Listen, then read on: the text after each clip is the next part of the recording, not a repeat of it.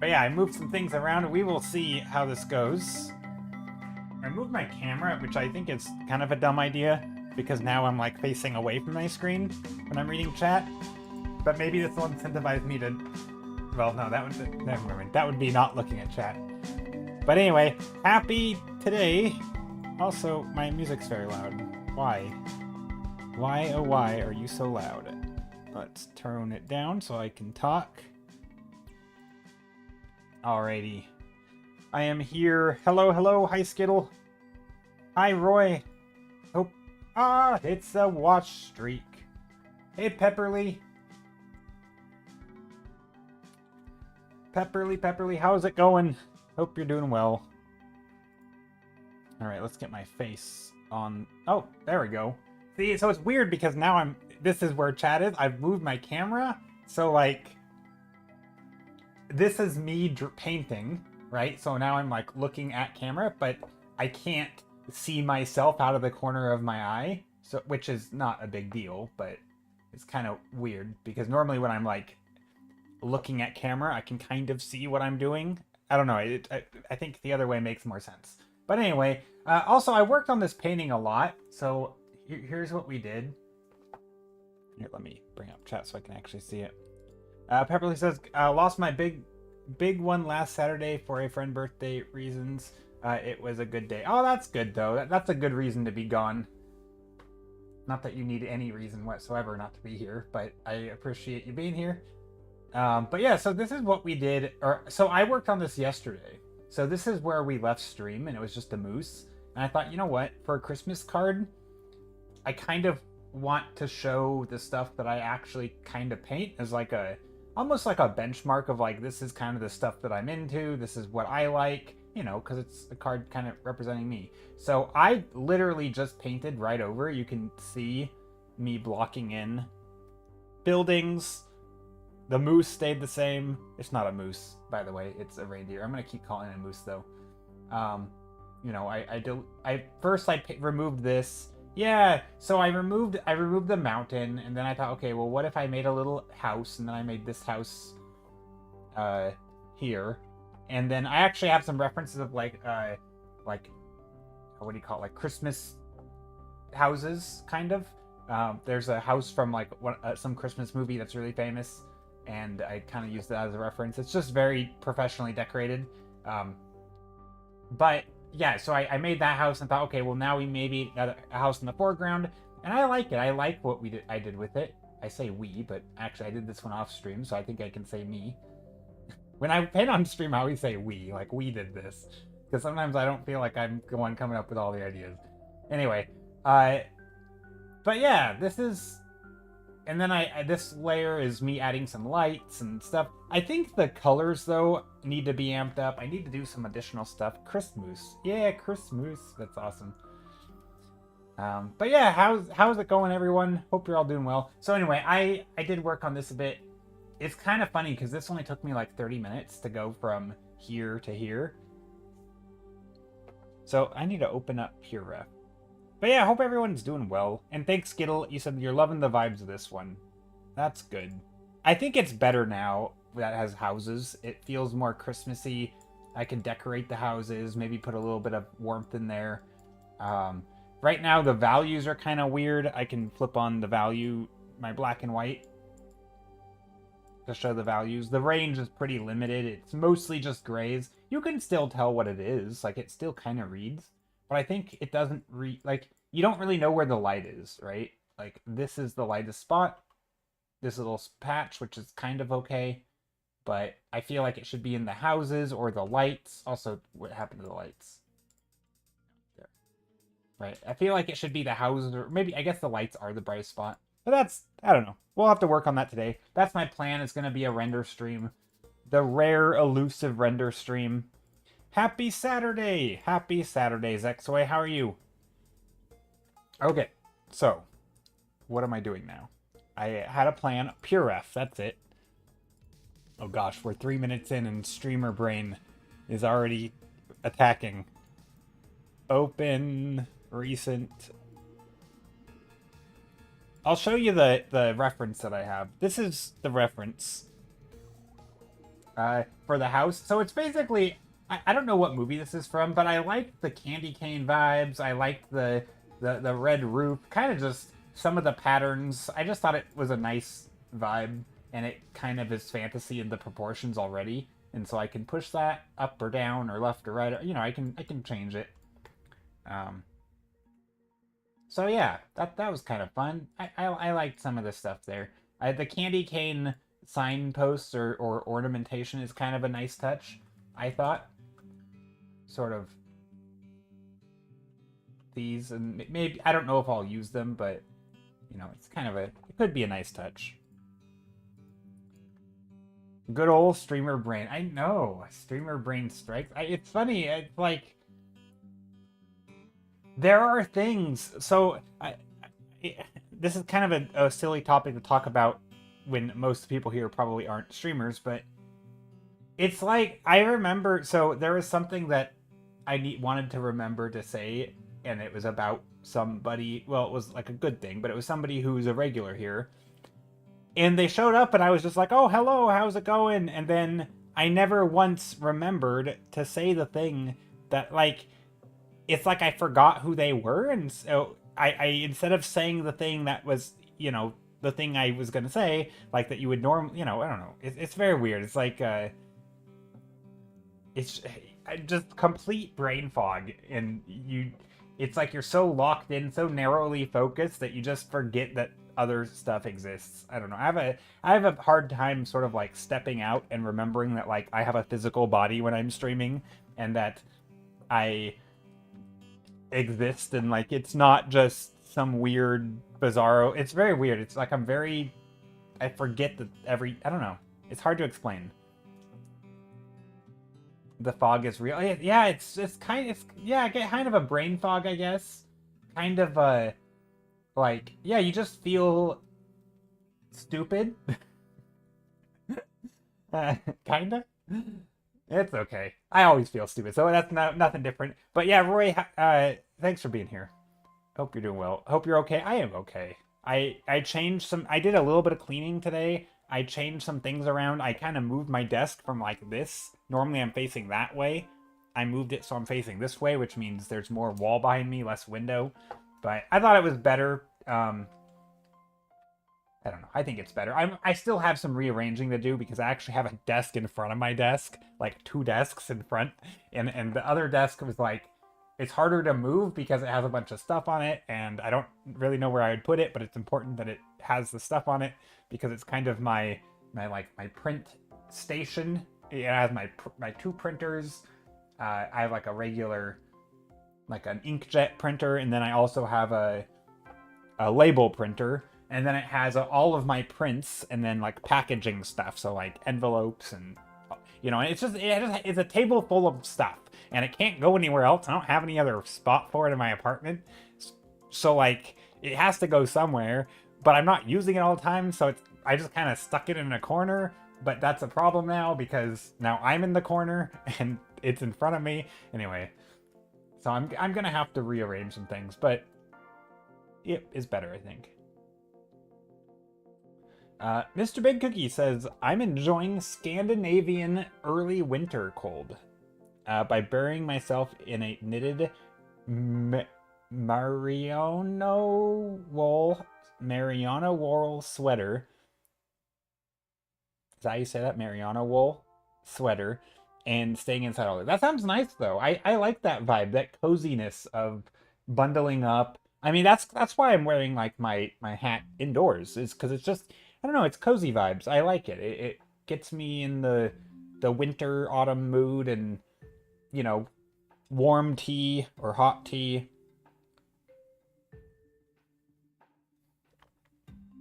Yeah, I like it. I like the bundle up feeling. Even in the summer, there was times where I would crank up my air conditioning and then wear a long sleeve shirt. I know that's like terrible for energy, and that's not good. Don't hate me too much for that, but it's like I don't like being warm, really. I mean, I like warmth, but I want to be warmth because of like weightiness, like clothing, not because it's just super hot outside. I don't like a breeze on my skin. I don't like that. I like to be bundled up. It's just nice.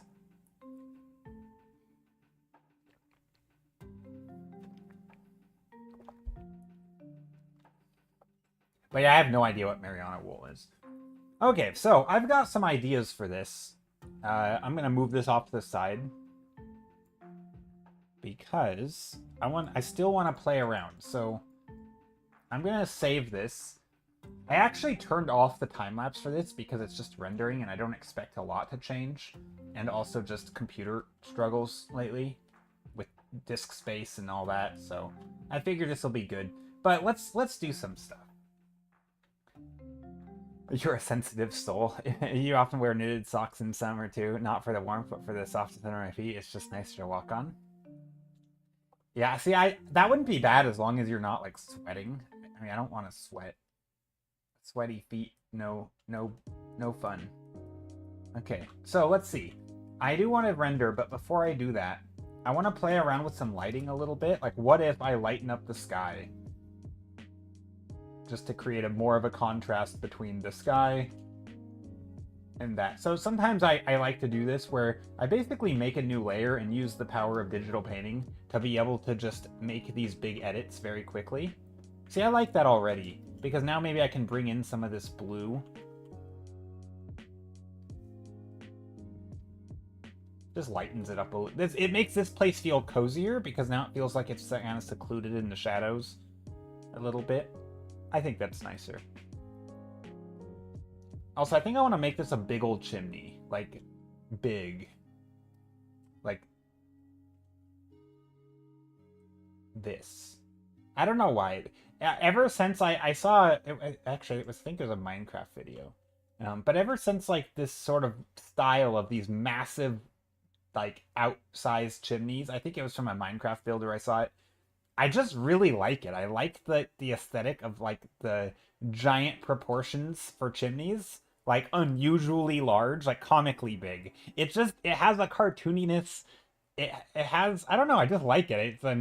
It's a neat shape thing to push, you know? Of all this, you know, in architecture drawing, you can change the shapes of anything, right? You can change the slope of the roof. You can change the pitch of it to make it more steep. You can extend the eaves all the way to the ground if you want, right? Like, you could make the roof really wide and the rest of the house kind of like a, you know, little hut underneath. Like, you can change the proportions of anything, right? Make the windows big, make the door small, make the chimney big, right? And for some reason, I just really like these giant chimneys. I think they're super fun. And so I might do something like that. It just... something about a big chimney. And smoke rendering? No, I don't think I'm going to do smoke rendering. Maybe. And so it's tricky because up here is going to be the text, right? So I'm going to put... let's type it. I haven't used this in a while. What's a good font? Times New Roman. Classic. Let's do Merry Christmas. Boom. Perfect. Look at that. Classic holiday. It is probably not the best holiday. I don't know anything about fonts and typography. This is not the best font. I'm aware. Hold on. Ooh. Not that one. Have you seen the game Tiny Glade? You just make structures? I have seen it. I haven't played it. Funny enough, maybe I'm just prejudging it because, I don't know, it just doesn't... it looks awesome, but I don't feel like I would enjoy it. Ooh, I don't like that font.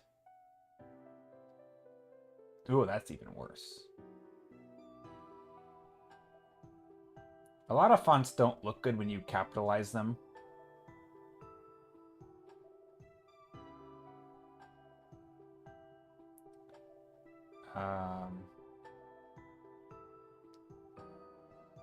That's not bad. I don't know. Well, this isn't gonna be final, I don't think.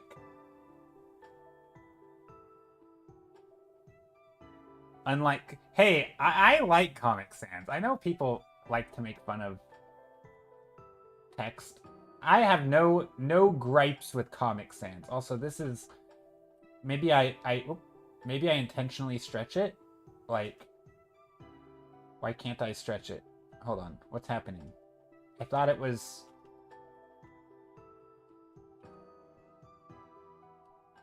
I thought I could just. Am I crazy? What's happening? Why is this? Because I do I have to rasterize it first. I think I have to rasterize it first. Let's try this. I think I had to rasterize it before I can stretch it. I felt the same way. It says Skittle about Tiny Glade. I enjoyed watching some people make stuff in it, but it's it's super cute and cozy vibe. But I don't think I'd use it much. Yeah, I think my issue, like if I compare it to just other creative games, right? Like obviously Minecraft would be a game I could compare it to. I like the survival. I like the difficulty of like resource gathering and building a thing. I mean, I don't play in creatives Minecraft, for example. Maybe someday I will, but it's basically that's a sandbox, and I don't even enjoy that much as far as I know because I like the a little bit of a grind. You know, I like to feel sort of the sense of accomplishment, not in what I build, but in sort of, you know, the time worth spent kind of. And maybe that's changing. That might change as, you know, as I get older and, you know, more of an urge to like just design the thing and build the thing rather than actually having to like get the materials.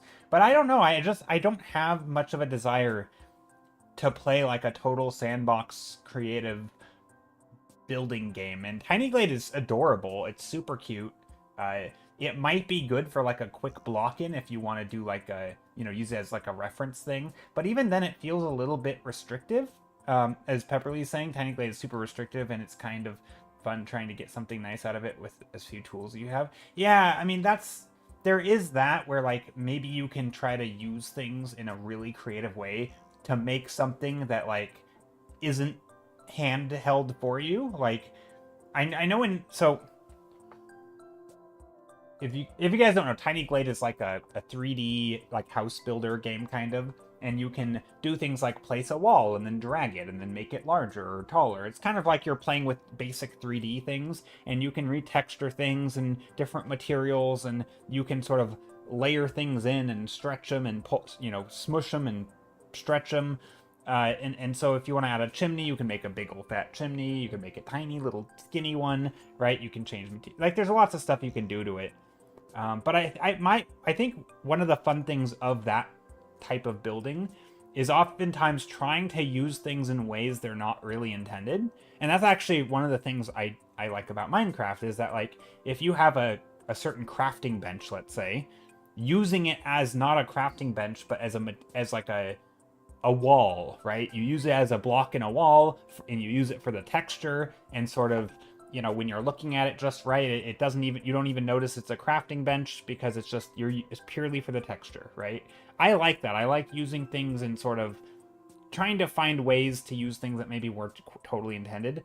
I don't get the sense with Tiny Glade that game allows for that kind of freedom. It feels like it's very much like a wall is a wall, a chimney's a chimney, a window's a window, right? And it's I don't know, it just feels very like the things that I build are kind of going to have been built by a million other people because there's only so much you can do. And maybe I'm wrong. Maybe that's not at all how the game is. It probably isn't. But that's just kind of my impression of it. It is super cute though. And I do want to I mean I kind of want to play it just to like see because I think it feels like it'd be worthwhile. And there's probably is some like stylistic things, especially if you do environments. There's probably I like that. There we go. I'm putting the graphic up here so it can stay in my mind as I paint on it. Because it's part of the image after all. You wouldn't want to play Minecraft because you'd never see me again. Tiny Glade is nice to get it done in 30. I mean, you can play Minecraft in short bursts too. I mean, also like creative is probably nice for that in Minecraft, where you just pop in and build something, and in just an hour or two you can build a lot, right? But yeah, I could see the infiniteness of Minecraft feel like it never ends, and Tiny Glade is tiny, and maybe it feels like a short building session. I don't know. I think for me, it's more about like what part of my brain does it tickle? Does it scratch the itch that I want from a game? And every game is different, right? Some games, like if it's a dungeon crawler and there's loot, like maybe the loot finding and building up your character is what I want, right? Like the power progression or whatever people call it, the power fantasy. Yeah, that's a weird word for me. It sounds weird, but maybe that's not what that right the right term. But it's like some people like that, the sort of the progression of power of your character, right? Not all games have that. Minecraft does not have that. Not really. Like you can be as strong as you're ever gonna get in the first 30 minutes of the game, pretty much, and you know maybe minus netherite armor or something if you're a normie player. But like, that game doesn't have that much power scaling compared to some games. But that's fine. Or maybe you want a creative aspect of the game, and not all games are going to give that, right? Mario doesn't have a lot of creativity in terms of its general gameplay. And so if you want that, don't go play Mario, because you're not going to get it, right? That's more about trying to beat the levels, avoid dying, right? That kind of thing, making progress through the worlds. And so every game has different things it offers you in terms of like, that feeling that you want from a game, whatever that is. And yeah, I don't know. I think something like Tiny Glade just feels like it's a very narrow thing, where it's like it's not multiplayer. It is only solo. It doesn't have a survival aspect. It's only creative, but its creativities are limited. It is cozy though. It is definitely a cozy game. So if you ever want like a super cozy, creative game, it feels like it would scratch that itch. But yeah, I don't know. Maybe I will probably play it someday, and I'm sure I'll be like, oh my gosh, this is the best game ever. I'm sure my opinion will change on it. But yeah, it does feel like a game I would play once and never play again. Which is fine. Those games are fine too. You can play Minecraft in short bursts. I mean, I don't know you, so yeah, you're right. You said you could play Minecraft in short bursts too, and then you said you don't know me. Well, no, I don't. But I don't know. I guess if you haven't played Minecraft, then I don't know. Maybe you have. But yeah, that's funny. You'd never see me again. Roy says, I put a lot of time into OSRS. What is OSRS? Original something RuneScape? Original RuneScape? Is that what that is? I don't know what that stands for, but it sounds like it might be RuneScape. Old school RuneScape. Gotcha. Okay, so my other games are very small and low effort. Yeah, so I think it's good to have... It's funny, I was actually just thinking about this just yesterday. So I've been playing... So I have like 3 games lately in the last, 6 months that I've cycled through. I have Teamfight Tactics, which is like almost like solitaire. It's super mindless because technically it's competitive, but you're not really playing against other people. Like it's a single player game in that, like, it's like chess, right? If you do poorly, only you lose. There is no like, it's not a big deal really. Also, they have it feels like a single player game, so it's pretty chill. You really only have to make decisions based on what you're doing, not what your opponents are doing. So like, unlike chess, when your opponent makes a move, you have to respond to it. But in Teamfight Tactics, you're only responding really. I mean, you can kind of respond to what your opponents are doing, but mostly you're just responding to what the random situations in front of you, right? You are making choices based on your previous choices, and it's almost a solitaire game, and then it goes and battles your, people call it auto chess. It's And that was the original one of the terms for it. But basically, you're just doing your own thing, and then it battles automatically, and then you go back to making choices, and then it battles automatically. And there's not much. You're not really responding to what your opponents are doing, so it's very, very chill. Anyway, so that's one game that I play, and then a Minecraft and Path of Exile. Those are like the 3 games. But 2 of them, Minecraft and Path of Exile, can actually require brain power, right? Minecraft because it's like a creative thing, Path of Exile because I play in hardcore, and also it's kind of a creative sandbox in a way. Very different, but it's still kind of that way. So really there's only one game that I have lately that's like a turn your brain off completely game. And I uninstalled it. I just, like, last week.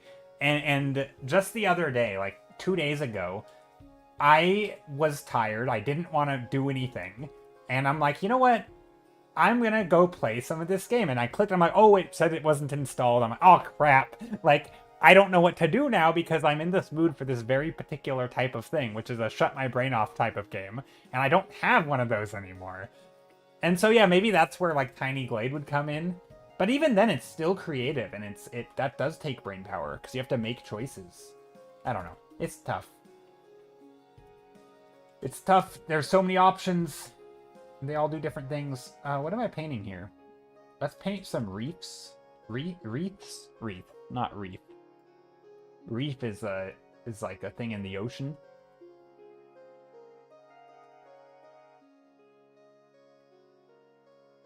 This moose, maybe... What if we put some darkness behind it? I don't know if we want this much brightness behind the moose. Because, like, is this the spot that we want to highlight? I don't know if that's how that is.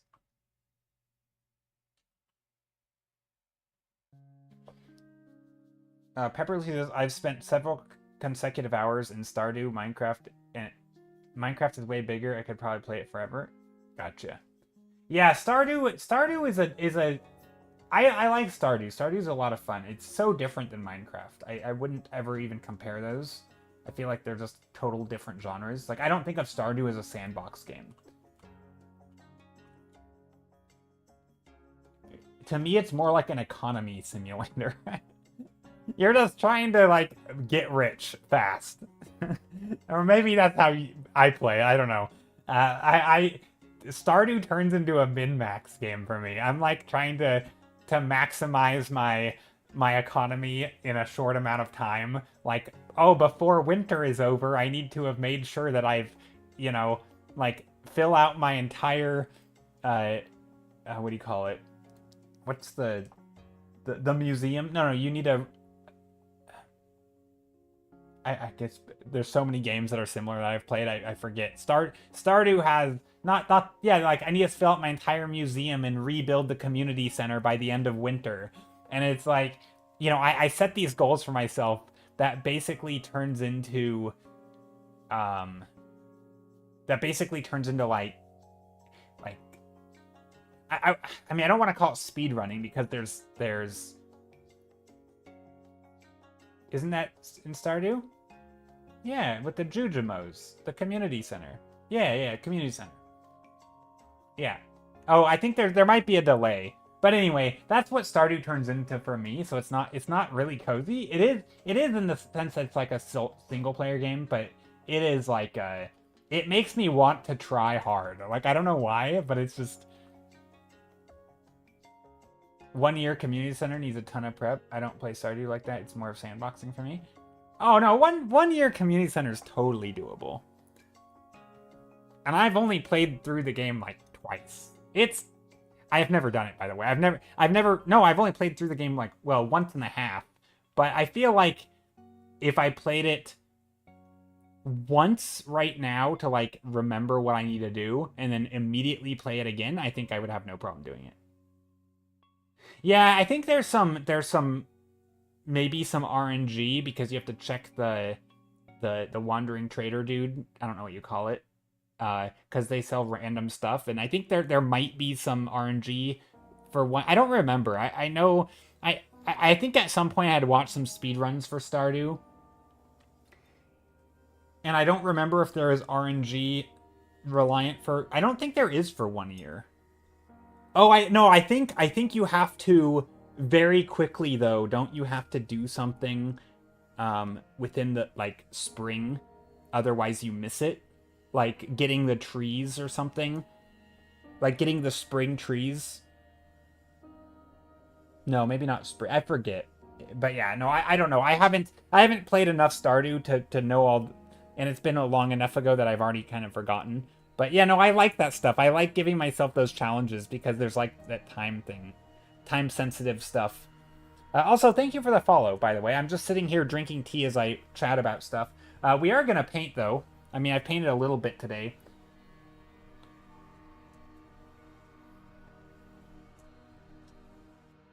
But yeah, this is what I've been working on. It's a Christmas card. Last stream we ended here. No, let me. Dang, was it really this far down already? This is where I ended last stream, right here, minus the this. So this is where I ended last stream, and then off of stream I painted a little bit more to add this. Then this is where we started back up today. So I changed some colors. I did some single lines, not a whole lot. Added the text, and now I'm just kind of still playing around. I'm fiddling with some values. I want to play around with like a warm light in here. You know, maybe I'll play around with some overlay or something to see how, you know, what it would look like if we had some warmth coming in. Maybe a color dodge or something. Oh, that's like in the windows.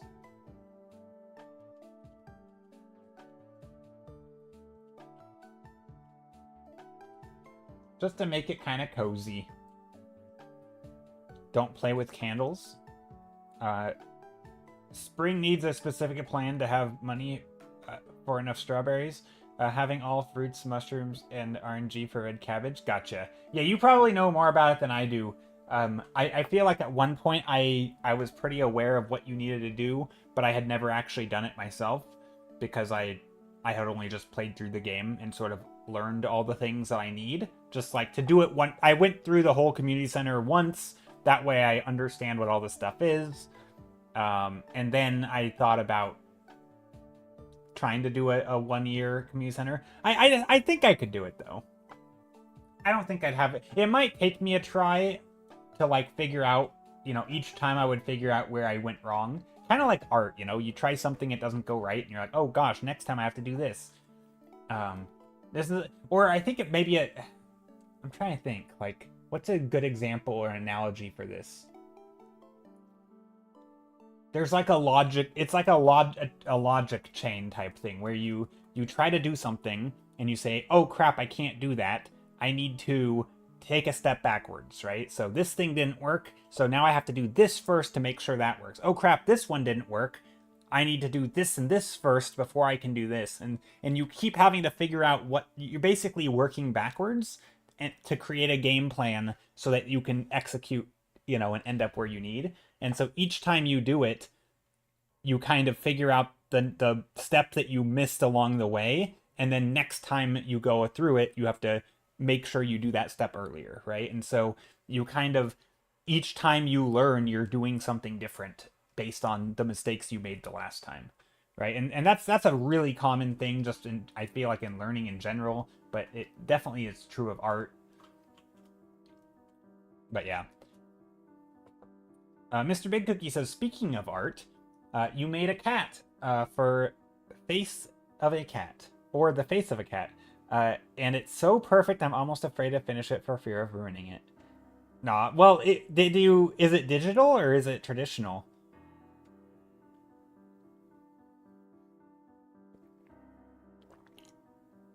It's only half finished, or a third of the way. It's pencil, ooh. Well, maybe take a photo of it, and then try to finish it. But yeah, that's tricky. That's one of the reasons digital is so nice for learning, is because you get that freedom to like try and start over and ruin things. But no, I would say go for it. I would say go for it. You know, try to remember what you did or understand, make the choice, you know, think about the choices you made up to this point so that if you had to do it over, you could. and hopefully you've learned something along the way. But yeah, that's tricky, because like I don't want to be like a person to discourage you, but like you probably, if you've never finished a painting from the sketch, or finished a drawing from, from your sketch, like you probably will ruin it, right? Like, at least that's my mindset going into something that I've never done. Like, I probably will ruin it, but also that's not a reason not to do it. And so it's really, really hard. It is such a hard thing. Like, I would never, like, I realize how it makes me sound like I'm discouraging you from continuing. Like, oh yeah, you'll probably ruin it. But no, I would just say take a photo, and I don't think you'll. I'm sure it'll be fine. It'll work out. I'm the worst motivator. It'll be fine. Now, that being said, there is another solution here, which is just start another one and then allow yourself to ruin that one. And then only once you've done a rendering or whatever it is, however you're gonna finish it, whether it's with, paints or pencils or whatever, do like a practice one, and then go back and do the real one, right? That way, once you're confident, like, okay, I know enough about color or whatever to not ruin it, and now I feel somewhat more confident. Like, that's another option. Like, you could always do another sketch.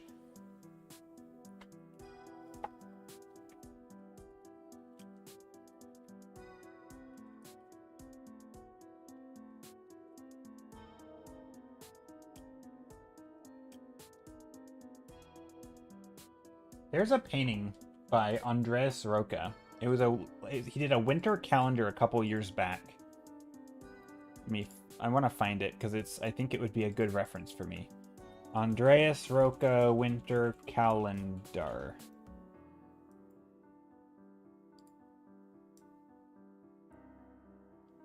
And I thought it was a cute painting. Let's see if I can find it. I probably can't.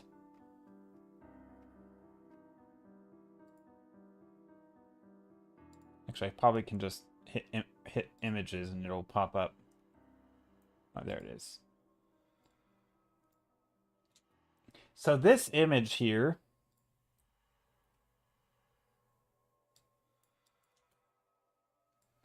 I like. It's just the way that the detail is done. He did this years and years ago. It's sort of a flat... Oh, there's more image to it.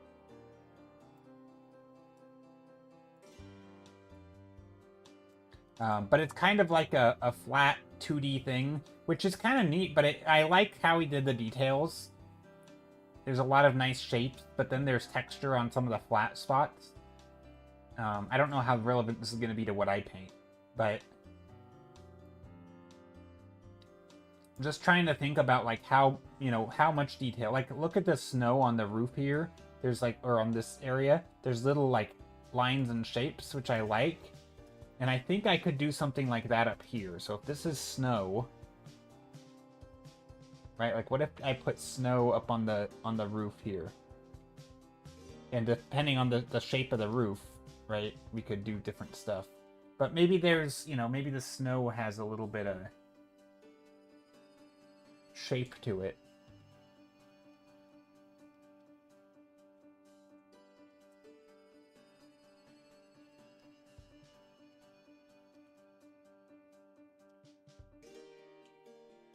Something like that.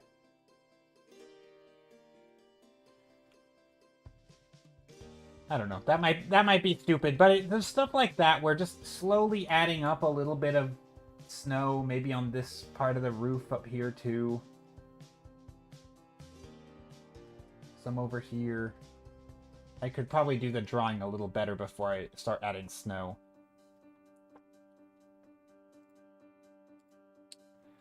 I get where you're coming from with that last solution, but if I go that route, I'll never go back to it because I'll never feel ready. Well, I'm not saying you feel ready, just slightly more. Like, this is a thing where Well, so this is a process that a lot of people will do if they're doing like professional illustration. Like before they do their color sketch, they will do a series of like studies, like color studies or like basically like they'll figure out their color. So it's not really a separate painting, but it's like a very quick. So for example, let's say you're like, yeah, you can send it to me. I mean, you can put it in Discord. I guess you could send it to me. I mean, if it's, I won't show it on screen, but yeah, that's fine. But let's say you have like a finished sketch though, and you want to do a color. Sometimes you can just like, you know, let's say it's a cat face, and so maybe you literally do this. But then for the colors, you just practice doing like washes almost, right? So instead of, you know, because maybe your initial impulse is like, I want an orange cat, so you pick orange, and you very quickly realize that this would be too bright, and so you're like, oh, actually, it needs to be kind of brown, you know, maybe a dull brown, and so you just kind of very lightly sketch in. Maybe you play around with some colors, and you say, okay, blue shadows, and you could do this digitally or traditionally, and you're basically just laying down some colors to kind of make sure that like whatever you're doing is sort of gonna look okay, right? And maybe you're like, I don't really like the colors here, you know? Maybe these colors aren't quite what I'm looking for this. And so you know, but like here's the thing. Again, it's not making a nice looking cat. The idea is to like, you know, see if you like the color choices or see if you like the direction you're going. And you're like, okay, well maybe that one's okay, but let's try a different one. And then you make another one. You say, okay, well, what if this cat is still orange, but I'm going to use a very gray orange and a very blue, and see if I can't make that orange somehow pop out by the intensity of the blue or something. And maybe you try something different, and you're like, okay, well, what about this for an orange cat? You know? And it's not about making a new final painting. The idea is just to, like, okay, well, I think I like this other direction better, right? I like that one better than this one. This one's not bad either, but at least now I know that I'm not going to go down a route that I'm not happy with. And that's something that I think a lot of people do if they're doing professional work, is they kind of do like a color palette study. You know, that's also where they figure out their values. Maybe they say, okay, the background's going to be dark, you know, and these are going to be my colors here. And again, they don't have to make a perfect sketch, right? You're just blocking in stuff to see if like the lighting and the colors look good. You know, maybe you want to try, like, again, some people will bring in a digital and be like, oh, what if I brought in a bright highlight up here? And like, okay, well, that could be a new color. And maybe these will be my colors that I end up using. And so that you can do little tests. It's like a paint test. You just see how the paint responds. Make sure you understand how the colors are going to be mixed to get the colors that you want, so that you're not, you know, going too heavy-handed. Or like if you're doing a line, like let's say you have to do like a power line across an image. I know I just switched topics from a cat to a power line, but sometimes, you know, you want to make sure the paint is the right thickness so that you're not going to, like, you know, when you want to make a line that looks like this, you don't accidentally put too much paint and it turns out like that, because that's going to be really hard to go back on, right? So maybe you water down your paint, you go to a test paper, you make your line, and you're like, oh, that was too thick, let's thin it down, oh, that's better, and then you can finally make your stroke, right? So it's kind of just like going off to the side and testing it. I don't think you have to do like a whole separate painting, but it's just something to, like, you know, here's the thing I'm going to work on, and right next to it is going to be a test. Yeah, almost like it's making two paintings at once, kind of.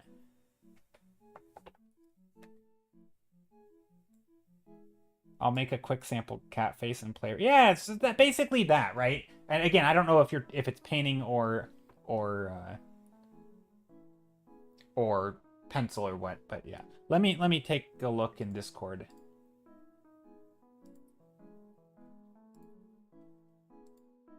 But I think that type of process is something that I have really come to appreciate a lot of professional artists, how they work. There's sort of this rigor to it where it's not just all willy-nilly, pray, you know, Jesus take the wheel, hope that it's going to work out kind of thing. It's very much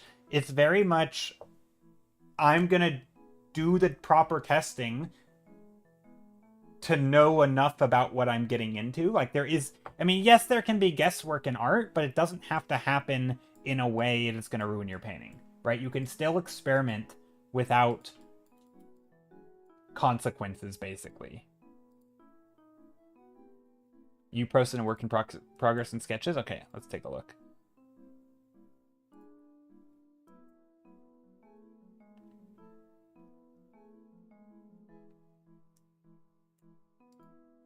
Afraid to finish this one for fear of ruining it?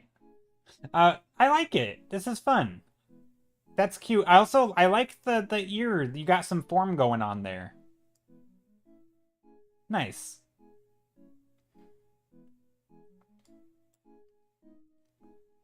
I like it. Yeah, I would just say don't be afraid. But yeah, I think also if it's a matter of like, because again, when you say finish, I don't really know, exactly what you have in mind.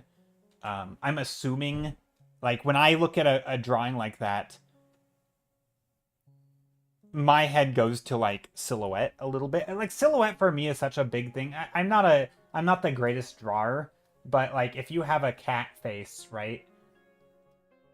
Let's say this is the cat face. A big thing for me is like this stuff, like the feathering on the ears and the little tufts of hair, and like figuring out where where is the like the shapes, like this kind of thing on the cat. I really like that stuff where you're basically playing with the silhouette. You're trying to figure out where and how, where's the stuff, this line's gonna be smooth, where's it gonna, break the form, maybe playing with the lines a little bit. Obviously you can't do this traditionally because I'm erasing stuff, but it's kind of that sort of thing where you're figuring out like this stuff, and making sure the form is correct and stuff, but I'm not good at drawing cats, but I don't know. And I think that stuff, it's okay if you go over the lines you've already done. That's true. You could always trace it. Yeah, you could always trace it. That's the exact thing I was talking about earlier. Yeah.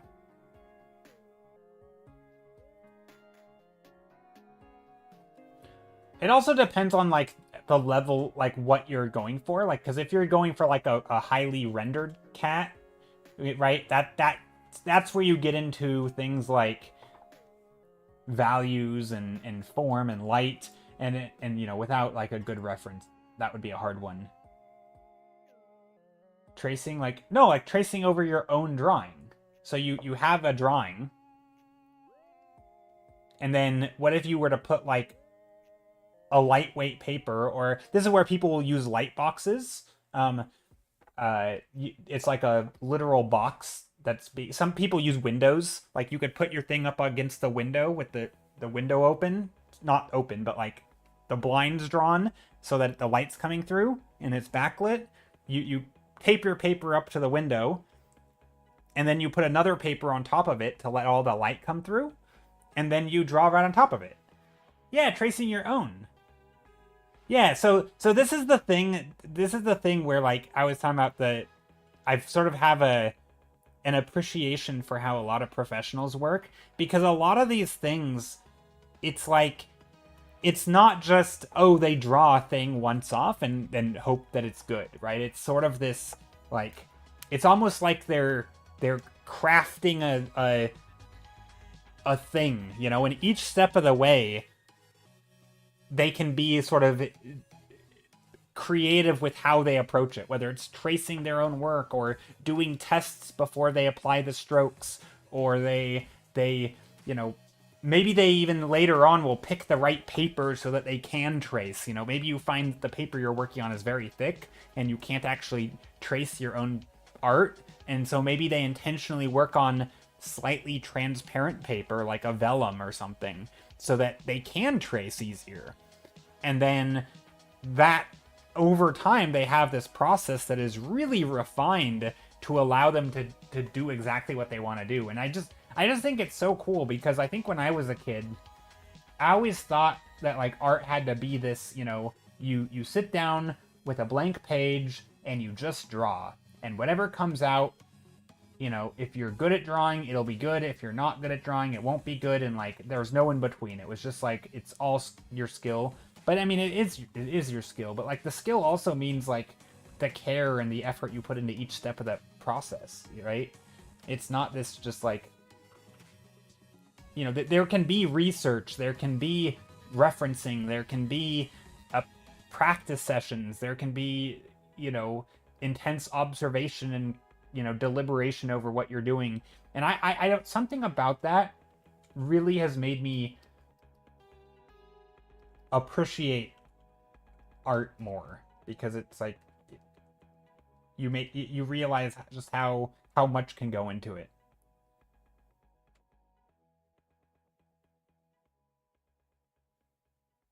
Yeah, you could just place a different. Yeah, exactly. You could place a paper and just draw different tufts of hair or whatever. Yeah, or you could even experiment with like shading it versus maybe doing like a, you know, a thick line around it, like just, you know, like a style thing. And yeah, you might end up with 10 pieces of paper that are all going in the trash afterwards. But like that is part of the process, and it's an underappreciated part of the process. Is that sort of iteration and that exploration. Okay, let's. Yeah, don't beat yourself. Yeah, I mean, and not to, you know, I know I don't have a way with words always, and sometimes I have a way of like demotivating people. You know, in 5 years, it doesn't matter how amazing this is. You're probably gonna look back and be like, "Wow, I have improved so much. My, you know, that work I did 5 years ago was terrible." Not in an objective sense, but like from where you're gonna be in 5 years, everything you do today is not gonna be as good as it will be in 5. Right? Like, we all look back at our past work and be like, "Wow, I was garbage." You know, and it's just that's so normal, and it's so I think that's always a nice reminder, at least to me, to like don't beat myself up over any one painting today, because it's not worth it. Like, the improvement along the way is going to be, you know, that is going to outshine all of your stuff. Any decision you could possibly make now isn't going to matter in a year, right? Because you're going to be so far above and beyond where you are right now, because you're going to learn from it, right? Every painting you do, you're going to learn. I don't know. I realize that kind of thinking, that probably doesn't help some people. It probably just stresses them out. But for me, it's a nice thing where it's like, it doesn't really matter right now, because it's all gonna suck anyway. Not, again, I'm not saying your work's gonna suck, but I'm saying like that's my mindset, you know? Like, why stress about something that in 5 years I'm gonna be like, oh, that was terrible. I can't believe I put in that much time. You know, like but it's good to put in the time. But also kind of having this knowingness of like, you know, the world's not gonna end if you get it wrong. You'll be okay. I don't know. It's comforting to me, but I understand it could be really stressful for some people, because like, you know, it could be demotivating to think like, oh, well, it doesn't matter at all then if it's gonna suck anyway. Like, why should I even try? Like, I don't mean that. I just mean like have fun, try to learn, try stuff, try to try things, and maybe it won't go well, maybe it will, it probably will, but if it doesn't, you know, no sweat off your back. Is that the term? No sweat. Oh, that's a weird, gross, sweaty backs. Why am I? What is that saying? I don't know. But anyway, uh, hey, Nekohimi, how's it going? Okay, let's look up a reindeer. I realize I haven't done a lot of painting on this. I'm going very slow. I need to pick up the pace. Maybe I should move my stream category to the just chatting stream. Alright, are all reindeer white or not? No, I don't think they are.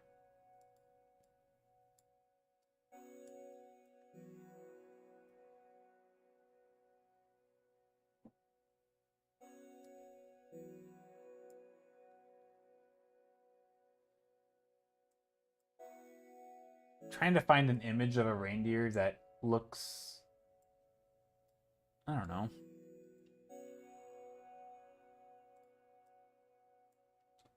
Hey, yeah, it's going good. Oh, I'm glad it's going well. Your perfectionism is a constant hurdle. The chances I that bog down and don't finish what I've tried to do increases exponentially in direct correlation to how much effort I put in. Yeah, it's tricky.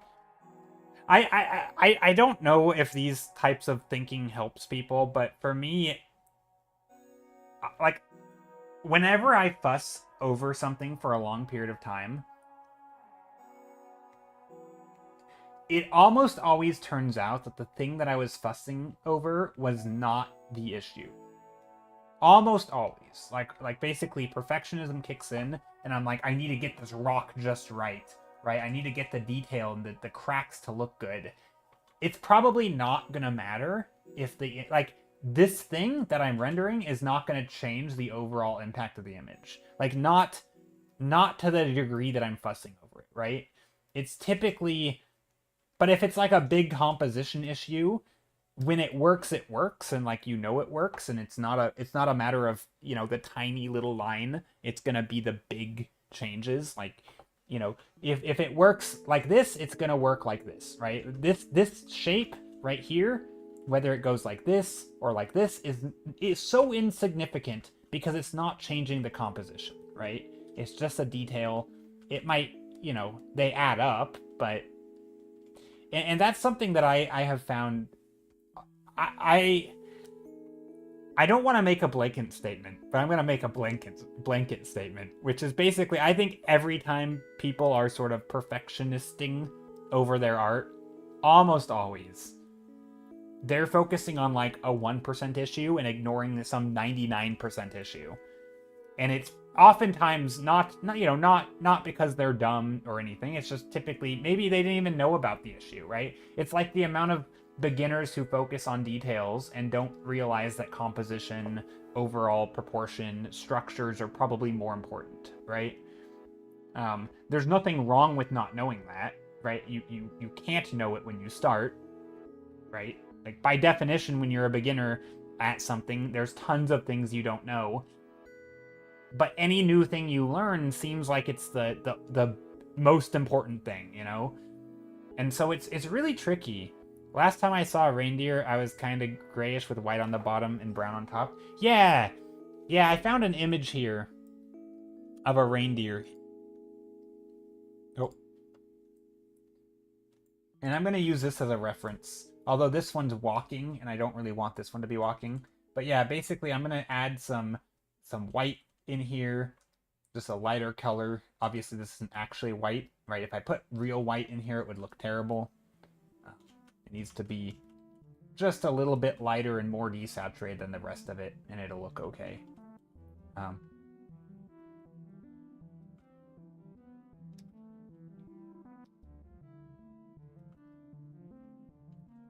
You know, some little tufts of hair. I'm not quite sure how I want to do it. I'm just kind of playing around with it. This animal's looking a little chunky.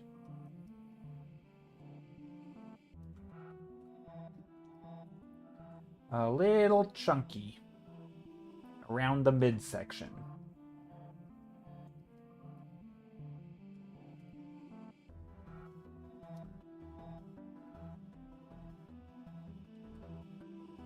Yeah, I don't want it to look like it's walking, really. And I realize the pattern doesn't, the stripy pattern doesn't need to be the same. But I do want it to have like a nice silhouette. So I gotta be a little careful. Also, I think the head shape matters a lot.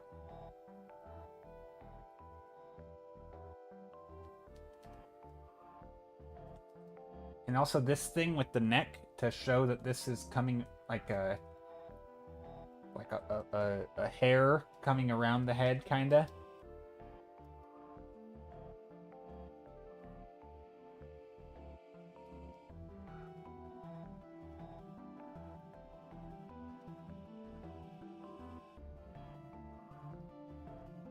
Does that look like it still kind of looks like a moose. They're such majestic animals.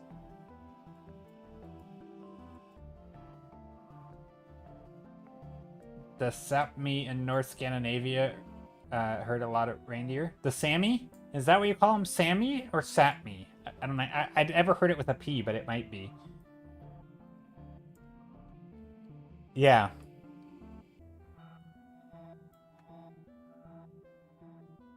What do you do with reindeer? What do you like? What's like if you're herding them? Like what do you keep them for? Do you use them for work, like pulling things? I assume with sleds, like because maybe that's where the whole Santa sleigh thing. Do you have them pull sleighs? You milk them and eat them. Gotcha. I didn't know that, but doesn't surprise me.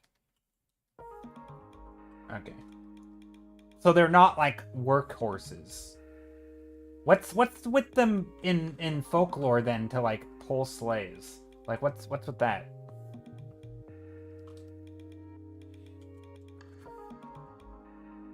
They're like cows? Okay. Weird. Imagine we had stories about cows pulling sleighs. Flying cows pulling sleighs. That'd be pretty wild.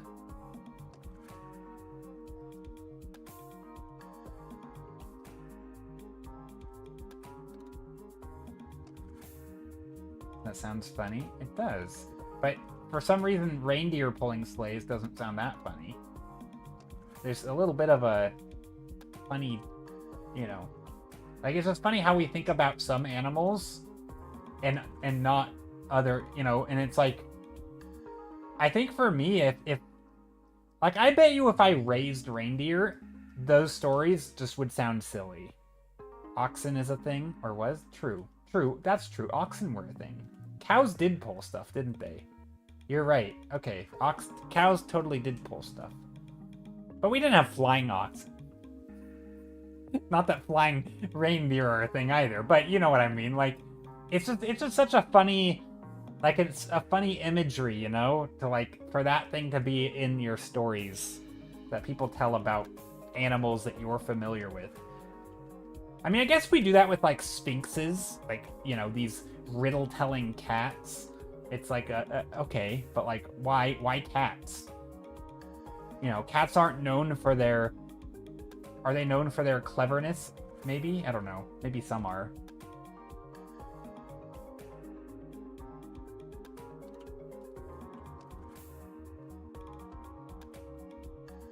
Yeah, I'm trying to get the values right. Even when rendering, or a circus troupe, a flying oxen sounds like a superhero or something like that, or a circus troupe. True, it does. The flying oxen. And you can hear it over like a grainy 1950s radio where they like introducing the flying oxen.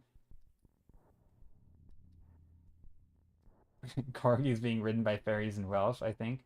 Yeah, whenever I think of the corgis being ridden by fairies in Welsh, I always think of it's one of my favorite art. It's funny how I've looked back at it in past years, this particular art piece, and every time it blows me away by like when I first saw it, it was so amazing. But now that I've gotten better at art, I'm like, even the artist who made it, I'm like, they have gotten so much better since then. But there's this art by Sandara Tang. Sandara Tang Corgi writer. It is. She's made two of them. So the second one is very well done, I think. So this is the update. She made this in 2013.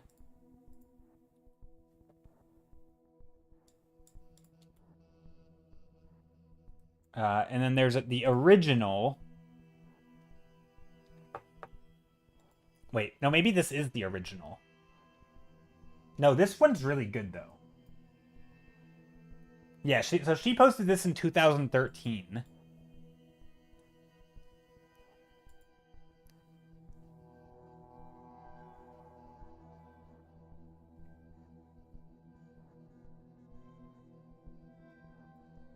updated this old image. Wait, no, maybe this is the updated. Hold on. I think her original one, I think she deleted it. Because this is not the one I remember. She also has this Corgi and Fairy 2. Whoa. What did I do? I didn't mean to drop all the images. Anyway. Holy crap, I just accidentally selected all the images on DeviantArt. Whoops. Oh my goodness. Can I undo? Hold on. There we go.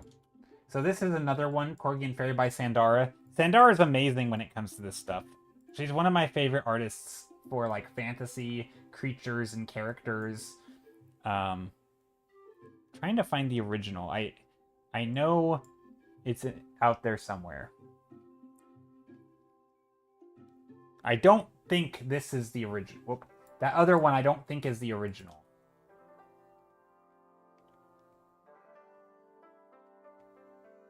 But I don't know if I'm going to be able to find it. She has so much work. Mass intellectual property theft seen live. Yes. No, I think that would only count, I think, if I was claiming to have made them. But anyway, that's yeah, I really enjoy Sandara's art. It's great.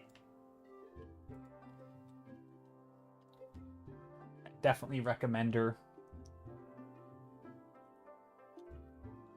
Whenever I have to, like, if I ever draw a dragon, that's always who I look at.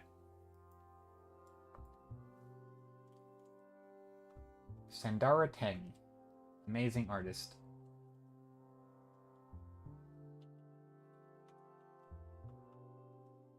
I don't know how the antlers look. I'll have to look that up. There's some funky looking reindeer antlers. They're kind of a mangled mess, aren't they? Gosh, now I want to be afraid of AI. Hold on. References are hard. A lot of their antlers look normal.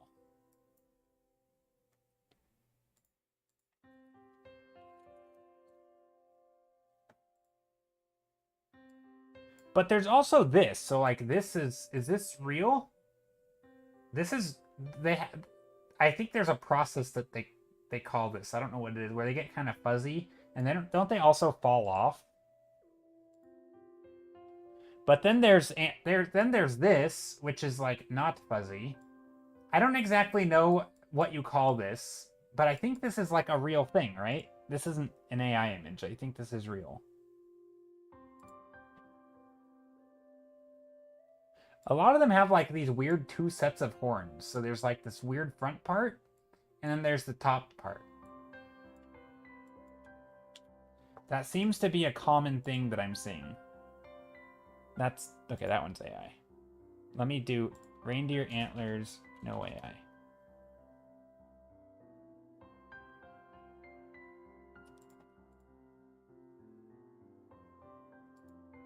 Antlers are kind of individual, but they get flooped. They do seem very individual. Because, like, this one has, like, flat parts to the antlers.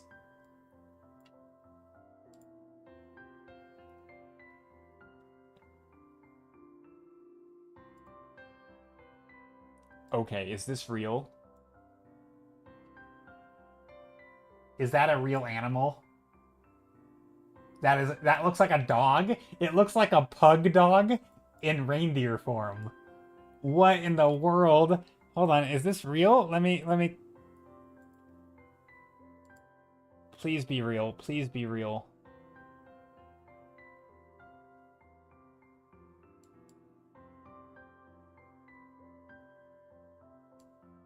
How do I find out?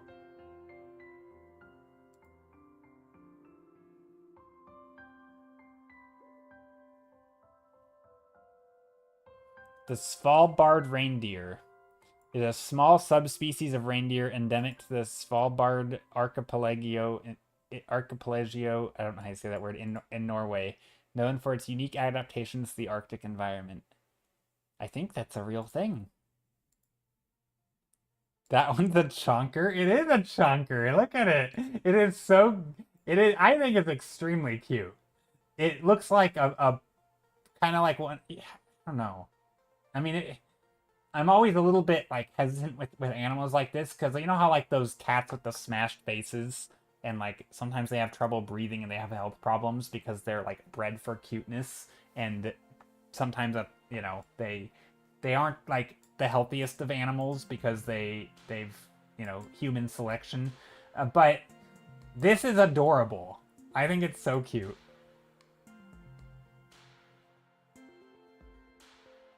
I've never seen a reindeer like that though. Me neither. It's adorable though. It feels like a maybe like a pygmy reindeer. Anyway, I'm not gonna put that in my image because that no one would know what it is and it would look like I drew it wrong. But it is cute.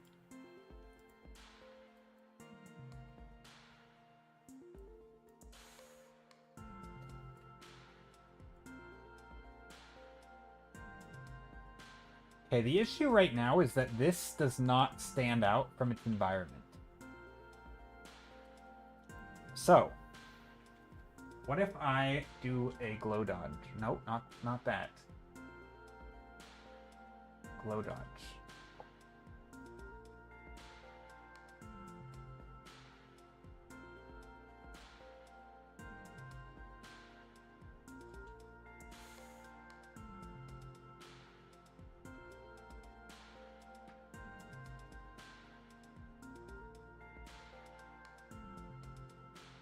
A little bit of light on the antlers, on here.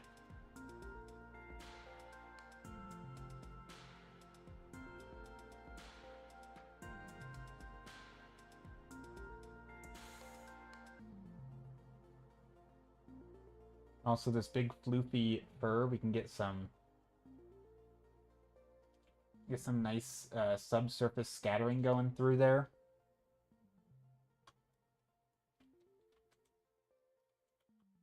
That's a fun way. Something like that. This is one of those things where, you know, just because I want a reindeer here doesn't mean it's easy to make it contrast because it's like it's a white reindeer against white snow, right? And so you have this contrast, but sometimes adding additional contrast in here will help it. That's something I've found.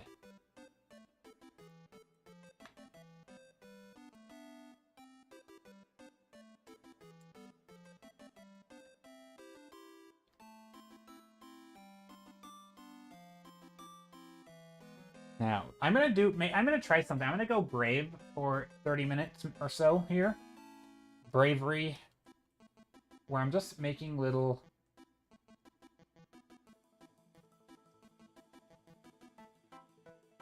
lights around the windows, around the doors, maybe up here.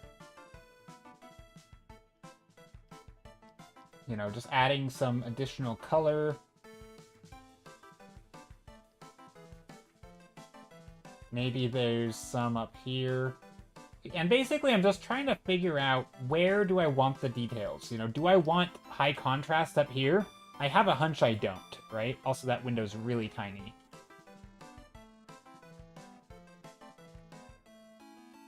So I'm basically just playing around with some lighting. Also, should these be brighter? Maybe here.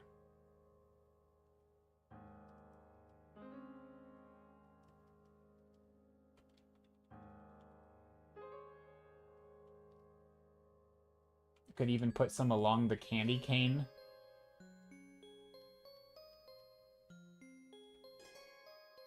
Maybe there is...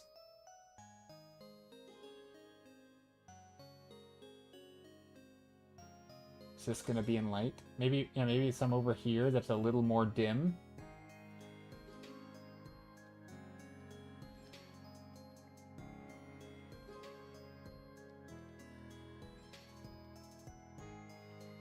Basically, I'm just trying to figure out where do I want these. You know, do I want...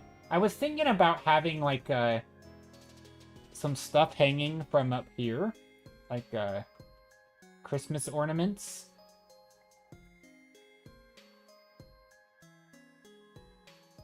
You know, like a star, and a star ornament. You know, like a maybe a snowflake ornament. I'll obviously have to repaint these if I go this route. You know, maybe there's like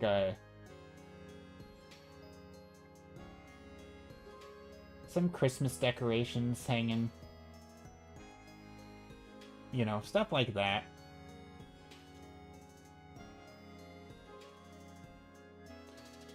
Basically, I'm just trying to... I'm still in the sketch phase in a way, you know? I'm basically sketching in where I might want things, trying to be very loose with it all.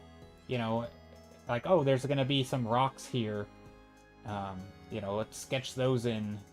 Maybe there's some shapes up here that go up the hill. And just trying to, you know, trying to be loose with it, use a fat brush, not fuss over the details. You know, even things like this candy cane, like where do I want more of them? Maybe I want another one here going this way.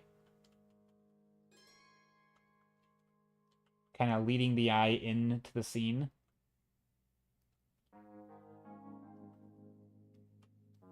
You know, so like this one is almost leading our eye out in a way because it's like facing that way. But maybe we have one leading that way, and then maybe we have another repeating shape back here. That's just silhouette.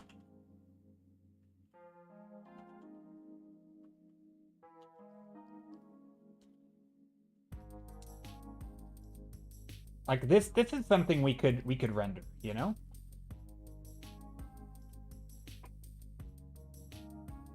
So a candy cane is red and white. So that means this would be the white, right? But we haven't added the red yet.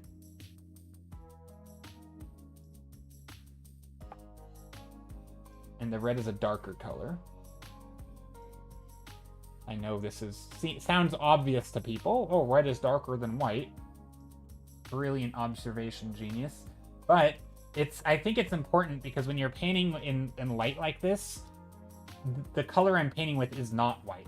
It is actually a red, right? And because it's in the sunlight or this thing. So even though this is a pink, if I want to make it look red, I'm going to make it more red, but and darker. It doesn't have to actually be you know, it could still be orange for all I care.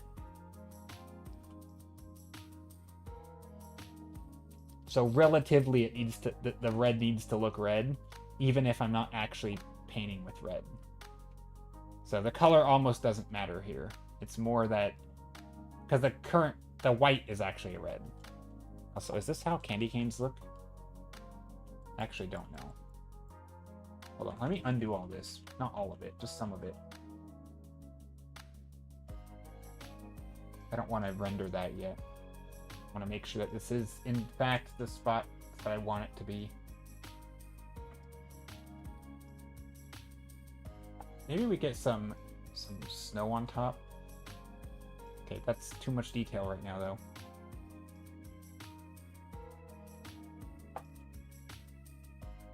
These are gonna be rocks, so what if we paint the tops of the rocks, or not the tops, but the bottom of the rocks, and then we can outline the top with like what's gonna be snow, maybe. Some big shapes here.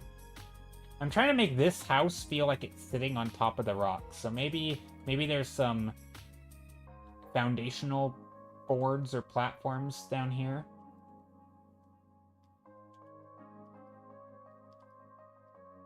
And maybe we actually make this a brick, so that this feels like it's behind the rocks. I don't know. I'm not too keen on this front shape.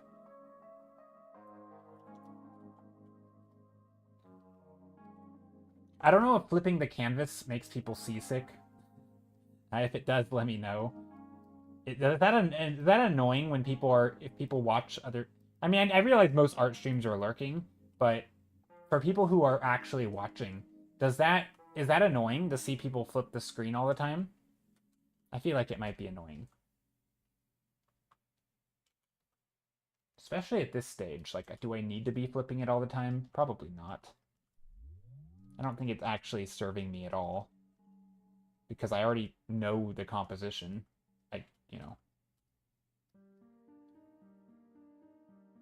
The only time I think flipping it would actually still be useful for me is if I'm doing something like this, like I'm adding another candy cane here. Right, so if I'm adding a candy cane here, flipping it can be nice because it gives me a balanced view of like what it looks like. It has to be excessive before I noticed, really? Gotcha. That's good. Hopefully it's not excessive then. I also don't think most people are watching too closely. I don't even know how many people are here, but probably not enough to really be paying attention. For me, the strength of art streams lies in the thought process of the art, not the, like, visually what's happening. I don't know. I don't know if everyone feels that way. Like here, I'm gonna add some shingles on the roof, but they're strategically placed to show the to show the perspective. So I'm just making sure I'm painting along the form.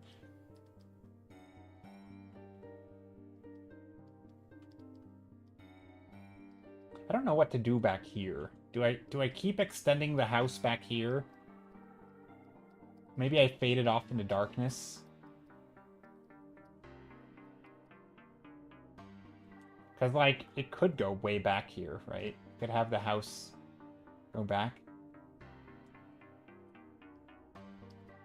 Do I want this tree in the front? Or is that kind of... Okay, let's see. I don't know. Let's see what happens if I delete this tree. I don't think I want to delete the tree, but I'm going to extend the house back a little bit. Because now I feel obligated to draw the rest of the house. And maybe that's okay. But if I do too much... Actually, that's not bad. Maybe there's some rocks back here still. It's too early for Christmas? No, because I need to make the Christmas card so that I can order it, and then I can send it out. So it takes like a week maybe to get them. And then and then another week to send it out, and that's like 2 weeks. And so if I don't get a start on it, also I have to send somebody a print that I don't have, and so I need to order the print, which is I'm already like a month behind on it. So yeah, if you're a person who needed who redeemed a print from me and never got it, I owe you a print, and there's only one of you that I haven't sent the print to, as far as I know. But yeah, that's because I don't have the print, and I have to order it. But I don't want to order it yet, because it costs me the shipping, and I can just bundle this into the same thing. And so I want to finish this first so I can order it all together. Anyway, Jasmine Schmidt says, I'm interested in the process, and hectic game streams definitely make me more seasick than flipping the canvas. But mostly keeping streams in the background as I paint myself. Nice. You know what's funny, though? You say you're more interested in the process. This is like the one stream where I'm not really doing process stuff. Normally I do the early stage. And actually, here, let me save this real quick. I'm going to turn this off. I'm going to merge all of... No, not that. I'm going to merge visible first. How do I do this? Maybe group? Nope, not H. Group. What if I merge visible? Nope, not that. Group. There we go. So this is where I'm at now. I'm trying to turn off...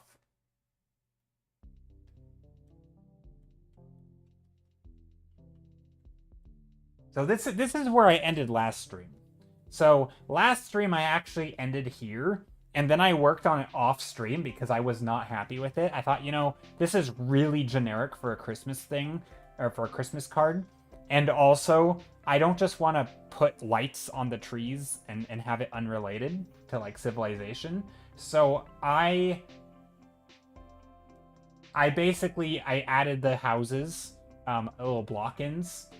And this is basically where I did off stream. So I actually did a lot off stream. It didn't take me long because I was kind of locked in. But to me, this is like the process. Like, a lot of the process happened off stream in my head where I'm like, You know, I actually, even before this, I think this happened off stream. No, this is where we ended off stream. I apologize. It was even further back. This is what I shared. So when I rated the stream, Anthony Wheeler at the end of stream, and he made a comment, and he said it in a compliment, but it wasn't a compliment, and I think he knew it. It was a comment. He was just commenting about something he found interesting, and he said, "I really like how you have two focal points here. He's like, it's interesting how you manage to have two separate focal points. You have the bottom one, and then you kind of have a top one." And I think I have a suspicion he knew that this is not intentional, that I didn't really, there's nothing up here, right? There is no focal point up here, but there kind of is, right? You're kind of creating this little shelf or this little area. And so I thought about that after stream. I'm like, you know what? I don't like that. So the first thing I tried was, what if so actually, I don't think I have the steps here. But the first thing I tried was, what if I take this and I extend it upward, right? And I made this a tall... That way we don't have two focal points. Now it's just this one big gap. I'm like, I don't really like that either. So I kind of... Hey, hello! Lanira, how's it going? So I ended up just deleting that. And so I made this tall thing that draws your eye hopefully downward to the moose. It's not a moose, it's a reindeer. To the reindeer. And then I shifted the canvas because I was like, okay, the reindeer is looking inward, but like, what are they looking at, kind of? It was just kind of weird. So I shifted the whole thing inward just to like balance it out a little bit. I wanted to give some space between the reindeer and the rock rather than him staring at the rock. His nose is like touching this rock, right? That was weird. So then I extended it that way. And then I was like, you know what? I want to add a bunch of Christmas lights, and you can see some on his antlers here. And I'm like, I want to add some Christmas lights. So I went in here, and I just sketched in some houses. And this one, I don't remember if there was additional layers or not. It might be in my other document. But I sketched in this is a big change all at once, but I sketched in a house, I gathered some references, and this started, I'm like, this is when I knew that this is the route I'm going to take. And so obviously I continued painting. This is what I did some of this today. Although I merged stuff, so that's a weird color. But yeah, I just added those, and then this is where we're at right now. So I'm liking it. It's a lot more busy, but I feel like that fits the Christmas mood a little bit more. Retro, thank you for the follow. I appreciate it. Hope you're doing well today. I think the busyness fits the Christmas mood a little more. It's a little busy, it's a little hectic, but also it's still cozy.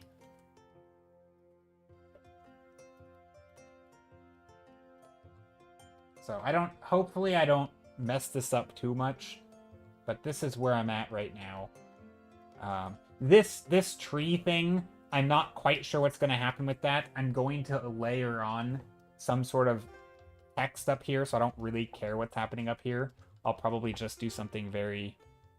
yeah, Christmas definitely has this weird, busy, cozy dynamic. It is! It's such a strange... It's such an artificial mood, It's not a... Like, coziness is absolutely, like, a mood that I think exists since fire has been a thing, people sitting around a campfire, the warm orange glow of the lights, off the cave walls or whatever. Like, I think cozy has been a thing for forever.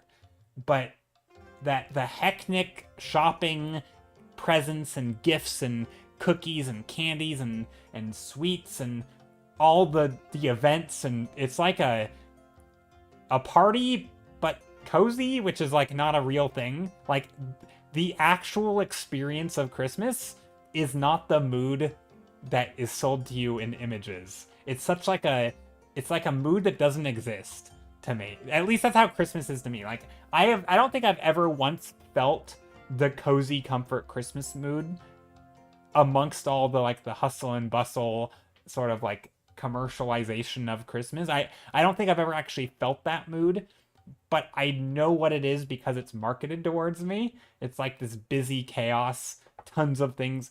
I mean, I think Home Alone captures it pretty well, right? There's all this in that first scene in Home Alone, uh, where they're running to the airport, all the people are, tons of stuff going on, super busy, lots of people in one house, nobody is aware of anything, the parents are distracted, the kids are doing who knows what, and there's just so much hustle and bustle that like it's just absolute chaos. I feel like that is closer to my Christmas experiences than like a cozy comfort. It's very weird. Christmas is I have like a love-hate relationship with Christmas.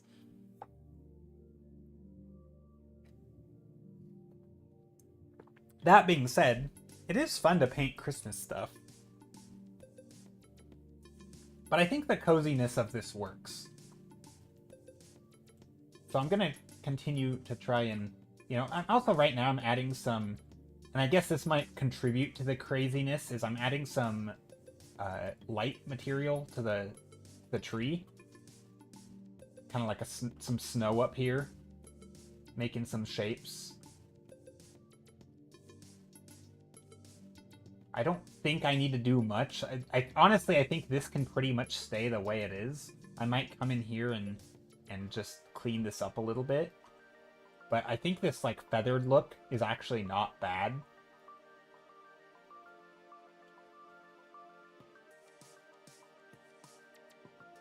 I don't know if I'm gonna add like a snowflakes in here. I thought about it, adding like falling snow to make it look more busy. Obviously, this is on a separate layer, so I'm not too worried about it. But, just coming in here, I wouldn't do it all by hand. I'd use some sort of, texture brush. But I thought about some falling snow. I don't think I'm going to. That's too much busyness.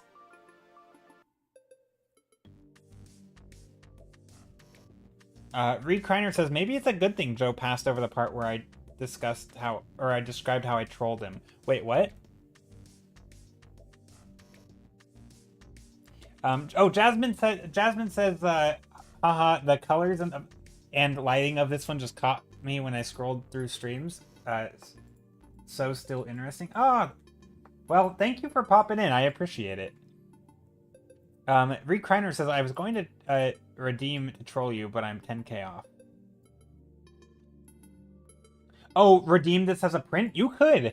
So if you redeem this as a print, I can send it to you as soon as I order it. So hopefully within the next few days. It's going to stay pretty painterly. I don't think I'm going to go hyper rendered or anything. That's just not my vibe. I don't like rendering that much. I think this kind of painting looks okay. It's pretty loose. But yeah, it's not a troll to redeem stuff. But you might have to wait a bit to get it. Okay, I don't like the form of this building.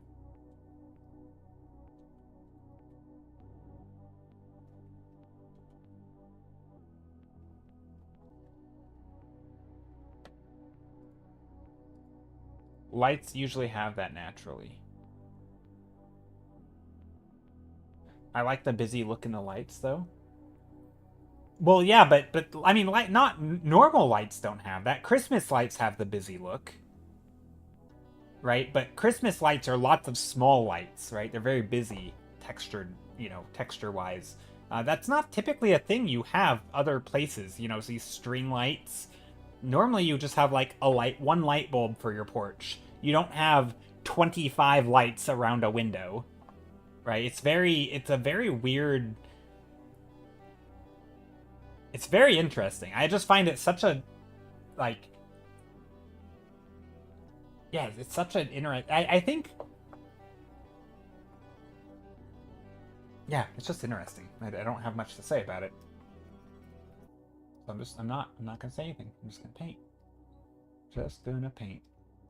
I don't know how much snow to put on the roofs. I've always liked snow on roofs, so the effect of it, of having this,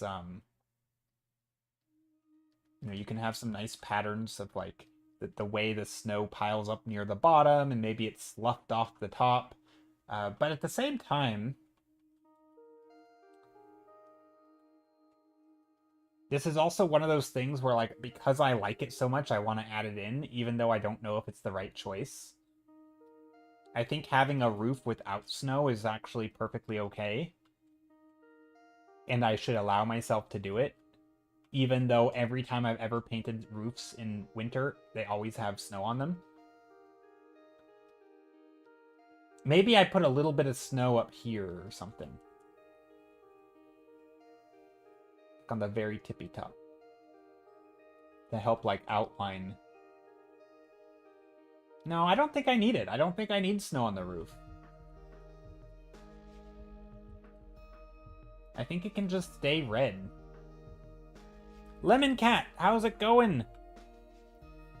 Hi, Joe. Hope you're doing well. I'm making a Christmas card right now because your artwork inspired me. Ah, that's awesome. Yeah, I mean, I think it's about time to make Christmas cards, right? Especially if you have to order them. It's just like, it's one of those weird things where when you start making products with art, which I don't do a lot, but you have to order them way ahead of time when you need them, and because then you have to get them, and then you have to send them out, and so that whole process of, like, you know, if you're gonna spend a week on making it, a week on ordering it, a week on shipping it, that's like almost an entire month, and then, you know, and that's no wiggle room, you know. Card came out really nice. Ah, thank you. I'm still working on it. Still working on the card. It's still very sketchy. It's gonna stay sketchy, but you know, some things like the moose, which is not a moose, it's a reindeer, and needs some help. It has no face.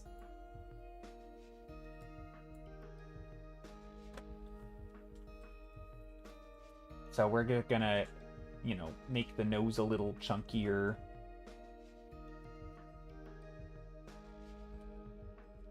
Maybe we'll play around with some of these forms a little bit better. Gotta think about how I want this to look. But, no.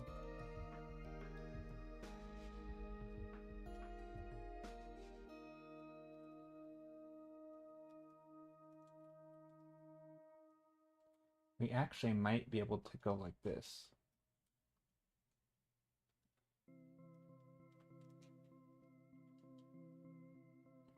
Some three-dimensionality here to the around the snout of the reindeer. The eye up here. This eye socket is a little bit round, so a little bit lighter on top of the head. The antlers make no sense right now. They were just kind of a rough sketch.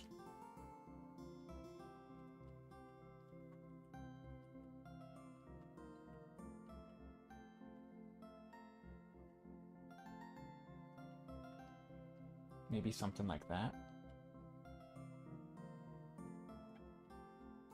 Is that a good spot? Maybe. And then up here we can add some more light.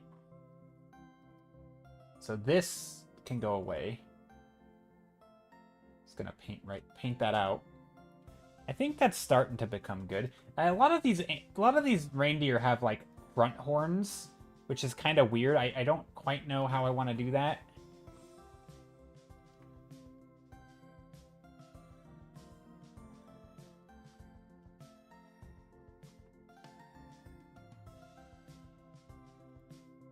Reindeer look really good. Aw. Yeah, it takes time. I've never gotten any of your artwork printed before, but I totally want to try. You should do it. You should do it. It is one of the most crazy feelings I honestly have experienced in like my art, if I call it a career, in my art career. Is like the first time you hold one of your own pieces. It is just kind of such a wild experience to be like, I did this. This thing wouldn't have existed without me making it, and you're holding it, and it's like, I don't know, it feels so cool. And it never stops being cool when you hold, like, a finished thing that is, like, shiny and new. And you're like, I made this. I don't know why. It's hard to describe, and it makes me sound like a lunatic, probably. But it really is such a cool feeling. Like, it's for me, the first time with that experience was with a playmat. had a piece of art turned into a playmat for like Magic the Gathering or card games. It's like an oversized mouse pad. I gave it away, so I don't have it, but it's to have this thing, you know, and obviously I didn't like make the playmat myself by pouring the toxic chemicals into a form or whatever and stamping the, I don't know how they did it, but you know, it's a company that makes it, but you know, I wasn't involved in the manufacturing process at all, but it's still cool to have a product that is like, you know, your art is on it. I don't know. It's very neat. Even if it's just like physical prints or, you know, a postcard, something beyond even, I mean, for me, I think the feeling came in part from having something beyond just art. It was more of a product, right? Whether it's a postcard or a card in general, or a playmat, right? Or a mouse pad or whatever it is. Because like art, when you make it, it's just the art, and then turning it into a thing, it is magical. It's very cool. Okay, I don't know if I like this.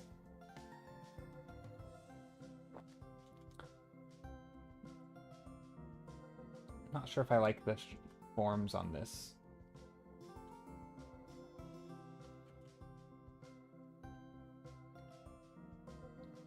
I almost liked them better before.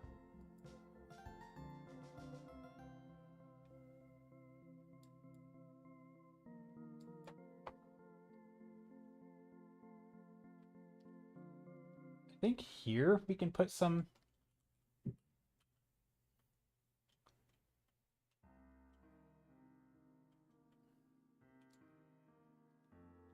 Maybe like that? I don't know. They should probably be symmetrical, whatever they are.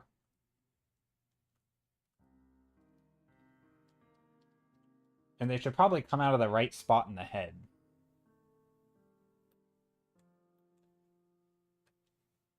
Because right now, this antler does not come out of the right spot in the head.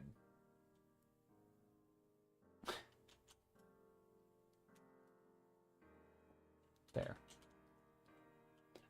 Lemon Cat says, I think personally I've been holding back for too long from trying to make money from art. I like to do prints, maybe stickers too, but I've always found myself saying that I should stay in this practice zone more and get better before. Well, I don't even think about trying to get money. Honestly, I think there's a step between trying to make money and getting in the practice zone. Like for me, it was I wanted a playmat as a gift, and then or maybe I thought, you know, I just want to see. Maybe I wanted it for myself. I don't actually remember, but then I gave it to my brother as a gift. Actually, I think then he gave it to his girlfriend. So I don't, or maybe I gave it to his girlfriend. I don't remember. It was kind of like a here's a thing, one of you can have it moment. It wasn't like I wrapped it and gave it to him as a gift. It was more of here's a thing I made, you can have this, and it was like, oh cool, you know. And I think we were all going to play some Magic the Gathering, and one of them didn't have a playmat, so it was like, oh, I'll use it and it'll be mine, right? So it was very casual. It wasn't like a, anyway, but yeah, it was so like it wasn't about making money, but it was still a product, and it was still the first time I held a thing, right? Same for prints. Like if you spend $20 to like, get a print on demand made for yourself, right? Might be a lot for a print, given that some people can sell books for that cheap, but which is, you know, it happens when you can mass produce them overseas.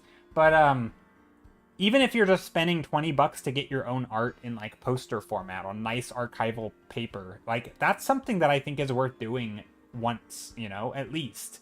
Like get something made, printed professionally, just to like, it's a cool feeling. It doesn't have to be to make money. Just making the thing and being comfortable and having gone through that process, I think is so useful.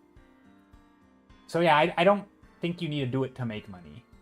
In fact, I'm not sure that's even a good investment until you know there's some demand, which sometimes that just means like having the thing and people are being like, oh, I'll pay you for it. And you're like, okay, I guess maybe I can make money from it.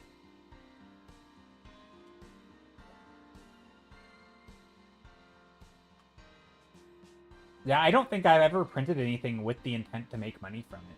honestly.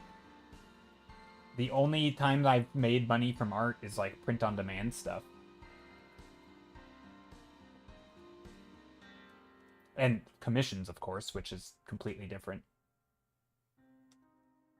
I don't know. I don't have a lot of desire to get into the like, I don't know what you would call it, merch side of art, or like creating products for myself or of my own. Like, you know, and maybe every once in a while a calendar or a puzzle or some sort of, you know, maybe like a Christmas card or something people could order. I don't know. Like, that stuff's fine. I think mostly keeping it to print on demand is more my style. It's just a lot less work. But otherwise, I think doing like commissions and stuff. Well, not even commissions. I don't like commissions for long term either. I think doing like freelance work is better, where like for companies, not for individual. I guess there's still commissions, but not for individuals, but like commercial work.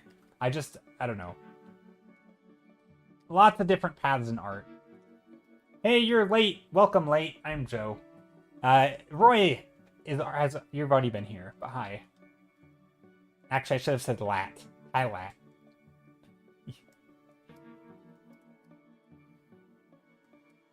Bad joke, I know. I still like it. Let's add some bricks. Brick wall. But how are you, Vegas? Hope you're doing well.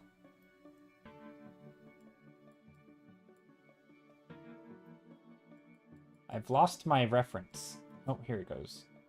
This is the reference for the house that I have. Basically just using like the red bricks. It's not the exact same, but you know, some of these shapes in here I like. You know, maybe add some additional wood frames. You know, I don't think I'm going to make them green. I think these in the image are green. But funny enough, because of the lighting in my image, even this is not green. If I color pick this, which I'm not going to right now, this is a purple. Believe it or not. I think it is. Like, everything in my brain tells me this is green. And I know it's green because against this red, it's clearly green, right? But it's not. I color pick it and it's a gray purple. It's such a... Like, this is the thing when you have lighting and you're so, like, in it, and there's sort of this strong blue, purple, cool glow over the whole thing, or maybe it's a warm glow, I don't know.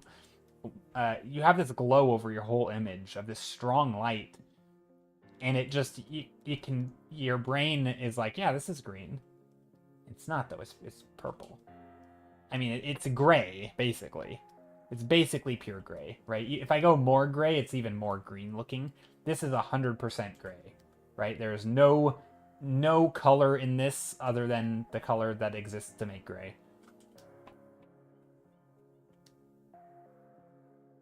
The power of the gray, seriously. Gray is amazing.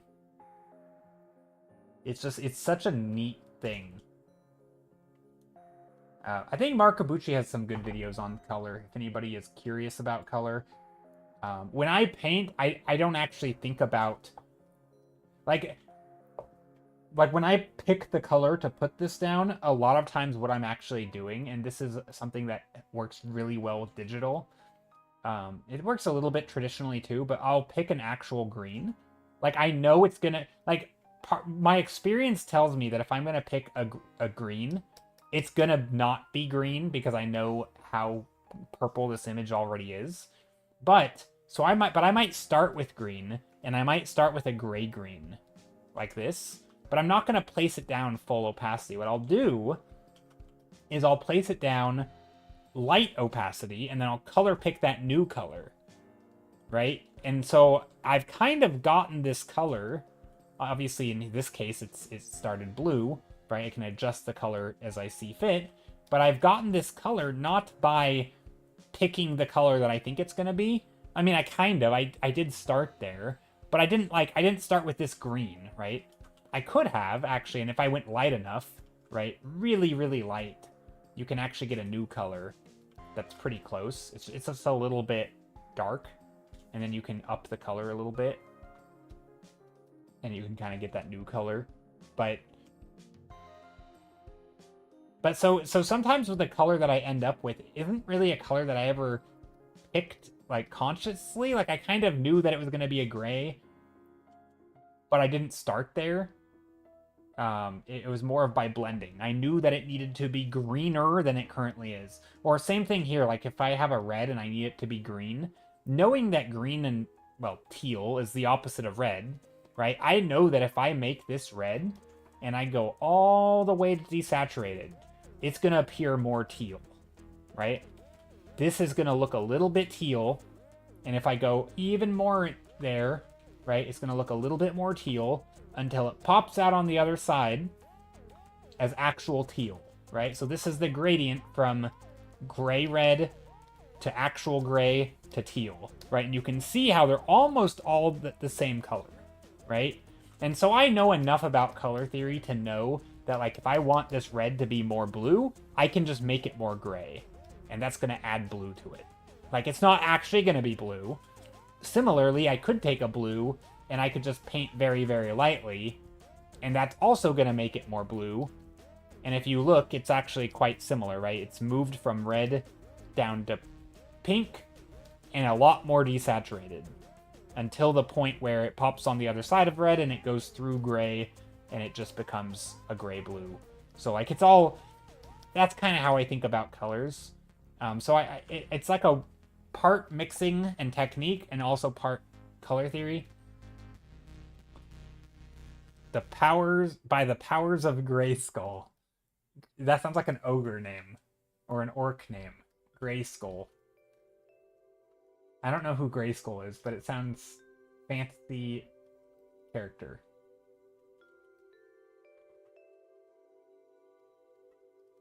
By the powers of Grayskull. I feel like I should know what that is.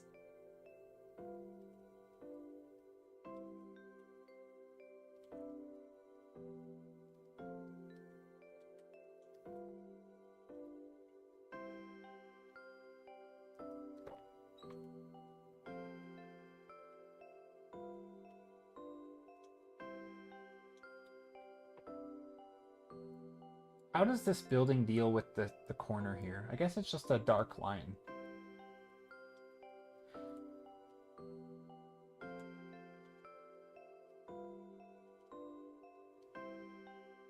Maybe I put wreaths.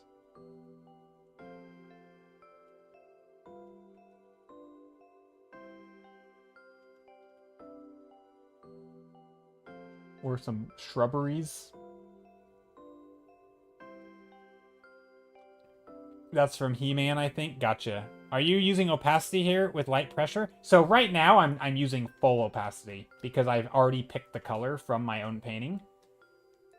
But earlier on, when I was giving the color, yeah, I was using opacity. Every brushstroke I make, the brush has opacity, right? I'm almost never... Oh, yeah, when I was doing the gray mixing, yep, I'm using opacity. So this is also... I do this in almost every example that I give. Like, when I do my classic value example of, you know, starting dark, stepping up in values. You know, the thing people have seen me do a million times on stream, right? If I have an image and I have light to dark, you know, if I'm gonna, you know, have a shape here, maybe there's a big old tree in the foreground, like this. This is gonna be a tree. This doesn't look like a tree. Hold on, let me make a tree. This is the worst tree I've ever painted. Okay, here's a tree. Great. Okay, we've got a tree. Now we're going to get some mountains or something in the background. Maybe another tree back here. Okay. So something I talk about a lot is, like, whenever you're at this stage of a painting... Let me move some stuff. Right? So you're at this stage of a painting.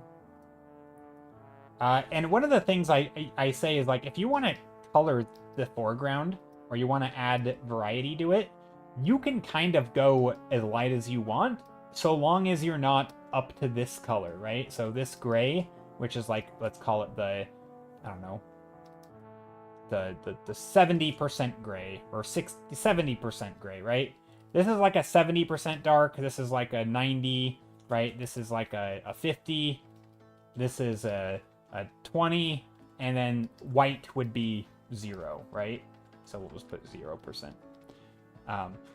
So this 70% gray, I can in the shadows here, right? Whenever I say things like, if I'm going to add some lightness in here, the way I do that is by taking that 70% gray and lightly painting with opacity into the dark. So long as I'm not pressing full opacity, right? Because this is 100%, that's going to delete that layer. So long as I'm anything less than 100% opacity, it's going to be darker, right? Because I'm mixing light into dark, it's guaranteed to be darker than I initially picked. And so no matter what I do, as long as I start light into dark, it'll always work. Because I've started out with these clear separations, this will never be as light as that next layer, unless I press full opacity. And so I can go pretty light in here, right? I can go, like, this would be like a white material. If I were to paint very bright, like this would be like a white tree, right? It's just barely darker than the layer in front of it, right? That'd be like a white material in the shadow. And then a dark material, like a black, if it were a black tree, or a very dark oak or something, that's where I would just stay with the darkness that I had originally, right? But that's all gonna be okay. Like, none of that's gonna break the structure, right? Same thing back here. If I want like a bunch of white rocks in the background, I take that background color and I just lightly press in there. And so now I can do any shape I want in this area, and it's never going to be as light as the sky because I use opacity. And so that's something that you can do to get some night. It keeps your value structure intact. And so I do this all the time, whether I'm doing this with colors or with just values. I am constantly taking a value and using opacity of the layer before it, to add variety in values and all this stuff. Variety in values, variety in color. And then of course with light, you could come in here and make some shapes, but this is something people have seen me do a million times before. And then you could make it even brighter. Something like that, or where I get these light on the ground here.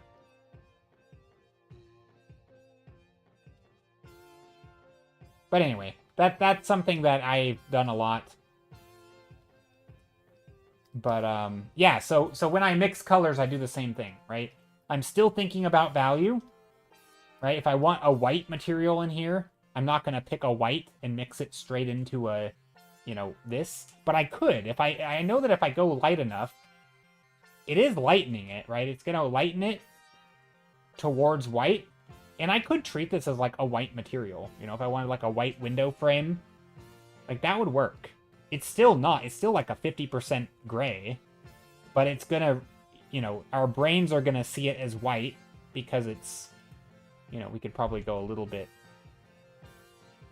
more like that. In this case, it's more pink. Now, I don't think I want that white there, but that's but yeah, I at no point did I just press full white. And that's the thing. I mean, again, this is true even in traditional, right? If you want a color and you want a little bit more green, you don't just say, let me pick the green paint and put it on my canvas, right? No, you mix that green paint into your existing paint, right? And that's kind of how I'm thinking about it.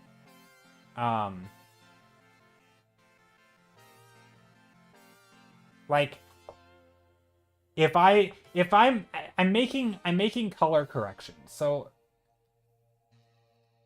if I have like let's paint something really simple. An egg.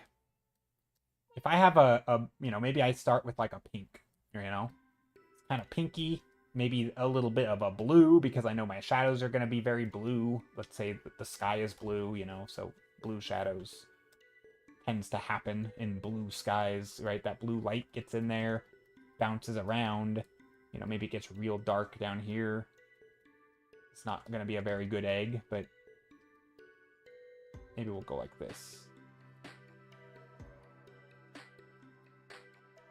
I don't really know what we're doing here. Anyway, there's some blue. Maybe there's some light down here. I'm not gonna finish this and make it look nice, but you get the idea. We got maybe we have like a warmer light or something. I don't even know what color this is. But anyway, let's say we have that blue light in here. Well, let's say I wanted to add like, I don't know, make this thing green. Or add a green graphic on whatever color of egg or ball this is, right? This is something, it's sitting on the ground. Maybe we have like a, I don't know. This is the worst painting I've ever done in my life. Can't even paint a sphere. Anyway, but let's say I want to make this green. You can basically take, so like I know that if I have, this is green, I know it's going to shift towards green. It's probably going to get more saturated. It kind of depends on what color I wanted this to be. But like, you know, even something like this might be too much. I mean, this is in shadow, but like, is this color actual green? Well, if I color pick it, it's still blue, right? It's just now appearing as green. So it's a combination. To me, it's a combination of like, and maybe this is a bad example because it doesn't look super green here. But same thing here, right? If I were to take this green and lightly paint it in... So like, I know that green and pink is kind of opposite. So if I, hypothetically, if I went gray, you know, gray here, it would kind of look green. But I actually want it to be green. But maybe I don't want it to be this green. This is going to be too much, right? Because it's in that pink. So I can go like this green, right? It's very gray. Right? And it may be, and so sometimes there's some trial and error. But like maybe I wanted this color of green up here. And so I moved the saturation way down. And again, I'm not saying this is looking perfect, because far from it. It looks terrible. But I guess the point I'm making is that this color looks pretty green against the pink, even though it's in some cases not green at all. It's almost gray completely, because it's opposite of pink. And so, anyway, this is a terrible painting, but you hopefully get the idea. Hopefully you get the idea. So yeah, a lot of times it's just mixing. Or if I want something to be like oranger, more orange than this, right? Really, it's just about moving it towards the orange. You know, sometimes if it's close, I can just grab this and make it more orange.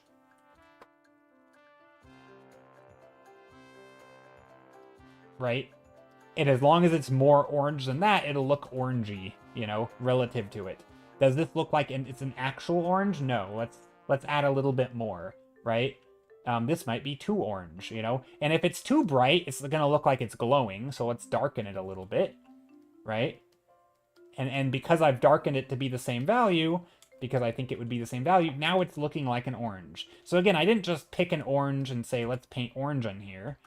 You could also take an orange, mix it into your existing color, right? If you still had that color on your palette, so to speak, which in digital you always do, and you get a pretty similar color, right? And so a lot of times I'm just mixing the color into the thing that I already have. You know, if I have like a bluish object back here and I want something to be orange, I'll just take an orange, knowing that it needs to be kind of desaturated, and then I'll paint the desaturated orange, you know, into the blue. And I'll say, okay, does that look orange? Needs more orange. Okay, let's crank up saturation, right? And I lightly press onto it until it's now a new color. And this is gonna be good enough. This looks orange to me, you know?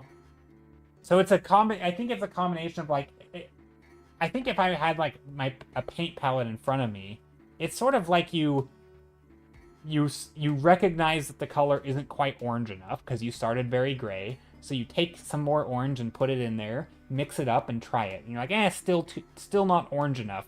Let's mix up some more orange, put it in there, and then try it again. And you're like, oh, that's better, right? So there's sort of like a, you know, I think I'd like to think that I get better at it. The better I get at painting, and you start to understand that, like, oh, this is going to be a very gray color, especially with extreme lighting, with something like a sunset.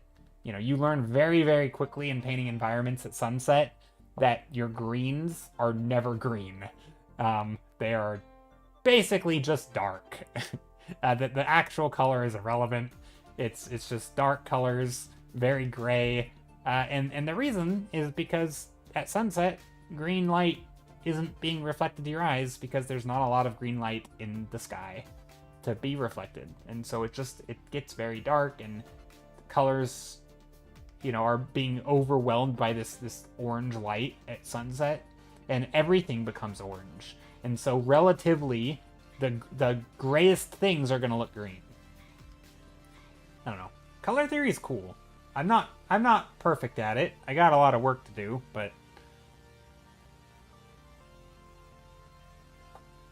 it is neat. It's kind of a brain teaser in a way. Thinking warm and cool. Yeah, I mean, this is where I think working with complementary colors really, really helps. You're basically working on opposite sides of the color wheel, so you know that if you're going to add the opposite color, you don't actually have to add that color. You can just slide it towards gray. And for anyone who's completely confused by what I'm talking about, let me just find this. Let me just find the color wheel I'm looking for. This one's good.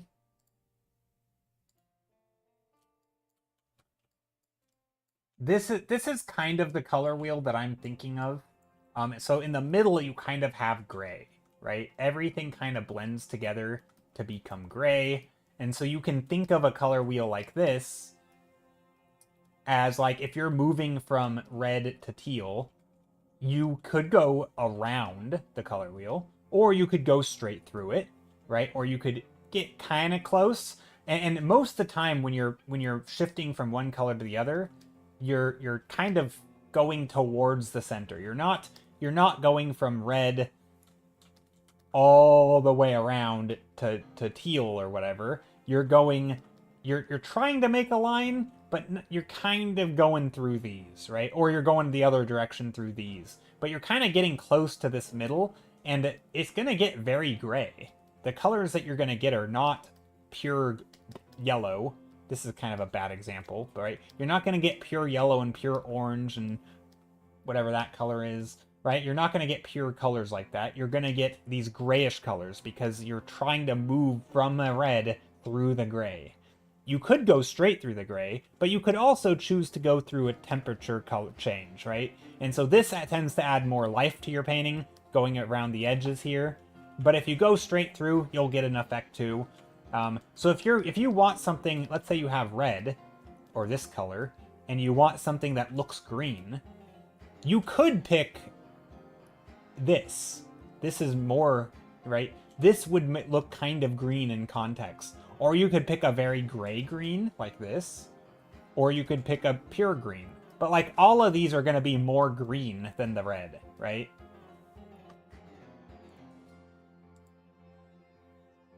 Goodbye, everyone. See you, Mr. Big Cookie. Sleep tight. Don't get eaten during the night.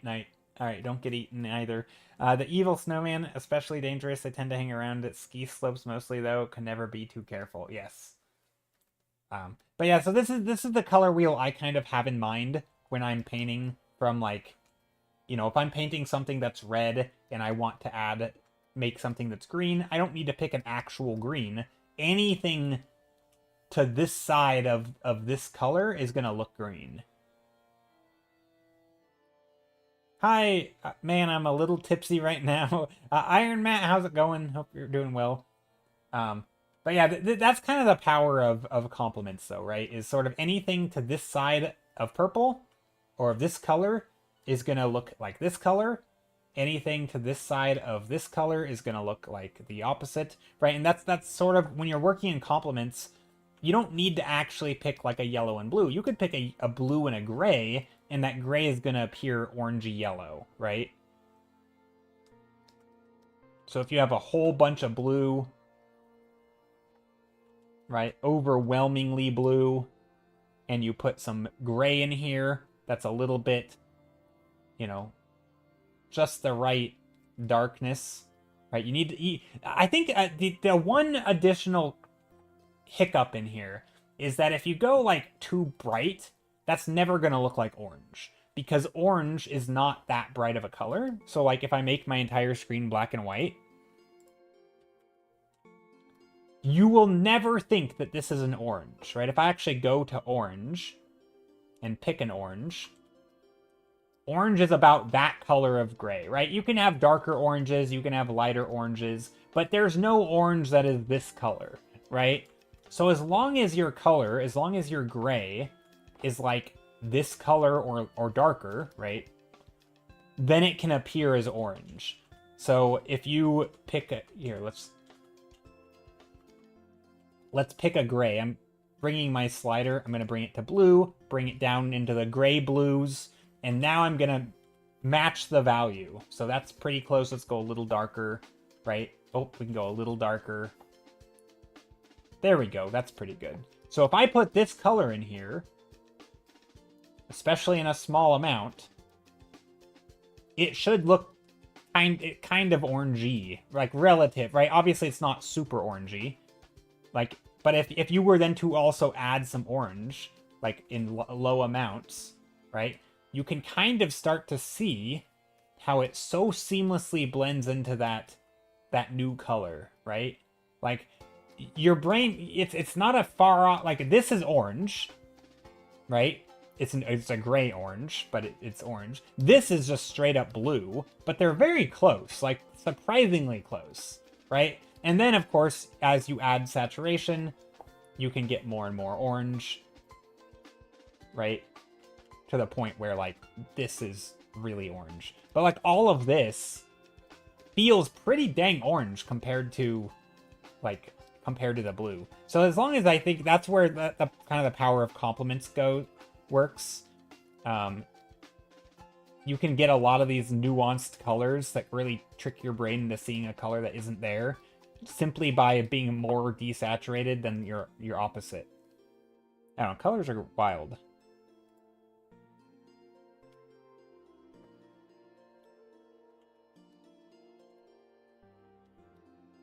And of course we could, and actually this is why I like to, whenever I have these grays in here, sometimes I like to, if they look orange to me, I always say that I'm allowed to add orange, like actual orange, in small notes, and then I can mix those colors in, and you can kind of get this whole range of color that I think looks really nice, even though 90% of it is like a blue and a gray, right? This is blue-gray, this is like a pinky red-gray, and then as you get up here, you get closer and closer to orange, you get a little speck of real orange, and then you're right back into the blues, right? These are all still blues. But they fit, right? They kind of have this nice look. And of course, you can do the same on the other side, right? You can go the other direction. Sort of blue-grays. You can maybe darker. Maybe you want to shift towards the other colors like this. I don't know what this is going to do. You know, like a green. Or like a yellow. Like you can get all these weird nuanced colors in here. So yeah. Anyway, that's a fun little thing. Colors, man. They're neat. But anyway, that's something like this. If I want to make this red, I don't just have to pick a red, right? Like, there's lots of ways I can do it. Sometimes you pick a red and you lightly paint into the color that you have. There's a lot of them. There are a lot of colors.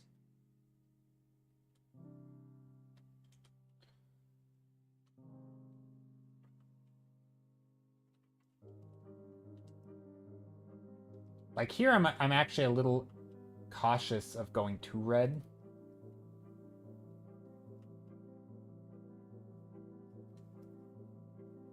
That was insightful, though. Yeah, I mean, I'm not perfect at it. There's still, like, some guess and check that I have to do. I feel like I'm pretty okay at understanding, like, the gist of what I need to do, but the specifics can get a little bit finicky, and that's where... But I also think working in this way, where I start with, like, big, bold colors, it does make it easier to just, like, add the other color to it, right? If everything is... And this is where light is really nice. If you're painting like a blue sky and everything is blue, right? Imagine, you know, you're in a dark room, totally black, right? And then somebody turns on the sky, and the sky, it takes the form of a blue light. So let's do this, right? So somebody turns on the sky is blue, and it lights something in the room, just a little bit with blue, right? Let's go like this, right? And it lights that object. There's an object here, and the sky's blue, right? It's shining down, it's lighting your object. It's the only thing in there, right? Now, what if this object were a color, right? Right now it's like a gray object, probably, being lit by the sky. But if all you had was sky back here, and you were to light this, like, what if you wanted it to be a red object, or not red, but like a reddish or orangish object? Well, all you have to do is just add a little bit of orange. You don't need to add a lot of orange. Any orange is going to make it look more orange than blue, right? And that's the key, is like, this is where I think it's really easy to just mix colors, and you just say, okay, I'm going to add a little bit of orange in here. Now it's an orange box, right? Relative to what it was, it's not. It's still gray-red, but like, it looks orange because I've mixed in orange. Very lightly, mind you, right? It's a very, very light. Also, this should probably be some blue and some orange, right? So that's kind of what I do. And if I want to add like a tree in here, same thing. I can pick a green, go very, very gray. I typically start very gray, you know, try to get the darkness that I want first. So like if I'm going to paint a background tree, maybe back here, and the tree can be this gray. If I want to add a little bit more green, I can. But you might find that you're adding too much green, right? So value is still more important. But that's, you know, again, it's not going to be this color of green, right? I'm not adding this. That's way too much. It's too bright, right? Green is very dark. There's not a lot of light on it. The light that is on it is a blue light, so it's going to be a bluer green, right? So we could even go blue-green like this. Very dark blue-green. So really any color I want in this scene. Maybe there's a character back here with a red t-shirt, right? I'm not just going to slap in red. That's going to look like he's glowing. What I'm going to do is I'm going to match the value, which is almost black. It's very, very red, but also because it's blue, and blue and red are kind of opposites, or they're pretty close, I'm going to make it, like, pretty gray. Right, so very dark and pretty gray. That's red. It's the most red thing in my image, right? If I want a little bit more, I can always add some more saturation in, but I typically will start gray. There's a character in red. We can even go really sad. Honestly, when you're in the dark, you can go very saturated, but you don't have to, right? This is, like, that is going to look pretty red. And so you can kind of, like, I'm just mixing everything into blue because blue's the only light source. Now, obviously, this changes when you have direct light, right? If I added sunlight in here onto the top,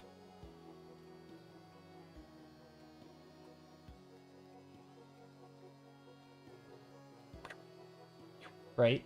Now you have a problem, right? This blue, or this orange, some of it is going to actually be illuminated by orange light. And that's where you can start pushing the saturation of actual orange in here, right? You can start going maybe some orange in there, right? And you can say, okay, now this is going to be an orange object, and so right along the edge, you might see a little bit more orange. Technically, there's also light fall off, which is kind of the effect I'm replicating. But really, you could have that orange light, you know, or if there was green in here, maybe the grass is green, which we haven't talked about. You know, it's a very dark color. It almost doesn't matter what color it is, but it's just going to be green, dark green. This is where, like, if this is a white light, right along the edge, it's going to get, you know, very green and yellow, and like, you know, maybe you're going to get some green bouncing around in there that's actually going to look kind of green. You know, maybe it's still very dark, but you get a little bit more green right in there, along that light. You know, so you do get colors of the color that you see, but generally it's going to be where the light's hitting. But if it's just in shadow and it's all being lit by a blue light like the sky, you're going to get a lot of just color mixed with blue, right? That blue is overwhelming. So oftentimes that's where I think starting very, very like single light source, sunset, blue sky, like just like a cozy interior orange light that makes everything kind of orange, right? Like sort of these very strong light sources, I think are really nice to start with if you're starting painting, because you can just treat them as your light source and everything is influenced by that light. When you have like a perfectly white light, it's hard because now colors feel more like they're not harmonious, right? You have to like it feels a lot like that hold on.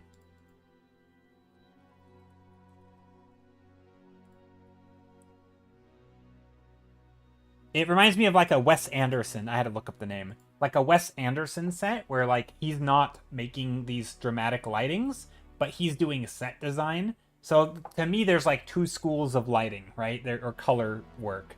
There's the the strong light source that influences all the colors, and then there's the set design, which is like, if you had like a white light, the colors of the material matter, right? So do you worry about the lighting or do you worry about materials, right? I like to think about lighting first. So everything is influenced by blue. Stuff is going to all lean towards blue.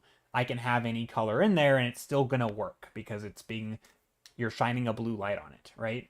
Whereas like Wes Anderson is, he might have the most dull, drab lighting, but the colors of the couch is bright pink and the carpet is bright pink and the yellow wallpaper, and it's very like interior design color palette. Like that's and most movie sets do both, right? Like this, for example, you're gonna have the colors harmonize, but also the lighting is going to be harmonious as well, and so you kind of get things that play, like an orange light shining on already harmonious colors. Like it's just sort of a double whammy and it works. But a lot of color work to me starts with the lighting, because it like this, right? This is very, very orangey purple light.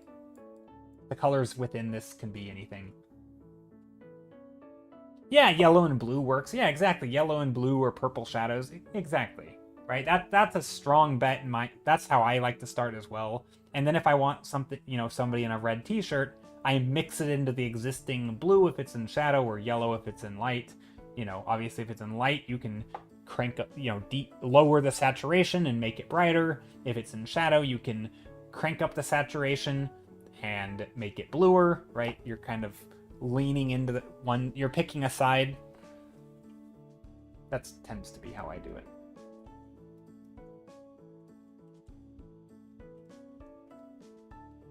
But mostly it's about values, right? If I want this to look green, I just need to make it darker. Slightly more green, but mostly darker, and your brain's gonna know that it's green.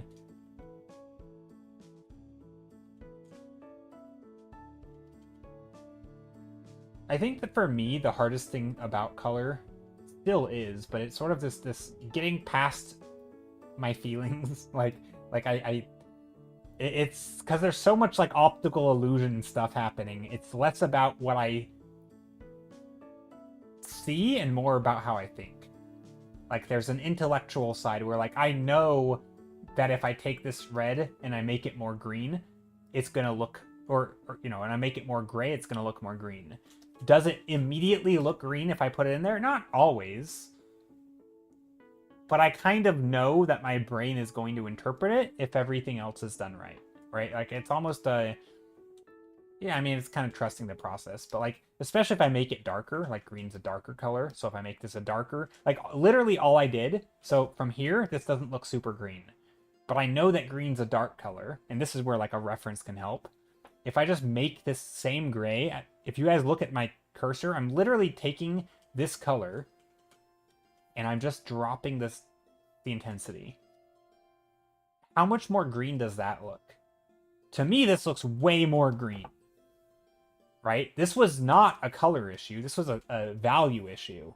right? This didn't look green, not because it wasn't green. This is equally not as green. These are both gray, right? These are both equally amounts of gray, lack of green, but this one looks greener because it's closer in value to green.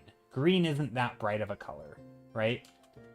And so even then, the value is more important than the color itself, right? If I go darker, it's even better of an illusion. If I go super dark, it just looks like a dark green. Literally just that looks like a dark green to me. But it's not. It's the same gray, just darker.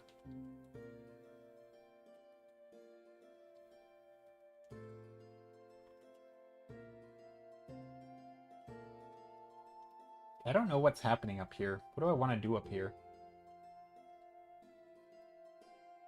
I could add more panels.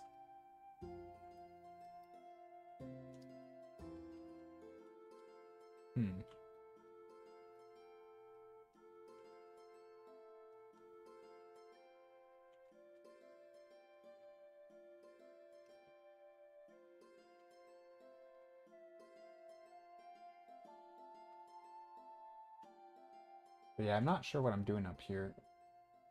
Like, this building has a large brick section. Like this. Working its way up. I could go like that, but that's just not as exciting for me. I guess maybe I'll do 2 brick sections. Just want to be a little careful.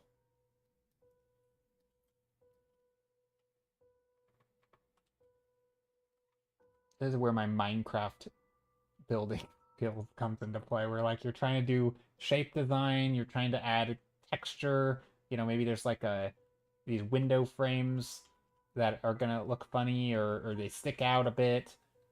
Maybe there's like maybe there's a railing up here that goes in front. Weird how that occurs. Something to do with complementary colors and gray mixing. Well, I think it's that the colors... I mean, hey, Stoic, long time no see. Yeah, I mean, I think it's just because it's closer in the color wheel to that color, right?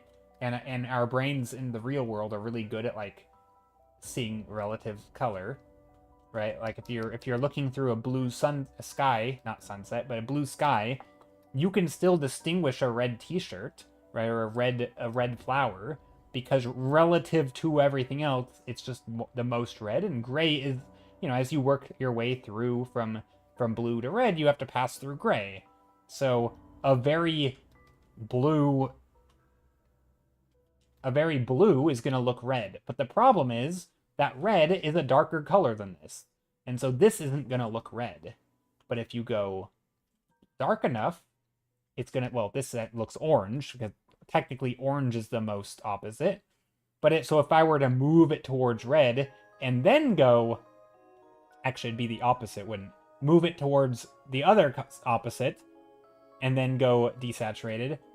Nope, I think this is right. This will look more red, right? So it's still I've moved it towards red, but got very, very gray, and that's going to look more red. Yeah, the innate color, exactly. And so red is a dark color. So if I move it more towards the value of the color, your brain's going to be like, relative to the blue, that's got to be a red, right? And obviously, you know, you can fiddle with it and there's wiggle room and you can make things more red, you know, more or less red. But yeah, I think it's not that mysterious. It's just there's a lot of moving parts because sometimes you have like crazy... I don't know. I find the easiest way to do this digitally is literally just take the color, pick a desaturated version, and plop it in there. Right? And you literally just... Or not even desaturated, just even saturated. You literally take a color and you mix it with the blue, and you get a new color, which in this case is a purple dark gray, which is pretty much what I was saying, and that can be your red. And if you really want to sell the illusion, just state it. It's basically like spelling it out for people, and you do that by taking red, put it in sunlight, and say, here is the red in the sunlight. And this is the red in the shadow. So these flowers are in light.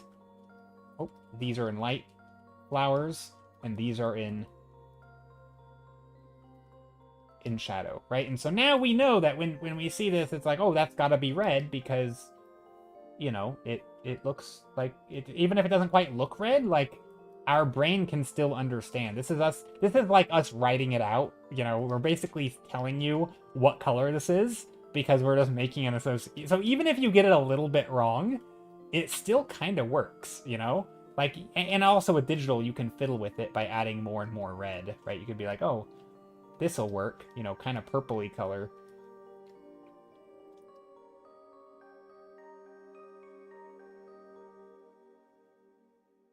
Is innate color value like how blues tend to be darker? Yeah, yeah. So if you pick like a super bright, let's say you're in the reds, right? Imagine I do the exact opposite of this. You have a bright red, you know, think of those movies, like those heist movies, you know, red alarms are going off, right? You got those red lights, security things flashing in the screen. Every single thing in the image is just like shades of red. You know, you've just stolen something out of a museum. You know, here's the box. And the thing that you stole was a blue potato. You know, there's a blue potato here.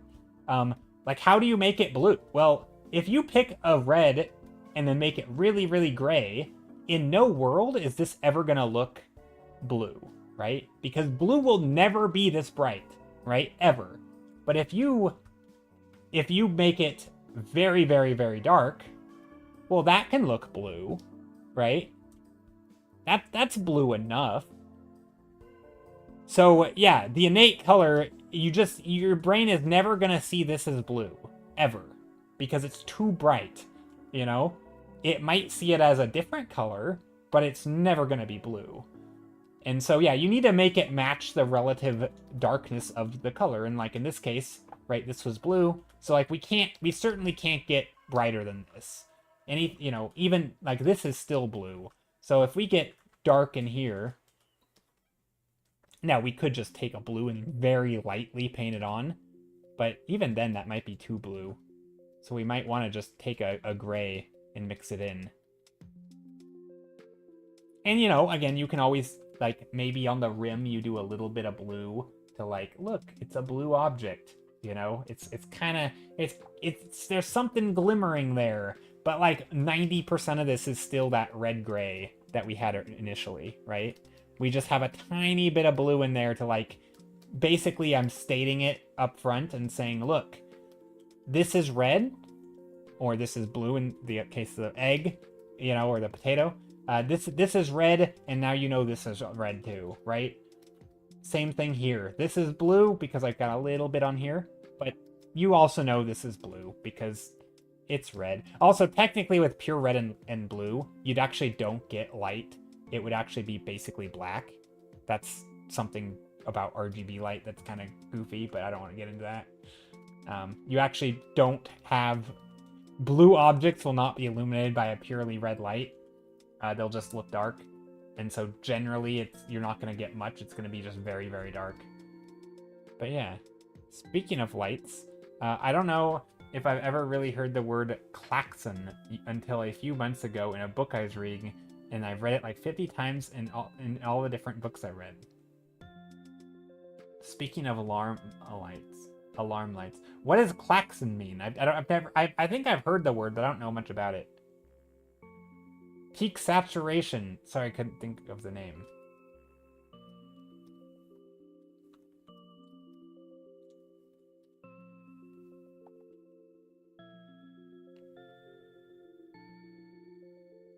Just the effective range that a hue looks the most true. Yeah. Klaxon is the alarm sound in lights. Oh, I didn't know that. Klaxon, huh. Yeah, just learned that. Something new. Interesting.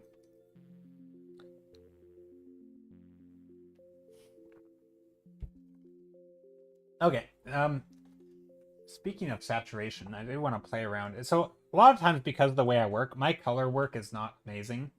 And sometimes I do want to fiddle with things a bit. So I'm going to go edit, tonal correction, hue saturation. See, I don't want it to be this saturated. That's just a lot. But I might do an... Oh, not that. I might do an overlay. Maybe I take green and I make it a little green. Or I take the red and I make it a little redder. I push some of the colors, but not all of them.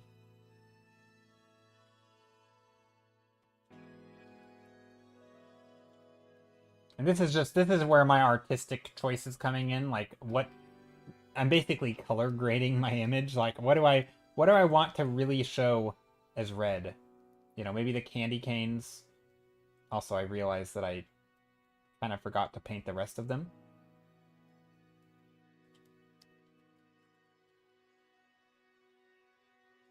Wait, this is gonna go this way.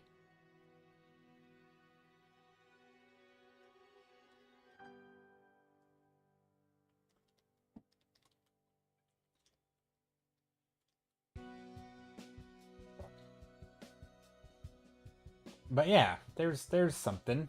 Do I like that? A little punch of red focal point a little bit. Now, I may not like this, and the reason I may not like this is because if I go with a glow dodge, which I think I'm probably going to with orange, digital also, speaking of color, has some nice effects because you can always bring in, like, a glow.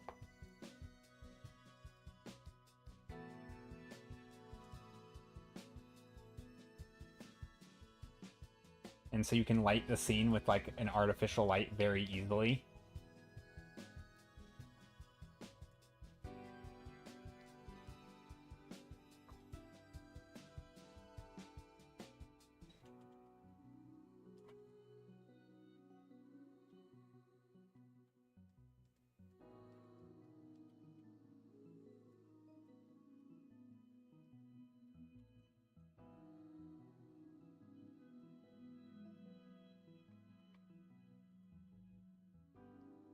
Our overly saturated lighting.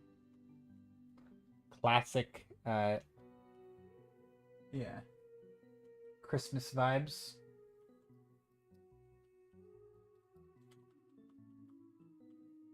Really just trying to put in some nice glows, you know? Glowing lights, thinking about how, like, where the windows would look.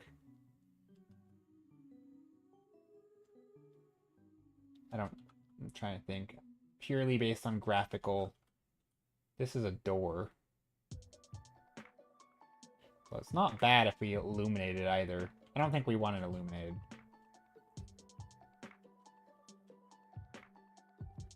There. That's kind of fun. These could be illuminated too.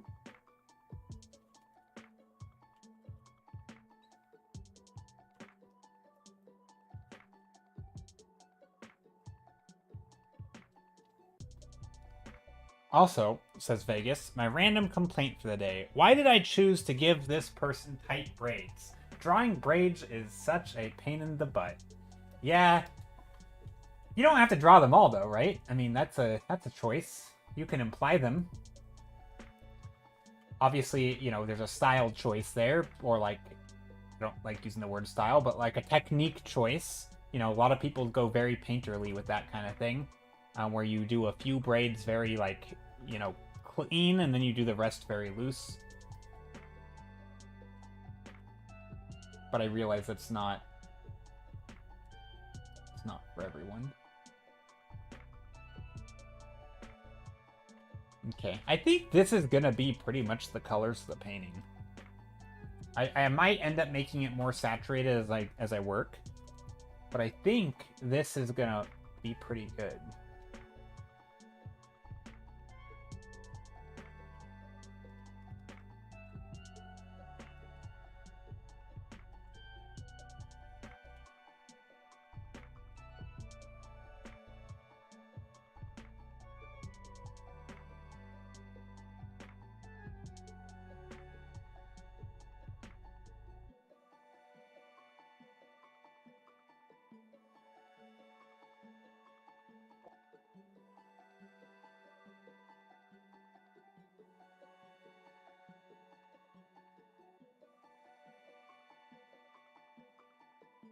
You're kind of doing that, especially since she's further away, so it's not close up. Yeah. Yeah, if you go too detailed on something that's, like, far away, it ends up just looking like... I don't know what the term is. I always call it, like, the fidelity. I don't think that's the right word at all.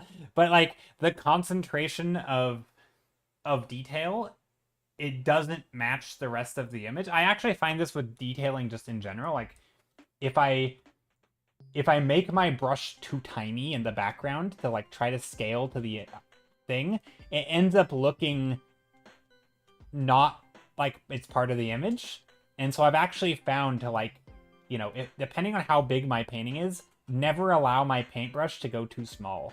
If I want to do small details, I can still sort of imply them with bigger brushstrokes, and I can imply lots of small, big brushstrokes, like, you know, here's a window, you know, here's a pillar, maybe there's a big shadow, but, like, I don't want to go actually super tiny, because that's just going to make it look like a weird, like, graininess. It's almost going to create, like, this weird texture in my painting that I don't want, because I don't want that tiny little texture grain.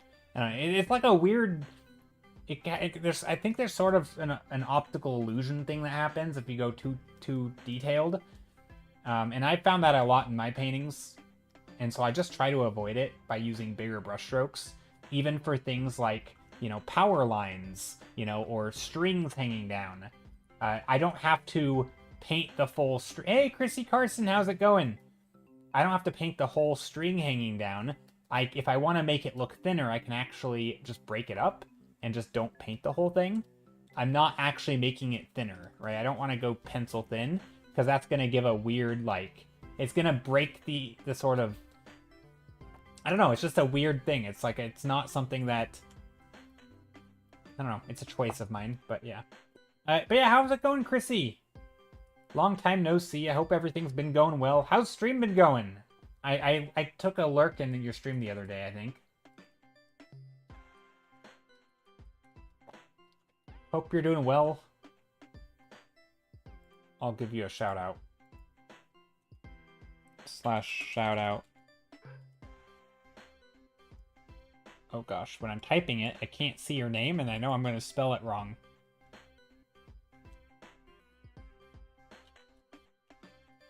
Is it with a K? Hold on.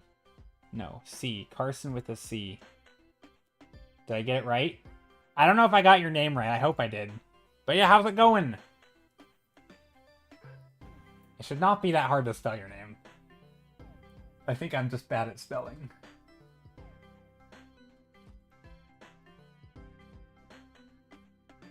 But yeah, what's the word? Do you guys know what that word is when you detail really tiny? And it's... I know people... I've heard it talked about in photo bashing. So when you have like a... Let's say all the photos you're using are, you know, 300 DPI, but then you bring in one photo that's 600 DPI, right? That photo is gonna look out of place because the concentration of detail is just too fine, and it doesn't fit with the rest of the image. And basically, that is the illusion that I accidentally keep creating when I over-render, because I'm lowering my brush size so tiny that I'm basically painting pixels. Not actually, but like relative to the other brushstrokes, it's just like I basically made a tighter resolution. And I'll do it for certain details, and then it looks off. Where, like, I don't want it to look like a different resolution. I just want it to look more detailed, right? There's a difference. And so adding more shapes but still chunky brushstrokes for me solves that problem. I think there's a word for it. I don't know what it is, but it's a thing that I find that it happens a lot. It's an odd focus. Yeah, it is. It's like, because there's ways to focus detail that don't give that effect, right? Typically, that is to do with, like, lighting information, you know, just add more lighting. Like, I'm not going to add a shadow, for example, underneath every single, like, you know, if I paint a window, I can just add the window. I don't need to come in here and also add this shadow and this highlight and this pane of glass reflection that has a perfect gradient. Like, I could do that, But like, I don't need to do that. I can just leave it as a square, right? Whereas up here, I can add a shadow here or a light here. I can add a shadow on this side, right? And I'm not making my brush size any smaller. Not really. Like, technically I am a little bit back here because I am scaling it. But it's... the choice is less about the size of the brush and more about the amount of detail. And that, to me, has been the big thing. And also, hi, yeah, the taco, how's it going? And so that's been like my big revelation, or at least my solution to this problem, is less about brush size, more about what details I add. So I choose to go on like the loose details as you go further away from the focal point and add details, but not in the size of the brush. I mean, maybe a little bit, right? I think brush size can change a bit, but if you're not careful, I think it can get really, I think it can get tricky. If anything, I would say use bigger brush strokes as you go further away, right?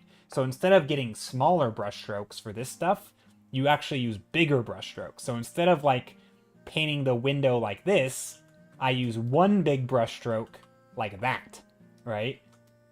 So that's kind of like the solution to that problem. Like, instead of painting the window, I literally make a dark square. I don't even paint the frame of the window, right? It's literally just painting the dark square. I've lost the frame. The frame has vanished. It's now just a blob, right? This doesn't feel like it's too small of detail. It's one shape. Whereas up close, I still have the dark, that's a door, but like I might still have the window, but I also have the frame. And so I think a lot of it's more about like what details I put rather than making them small. And that's something I'm still struggling with. Every painting I feel like is a learning opportunity of constantly trying to be like, okay, what's important? The window. How can I show a window? Well, I can paint the frame, but that's too tiny. I don't want the frame, I want the window, so I paint the window, right? And it's just value, contrast, and it's tricky. It's a never-ending struggle, I feel like.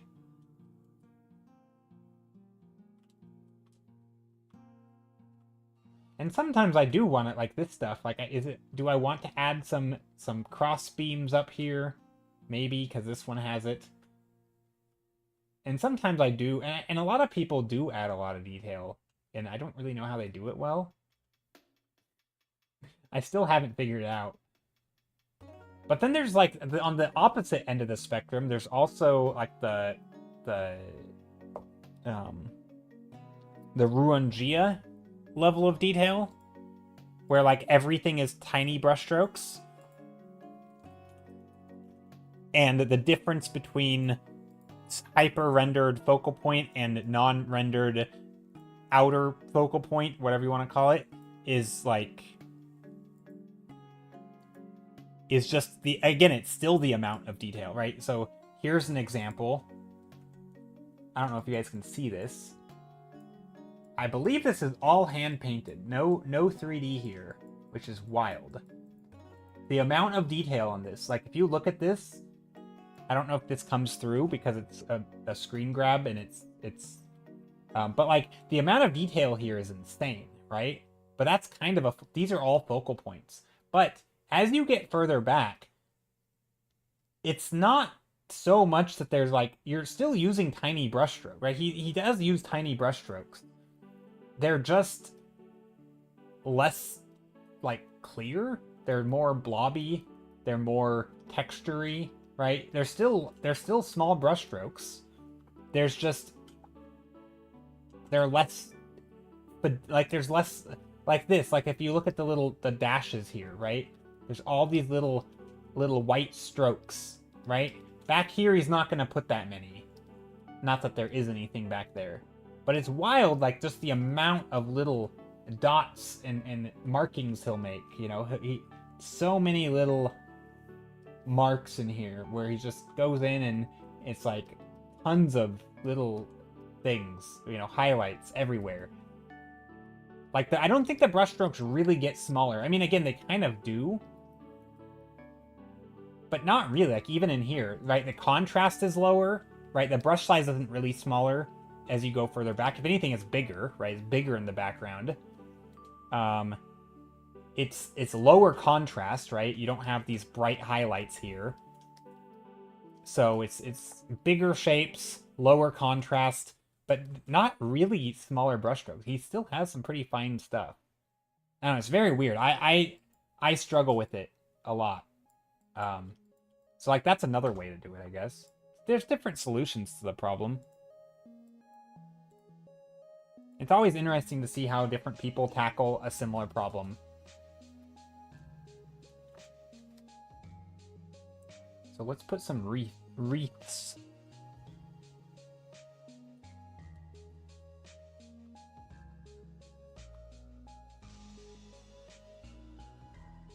If I knew I was gonna live forever, I think I would like to try and just spend, 200 hours rendering a painting like Rangia and just see, basically to allow myself to destroy the painting. And just see what over-rendering looks like. I would love to take it that far and just see, like, just as an experiment, Like, I'm knowing that it's going to end up in the garbage because I'm not going to make it look good. But just as an experiment, just over-render the heck out of something. I would love to do that. I should do it, to be honest. Also, I think this would look good here.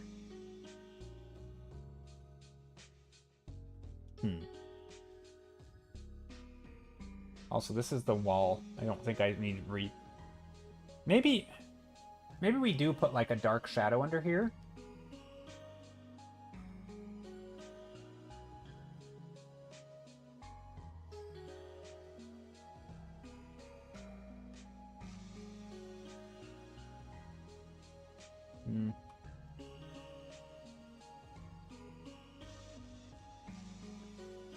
So what I'm trying to figure out is like, if this is an awning, why haven't I put this part, right? I haven't put the depth in here. There's some weird perspective going on in this building.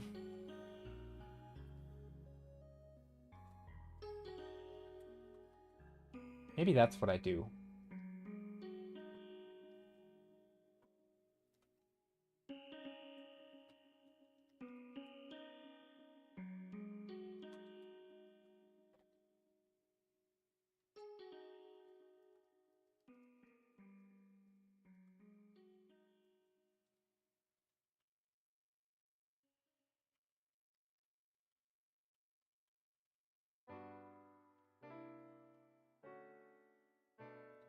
Vegas says, part of my issue is I have a weird need to make it look accurate with just my lines, when sometimes I can probably get away with less lines.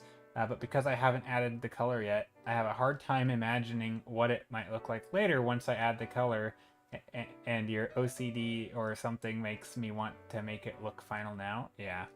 I think also this might be where different solutions, like using line weight, like kind of is a substitute, where like, I know this part is in the shadow, so I just make it really light. Or sorry, I know this part is in the light, so I make it really, really light line weight. Or maybe I just skip the lines, I make breaks in the line, and you do it as a way, and technically that's more detail, right? Like, I would argue if you had a line,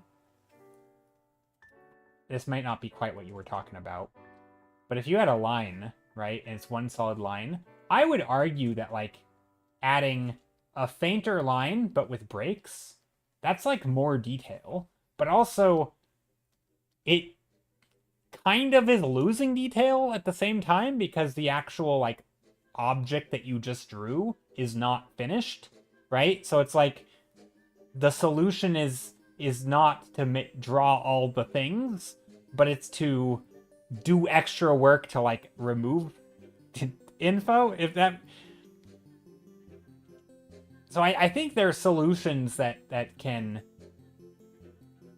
aid you later, because when you end up, adding color to something, and there's a light side to it, like, this will still be good, right? It'll allow you to make it look like a light side, or whatever, right? This is going to be the light side, this is the dark side, and it works because, like, you've made the line a little lighter, or you've done your line weight a little differently. But like, because there's like the solution isn't just, oh, wait until my rendering to do lighting, or wait until later to like create the illusion. Like, I think there are line solutions to these problems. I'm not good at them. I certainly wouldn't be able to pull it off in a drawing. But I feel like there are lots of solutions, right? And learning to do them while, like, sort of preemptively, I don't know. That would be hard. I would struggle with that a lot, I think, if I were doing lines.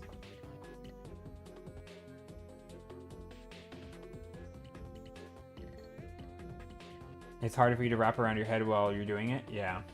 That would be tough.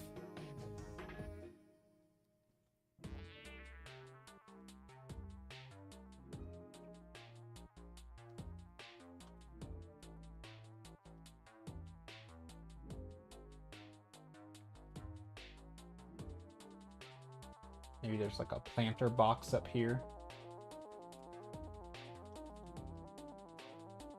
And of course this planter box is gonna need plants.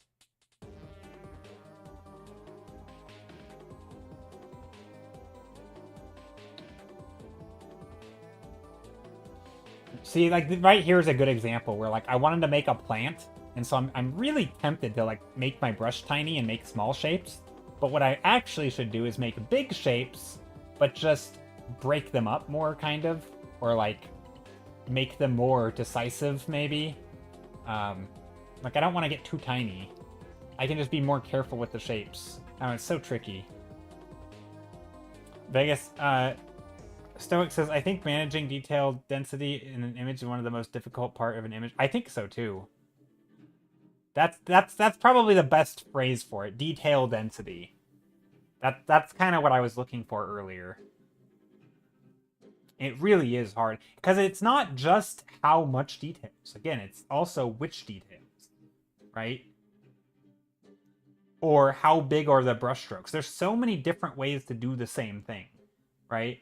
This is something where, like in environments, right? I've gotten a lot better at this, but you know, when you first start out, the obvious thing is, oh, if something's up close, right? If something is up close, you blur it. You know, literally adding a blur tool to your image. You know, you do something like, I don't know, even how do I even add a blur? Filter, blur, Gaussian blur, and then you crank up the blurriness.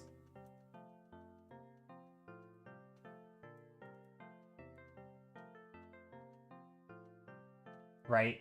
And then you say, okay, this is going to be my focal point, and everything else gets a blur, right? And it's not a bad look. Like it's a look, right? As you go further back, right? Things in the distance, things in the background are going to be blurry.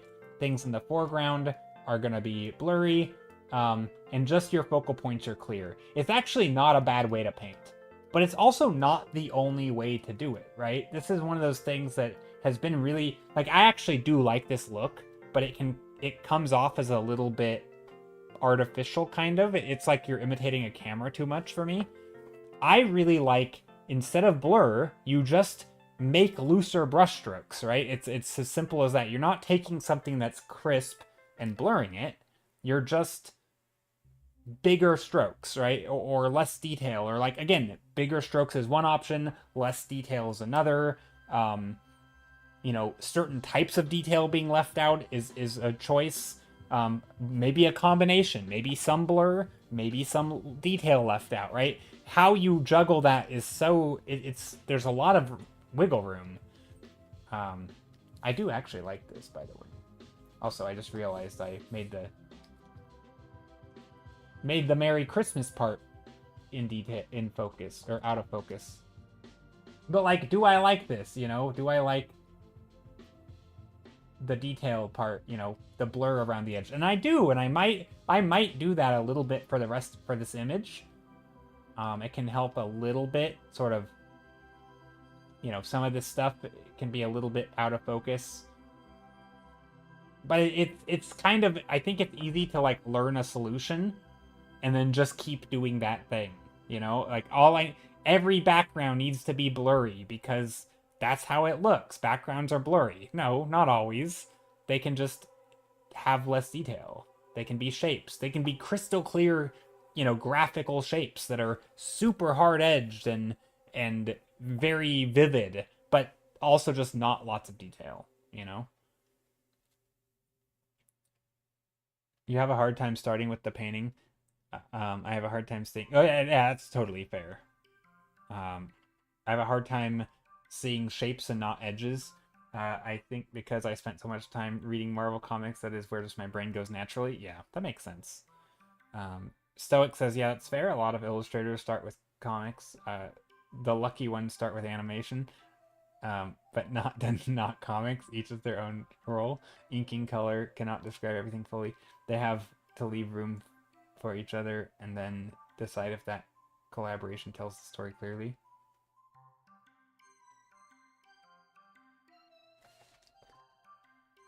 I think I know what you're saying, maybe. I think more artists need to study that depth of field actually is. Some folks really overdo the blur. Yeah. I mean, I've kind of gone away from the blur and just really tried to explore other options. I can't remember the last time I used blur in a final image.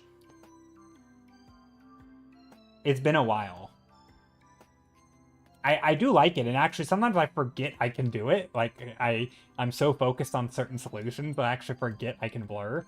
But typically I'm just more in like, let me do a painterly stroke, undoing all the blurring that I just did.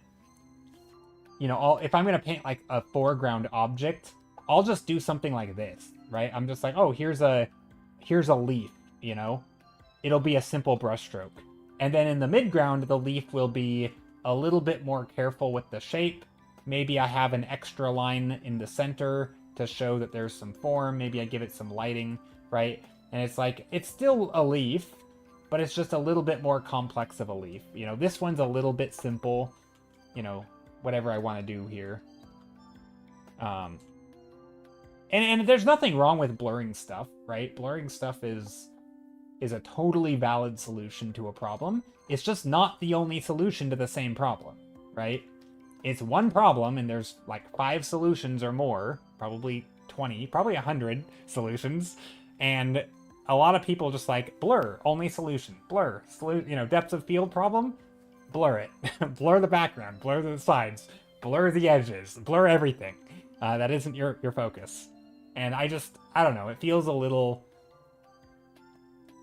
lazy, kind of, sometimes. Maybe not lazy, that's not the right word.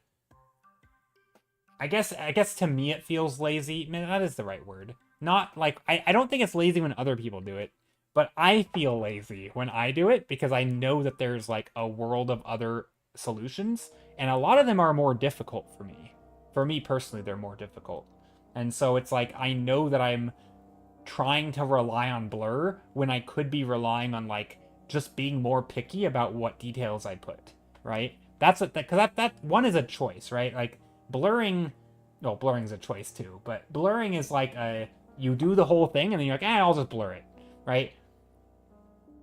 Whereas if I'm having to like selectively pick which details go in and which don't, every single thing that I paint, I have to make that choice. It's not just a one choice at the end, right? It's like everything, every brushstroke becomes the choice. And it's a lot harder for me. It's so much harder to make that choice in the moment with painting, but I like the look of it. And again, I don't want to go too much on a rant, but I have a pet theory that the reason I like the look of it is because it's done less and because it's harder, in my opinion. And so less people do it, and then so it kind of creates that like novelty when you see it. You're like, oh, that's cool, Whereas if everyone does the same thing, you're like, whatever, it's not that cool. But like again, blurring's totally cool, but it's not the only solution. Maybe compulsory? Yeah, maybe. That might be the right word. You usually only blur things that are in the ultra foreground, and I don't blur it very much. Yeah, I don't think it matters if you blur it or how much. I just think it's just nice to be aware that there's a choice there, right? I think something that, this is the same with every aspect. I think literally every single part of art has this problem where you learn a way of doing something and then you're like, this is the way that I do it. Well, there's also other ways. And it's easy to sort of fall into that comfort zone of being like, this is how I do it. This is how I draw a nose. The same shape. This is how I draw my eyes. They look the same, right? This is how I do my lighting. It's always the same lighting from the same angle because it looks good, you know? But there's other ways. There's other choices you can make. And I think they're harder because once you learn one, it's hard to like also learn another and another. But I think depending on what you're painting, being able to really pick and choose when you do which one, I don't know. That's where I feel like the control of painting really, again, I'm not quite there yet, but for me, it's really starting to like become more exciting because you have that level of control to like say, you know, to tell the story you want to tell or whatever. I fight with myself between thinking, am I being lazy or just efficient? As a programmer, efficiency is a huge thing for me. Work smarter, not harder, and all that. But when it comes to art, there is this weird, when it comes to hard, there's this weird thing makes harder feel more real for some reason. Wait. This weird thing that makes harder feel more real for some reason. All right, when it comes to art, are you saying when it comes to art, there's this weird thing that makes harder feel more real, or when it comes to hard? When it comes to hard, the harder feels more real? When it comes to art. Okay, that's what I thought you meant. Yeah, I mean, I think, for me, I think the harder thing, the reason, again, this is my sort of pet theory. I think there's some psychology behind it, but I don't know for sure. But basically, I think because we are visual, we like patterns, we like familiar stuff. I just think there's a lot of like the easy stuff is done so much. It's not that it's worse.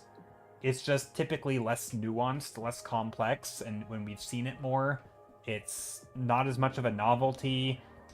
I think as you start doing more complex things, it becomes obviously harder. It's more novel. We don't see it as much. It also is like allowing yourself, just having the skills. Also, this loud song. Hold on, let me skip it.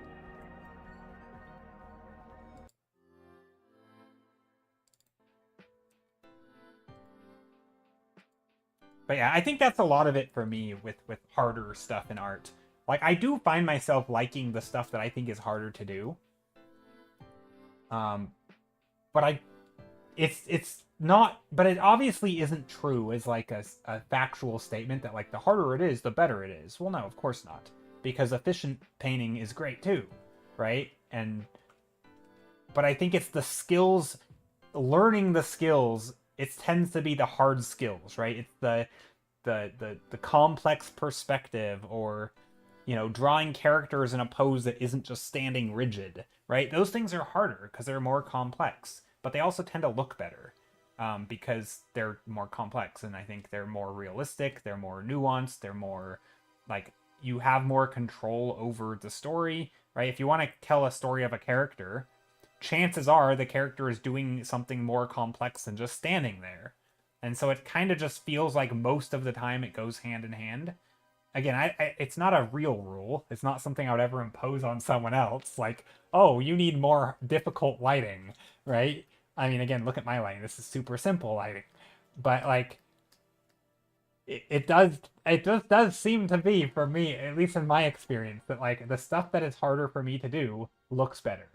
If I can pull it off.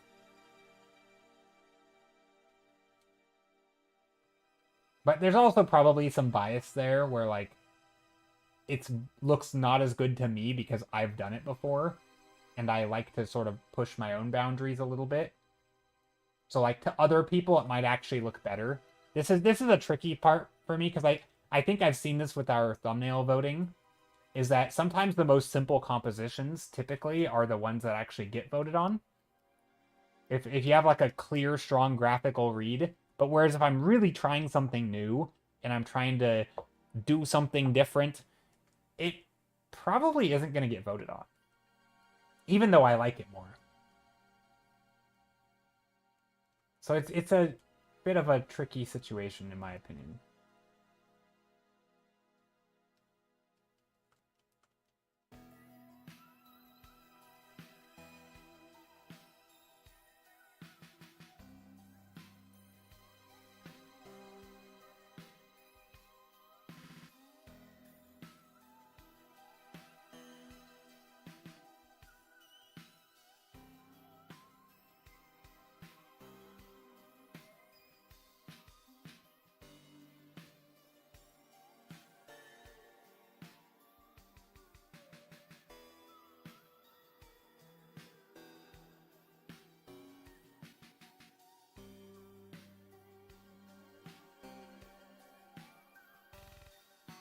trying to make this thing look like a candy cane.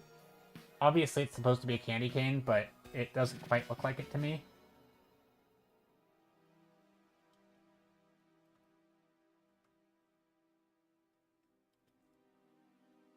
Or it doesn't, the patterns doesn't quite look right. And it doesn't need to be perfect. That's another thing. Because this is just, it's a small object, it doesn't have to be great. Also, let's go back to the reindeer. Let's go back to the reindeer. He is kind of the star of the show, you know? Let's make him look like the star.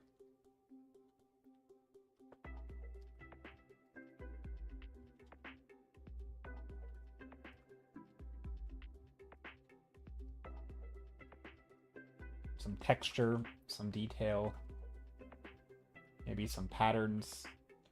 There's some of these dark strokes in here that don't need to be there. You can sort of soften them out. I still want this to be a little painterly.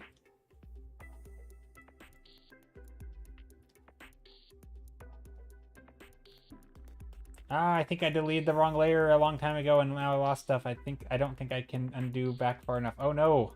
I relate to that as somebody who only has like 11 undos.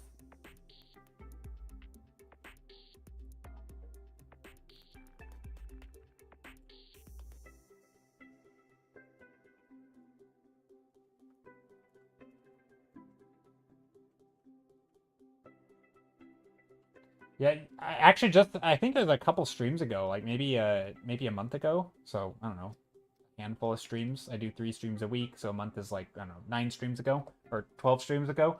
I was painting and at some point I was like kind of zoomed in like this, and I zoomed out, and half my painting was gone, and I didn't know what happened to it. And like I do know what happened is that at some point I deleted a layer, and the layer was just vanished, and I'm like, but it was like the layer that like my buildings were on, and it was all the detail that I had done up to that point. It was a lot. And yeah, it was just like this realization that, oh my gosh, something has happened. Looks amazing. Oh, thank you. Oh, you know what? A nice roof here would be kind of neat.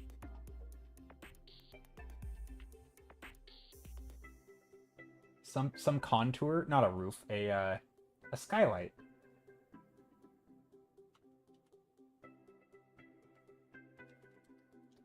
Could be a fun way to reflect some sky.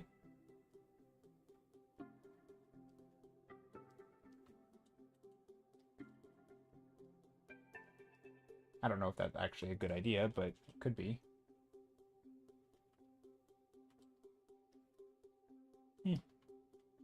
Maybe not. I don't know. Maybe it is. I feel like something needs to break that shape up. That could be good. Monster Cord, how are you? Hope you're doing well today. Vegas says, I think my other characters were on the layer I deleted. Let's take a look. Oh no! Oh no, hopefully it's not too much to undo, or do you have a backup or something?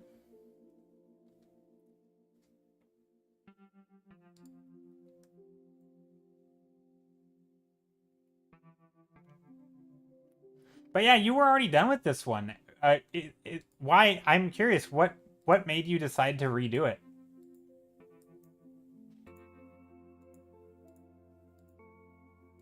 I'm trying to close some up. I have so many tabs open, it's ridiculous. Vegas says, I was playing around with a bunch of different things while trying to draw the woman's braids and delete the wrong layer at some point. I wanted to add some more to it too, since it's the cover. Gotcha. Okay, so right now, I think I have a few goals in mind. So the first is figuring out what the heck I'm going to do with these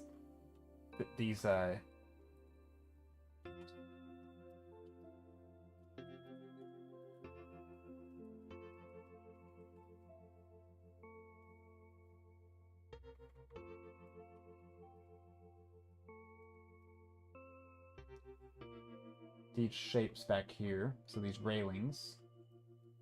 Where do they go in? Maybe there's like a rock here. I mean, we have all these rocks. Let's put a rock.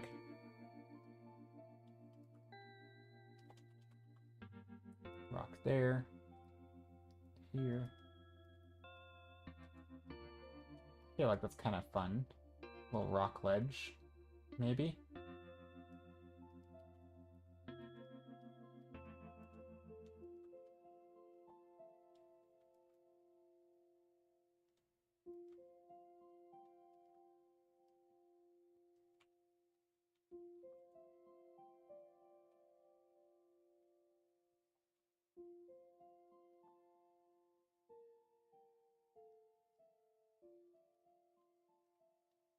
I like that.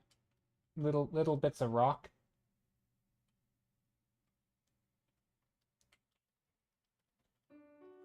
This is gonna be the stairs. I know it's a little bit steep. That's okay.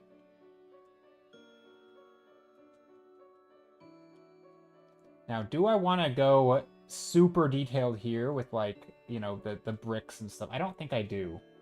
I may put a few bricks in here and do like a dark mortar type thing.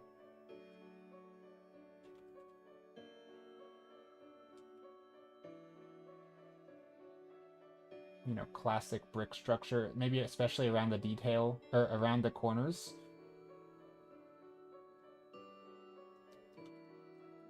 Something like that, where I am putting in the actual bricks. I don't like doing this amount of detail, but I think if I'm going to do it, it should be around, like, interesting points, like the corners.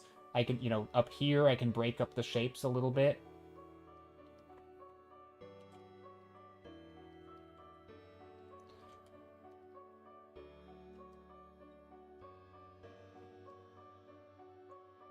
If I wanted, I could also bring in, like, right along the edges where the mortar would be. That's where that light could shine in, because that light is, like, you know, it's just kind of like playing around with little shapes in here.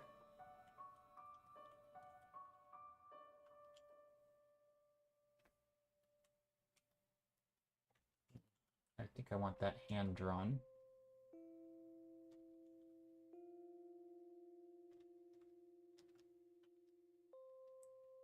Satria, hello and happy lurkin. Hope you're doing well today. Hope everyone's doing well. Hope everyone has their tea, has not forgotten to save, and, you know, just be, or tea or whatever drink you're drinking. Don't save, stretch, sit up straight, all that stuff.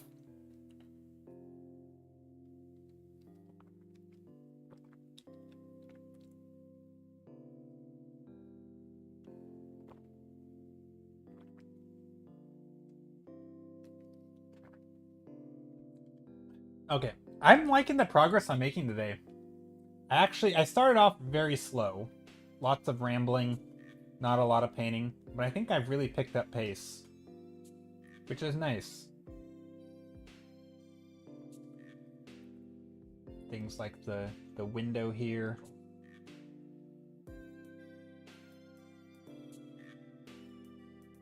You just finished your sweet tea, Arnold Palmer.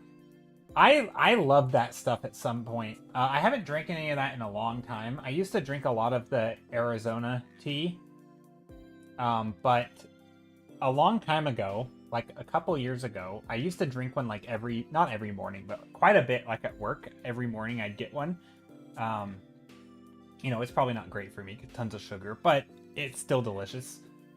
But one day I got one, and for some reason, I don't know if, like, it was an old, expired one or something, but I think there was stuff had settled in it, and there was, like, a goopy disgustingness inside of the can, and it just kind of put me off of them forever, and I don't think I've had another one since. Like, I know that it was an anomaly. I know that the next one I get won't have that, right? Or probably won't, but it was just so unpleasant. It was like, I think there was part of me that was trying to drink less of them anyway, and that was just the sort of the nail in the coffin of, like, all right, that is a good enough reason not to drink any more of them. And so I just stopped buying them. And it's like I'm kind of glad I did because I didn't really want to be drinking that much of them, even though they tasted good. But yeah, so that was my story of how I quit drinking those Arizona iced teas because they're super. I mean, they're super sugary, but they are delicious. At least it wasn't a thumb in your soda. Yeah, that's good. But no, it's just like a goopy. I think it's like the sugar congealed somehow. I don't know how it. I think sometimes like this happened. I know if you have like really old expired sugary drinks, they can like congeal kind of, and like the syrup can get really goopy and gross. I think that's what it was. Um, I don't really understand it exactly what process was happening. I didn't ever look it up, but I've seen it before, but I've never drinking it or drank it. Yeah, drinking, drunken, drank. I don't know how you say words. Words are hard. Also, there should be things around here. Let me look at what do you call this? What do you call this stuff around the pillars? Is that like a wreath?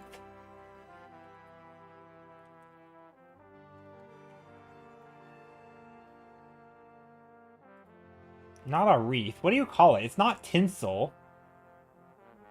Does anyone know? What do you call the stuff that goes around these things? Garnish? No. There's this stuff. What do you call that? This is like a super pixely image. Like an ivy? Vines? Vine decorations? Vine decoration Christmas. I guess. Search, maybe? No AI overview. I don't want... Garlands. Is that garlands? Garland. Images. Garlands. They're garlands. Okay, AI came in clutch right there. It's a garland. That's the word. I knew there was a word for it. Garland on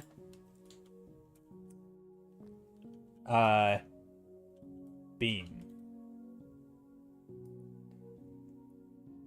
No, on pillar. There we go. Perfect. I found an image. That's kind of what I'm looking for. Just little stuff like this. It doesn't have to be, you know, ideal, but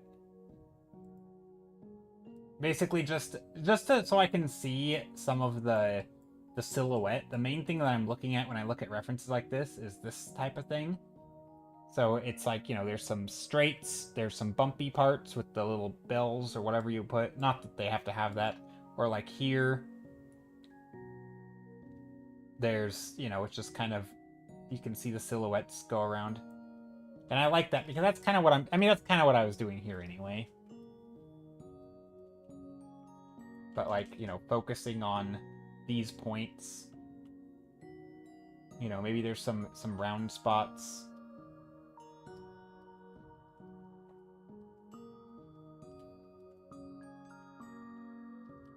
But really it's about the silhouette. And I have 3 of these, so I'm gonna try to keep 3 on this side too. Or this side also. Again, I probably didn't need references for that, because I'm just painting exactly what I was gonna paint anyway. But it's nice to just double check. Maybe there's some ideas, like some of the lights in here. We could always bring in some lights like this along here. Also, that totally might have been an AI image. No, I don't know. I'm so skeptical now. No, I don't think it was. I just wasn't sure what was going on with the light. Some of these wreath thingies garlands had lights and some of them didn't, which is why I was very confused at what I was looking at. Like on the same pillar. The bottom 2 had it, but not the top. Anyway, there we go. There's that. I like that. That's a nice... Let's add some more... A big old stone right here.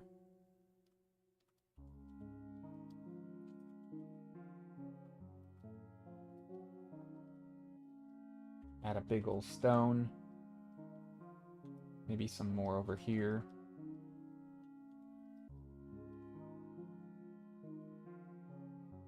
I'm trying to think, what do I want to do over there? Does it matter? Probably not. It's just very simple. This, though, probably does matter. Maybe I bring out like a little shape over here. Yeah, that could work. Something very simple. Again, I'm not trying to... thank you for the follow! Tozani! Tozani. I don't know how you say your name, but however you say it. Thank you! Thank you for being here. Hope you're doing well. Yeah, we're just gonna put some snow up there. Some bright, illuminated snow. I think that's pretty good. It's a little busy. This is a bit of a busy image. I think it would help to focus in on the focal point a little bit more, which is this house, obviously. Or hopefully it's obvious.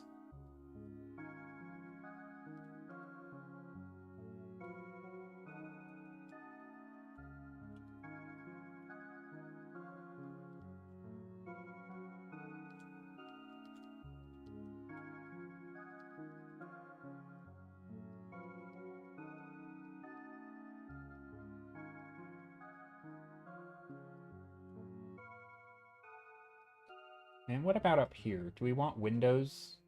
I don't know. I don't think we do. I think we can just paint this as like, you know, I'll also put some shadow here, but really just like some painterly brushstrokes with some variety would be nice. Detailing is so weird. I don't think I'll ever love it. I mean, I don't mind it. I manage.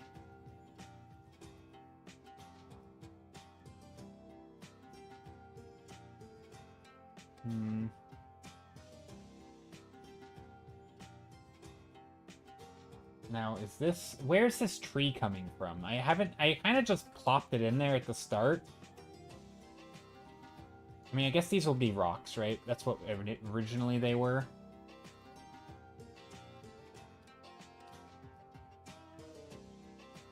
I think it'll work. We'll just keep those as rocks. Maybe we'll just go a little bit darker and do some like big chunky shadows in here. Let's try that. With a new layer. Just some big chunky shadows.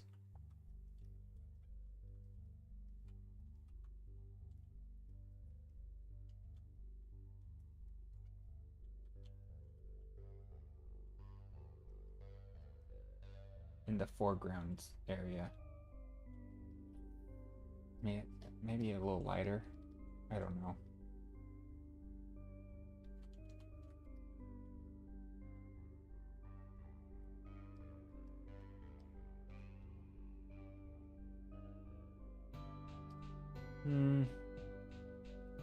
See, I don't want too much contrast there. I do like it how it is, a little bit. Again, some of this should be in snow. Haven't really done a good snow treatment to this image. Like, a lot of these rocks and stuff, they could probably have snow on them, but I just haven't put snow on them.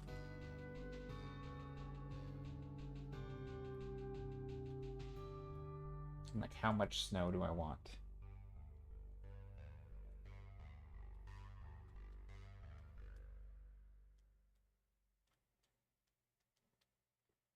Ooh, speaking of snow, I wanted your opinion on something I finished last night. Ooh, I'm happy to take a look. Don't know if I'll have too much of an opinion, but I'll try to give something.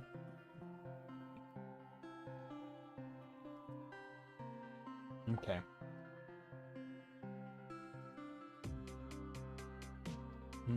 Now let's play around with shape a bit more. Because I do like this stuff that I've done so far. But I think some of these shapes... Also, where I colored, there's some, like, I got a little sloppy with my overlay, because I used overlay to color this. And so you can actually see where I colored outside the lines, which isn't a huge deal. Coloring outside the lines can look nice. But it can also be a little bit sloppy. Okay, I think this is good. I mean, again, it's not finished, but the reindeer needs some help. He's looking a little worse for wear.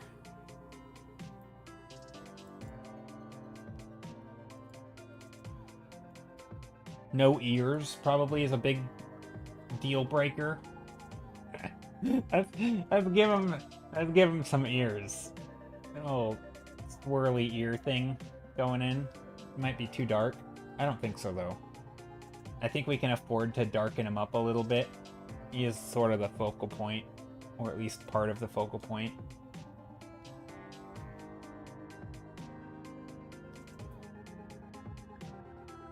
I kind of don't like the shape of him. He's a little bit wonky.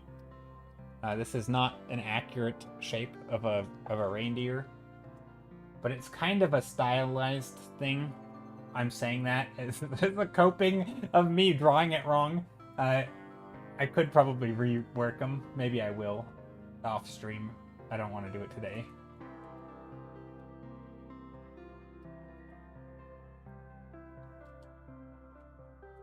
There's no neck. Hold on. Okay, I've got an issue. Let me save this real quick.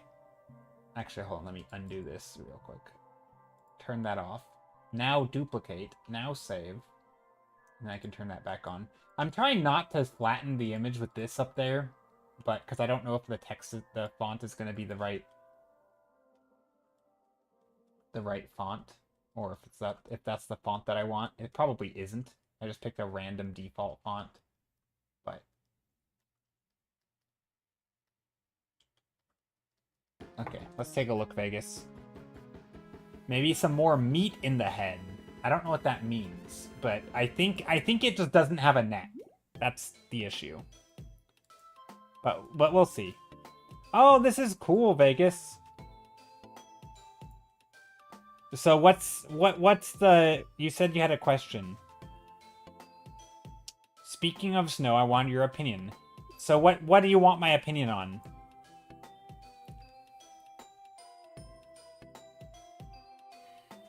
I see it. I like it. It does look wintry. I see the snow on the cars outside. She's wearing a winter coat.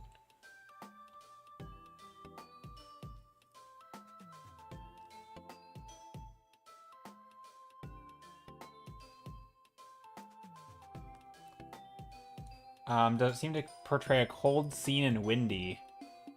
I don't... Gosh, windy's tough because I don't... Like, I see the swirls, and I'm not sure if I immediately knew what the swirls were.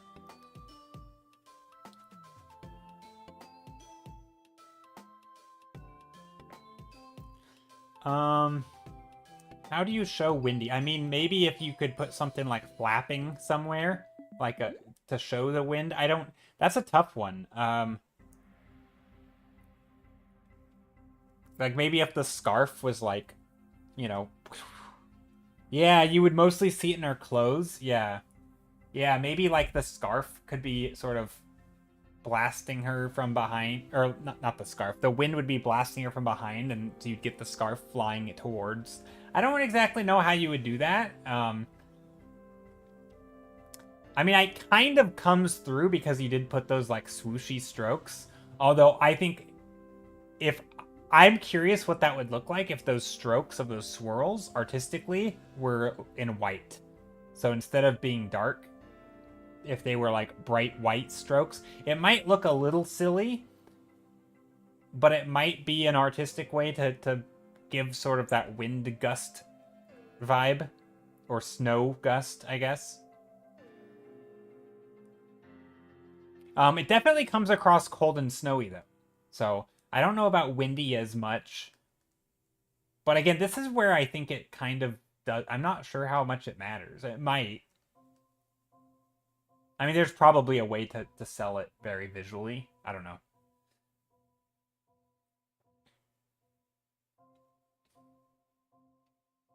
But yeah, no, I like it. I think it's good. I definitely sells cold. Coming in from the cold, stomping your feet a little bit, getting the snow off your boots. Um,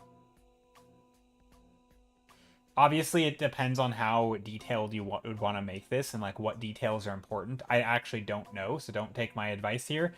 This isn't advice, but I'm just thinking out loud here. One of the things I know that like any sort of indoor environment, like storefront where they have like those mats that you walk in on, one of the most um one of the most like things that I notice most about wintry scenes is how wet and soggy everything gets right when you walk in to like some sort of place of business. You get those mats that they put out where you stomp your feet or whatever, and everything is just totally soggy, wet, just it's just a mess. And so you always have this like it's never like a nice pristine rug. It's just always like gross. I don't know. It so having it like drenched and soaked might be another way to show how cold it is and like how it's clearly people have water on their feet or snow on their boots or whatever. But that's different. I probably don't need to show that. Probably not relevant to your image, but it is something that I always think about. So I might be inclined to play around with something like that.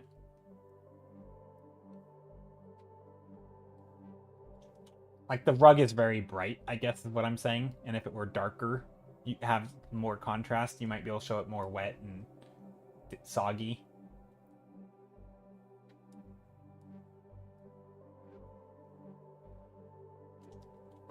I don't think I want this stuff up here.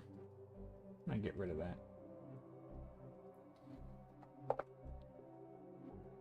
But yeah, it's funny. Those types of details are so interesting to me because they're those details where like if you show all of them, it ends up being convoluted and might actually take away from the point of the image.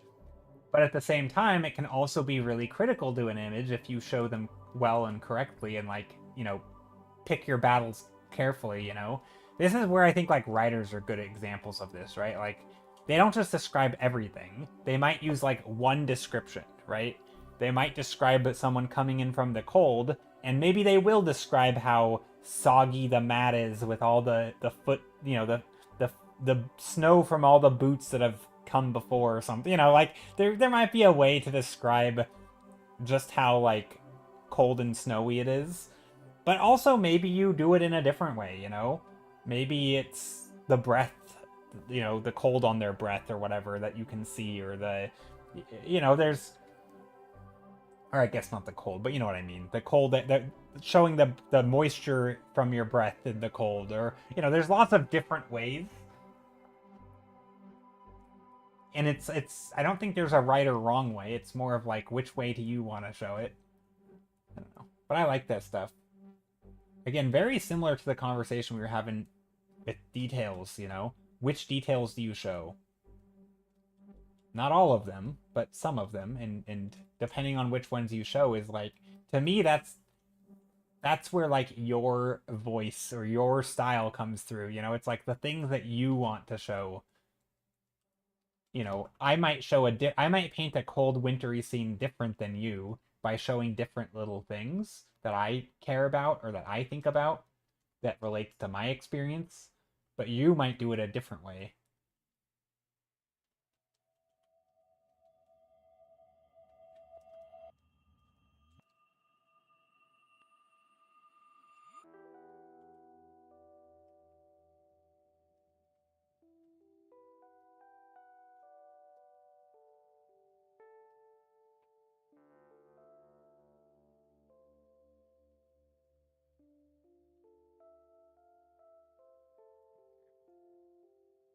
Do I like this? That's the question. But I do like what you're doing with it, Vegas. And then Vegas said, I feel like the wind is opposite. The wind is the opposite of hard as there's no real substance. But I think that one went over my head. I know it came a little later after I said something, so I think you were responding to something I said, but I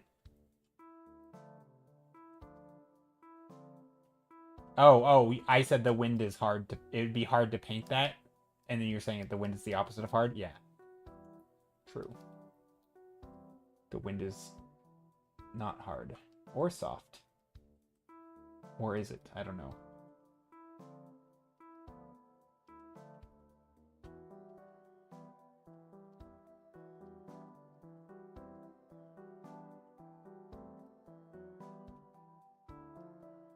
Yeah, do I want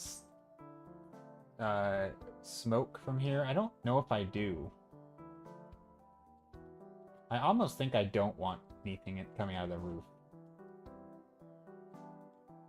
Insubstantial, I guess? Yeah, I don't know how you define wind as like a substance, hard or soft. It's not really either, right?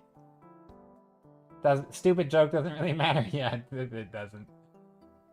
Fun to think about stuff like that, though.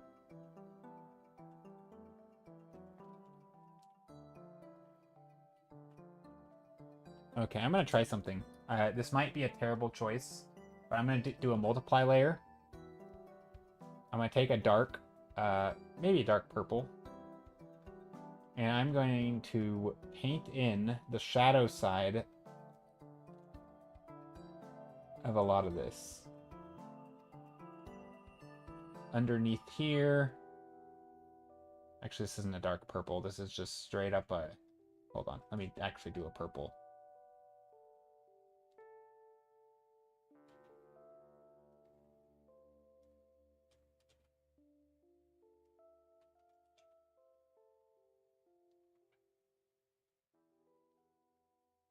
Kind of adding a vignette here. A little bit of a darker in the darker in the foreground.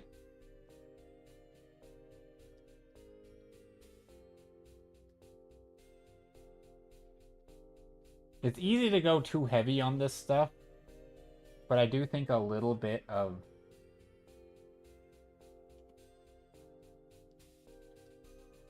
darkness can be nice here.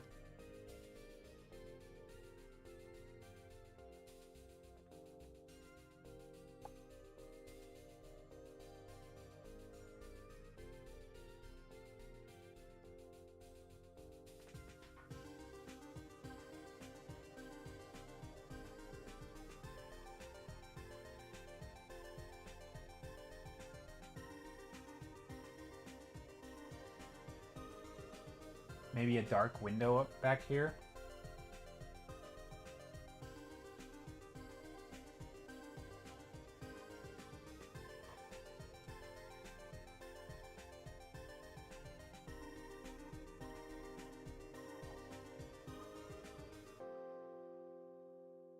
Maybe the awning over here.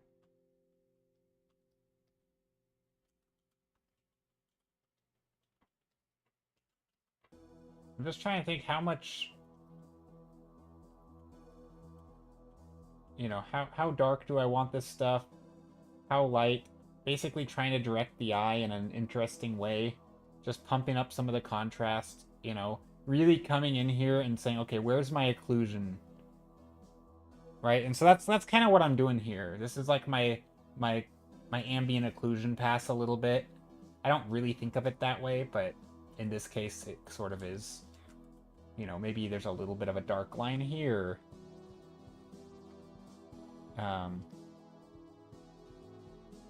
Could also probably do a little bit under here.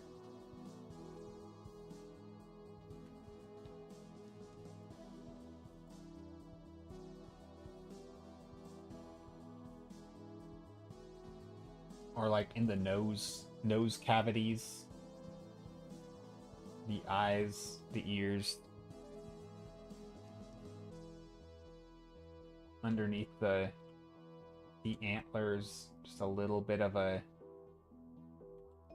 dark edge just to kind of add some form. Again, this is kind of the focal point, so adding a little bit of form to this animal. You know, here's the feet. The back of the feet are going to have a little bit of roundness, a little bit of darkness. Hello, Escoria, how's it going? You know, some of this stuff, I don't know if I actually want to put dark lines here. This isn't really occlusion, but it's... No, I don't. I actually like this kind of glowing. Although this one doesn't have any light on it, actually. The other ones all have lights.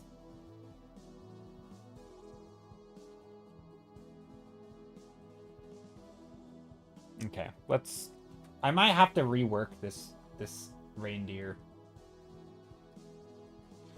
But yeah, he has... Oh, I remember what I was saying. I was gonna duplicate this whole thing, and then I was going to... Because I said he doesn't have a neck. And so what I was gonna do was move his head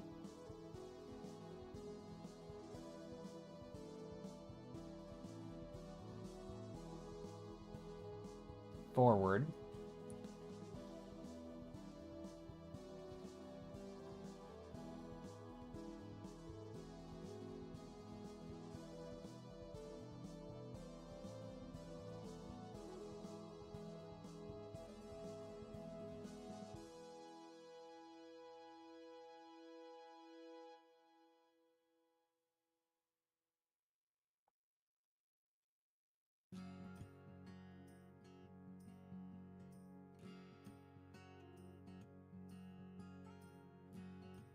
Something like that, maybe?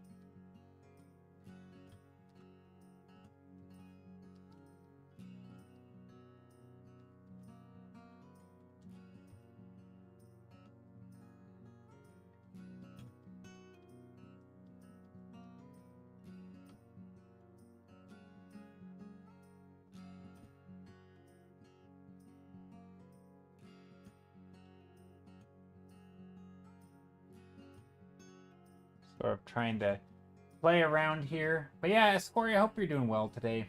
Hope everyone's doing well on this nice Saturday chill painting stream.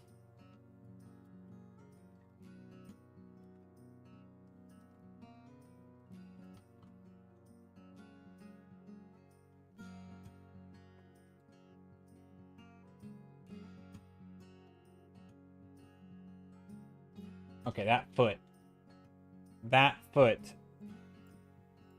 isn't good.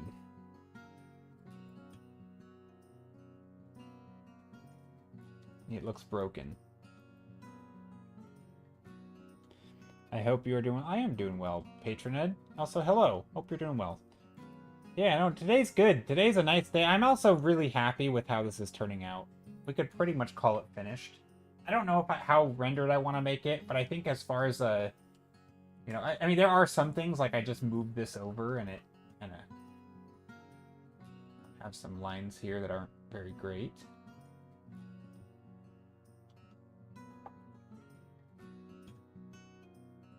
I like it. Yeah, I like it too. Okay, we can probably add some of these lights down here.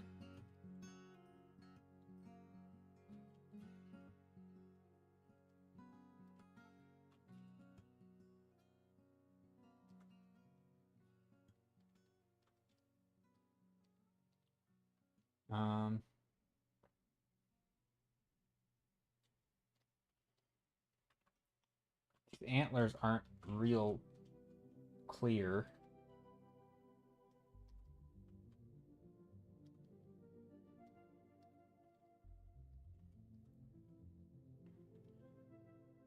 I mean, I might do a slight blur to some of it. I know we were talking about that earlier.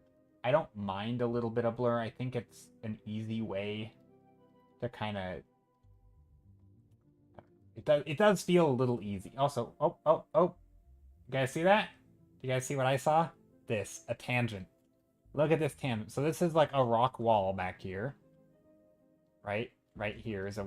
Here, let's remove the text. Right? But it's perfectly aligned with this. Right? It's right aligned with the edge. That I don't like. I think this needs to either go somewhere in the middle, like that, right? Or be on this side of it.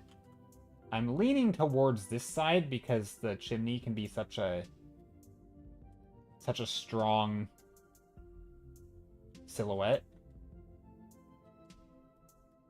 And I think having a strong silhouette is nice in the form of this building.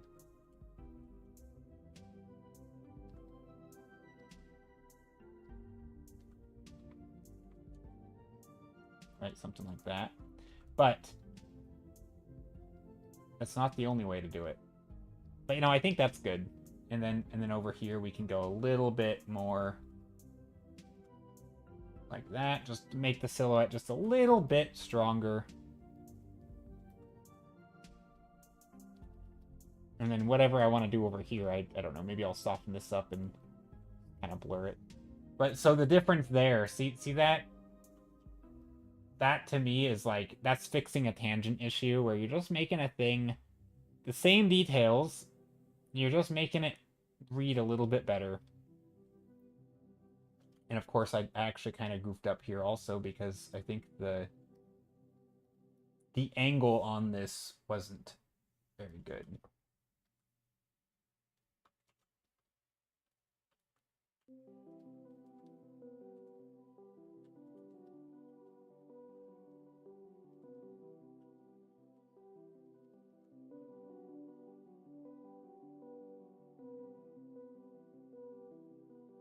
Actually, it could probably go even more over to this side because it needs to go over, you know, if there's an imaginary triangle on the other side of the roof here, right? It needs to be on this side, right? Because we want it to be like over the triangle.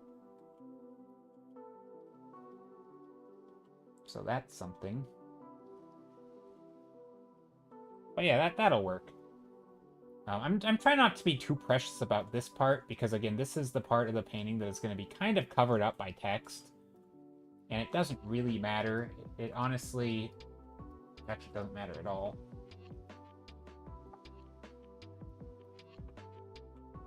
I might do some photo bashing in this.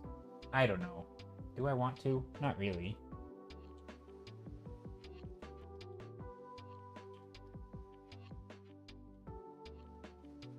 I almost never photo bash. It would be kind of fun. I probably don't need to here because I'm hand painting most of the textures. And I think I'm doing it successfully.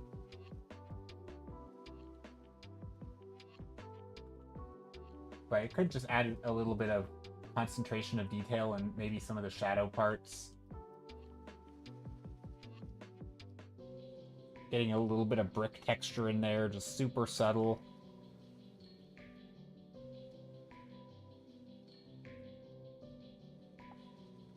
Make it not look like an abandoned house, which it kind of looks like right now. A weird abandoned house vibes.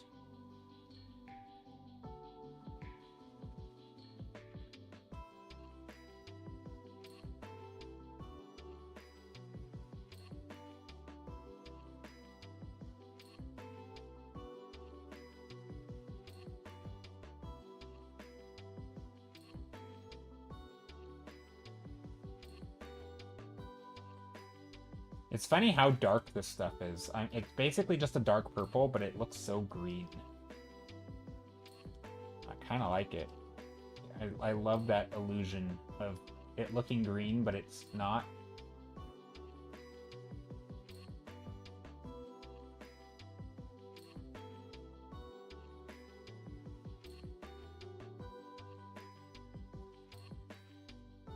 But yeah, it's not bad.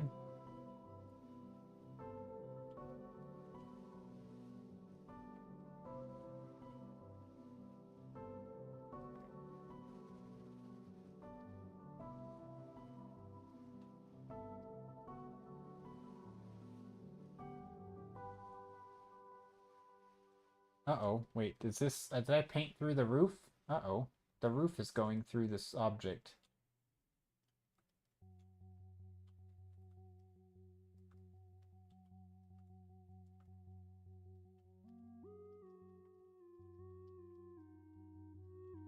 Okay, now, do we want to put lights around this? Just make sure it's not on fire, yeah. Wait, what did I say? Lights. I don't know what I said that made you say that. I know you're making a joke, but I'm not sure. I can't remember what I said. Okay, do I want to put lights on this? Not really. Oh, did I said light it up? Is that what I said? The roof? Oh, the roof's on fire. Yeah, yeah, yeah.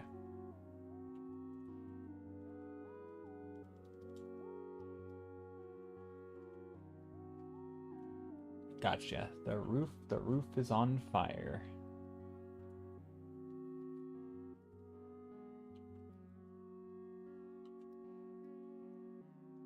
I should probably make this the reindeer with the antlers a little bit more clear, because it is kind of the again, it's kind of the main part, and it's kind of the part that I spent the least amount of time on. Do you guys have that problem too, or is that just me? You neglect the focal point of your painting. Maybe it's because I paint environments, and oftentimes the focal point is the one non-environmental factor. Like everything is environment except the animal, and so I just kind of avoid it. Or if there's like one human in my painting, I avoid the human. It's just such a common thing for me to do. I hate it because it's like it's not a good process. It's one of those practices where I know it's counter to sort of best practices, in my opinion. I think in environments the focal point can be it can be a little bit nebulous, but generally there's still like a, you know, if you have one character, generally there's an, you know, some emphasis on like you're gonna look there because that's kind of the point of adding the character, right? Is like it's creating a secondary focal point. It's not always. Sometimes it's, you know, the castle in the distance and you have a character for like scale to adventure towards it, right? So sometimes it's less of like a primary focal point, but more of like a secondary focal point, but also a story element, right? So you're using it for story to like show a traveler adventuring to a castle, but like the castle is still kind of obviously the point of the image.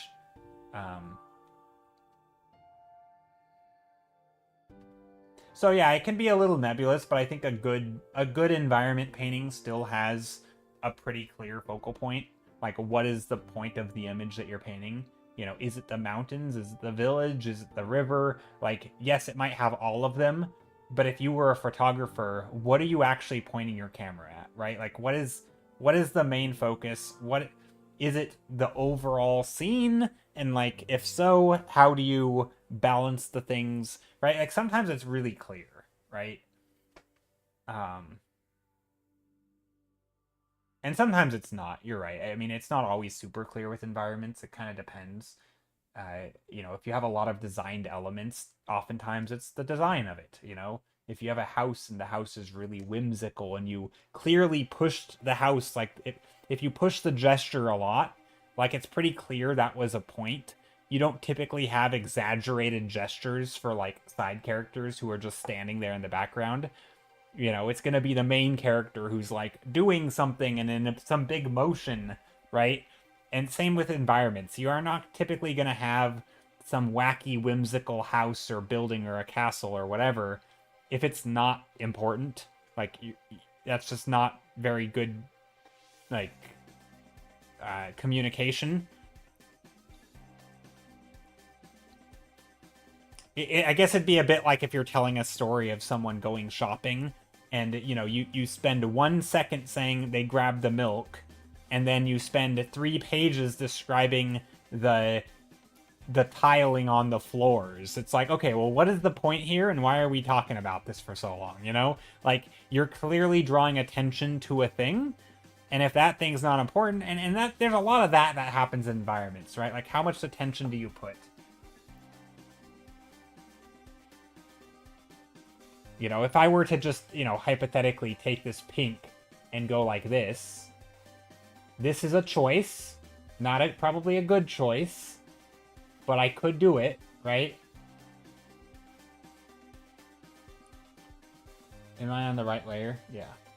Right? It could even look neat.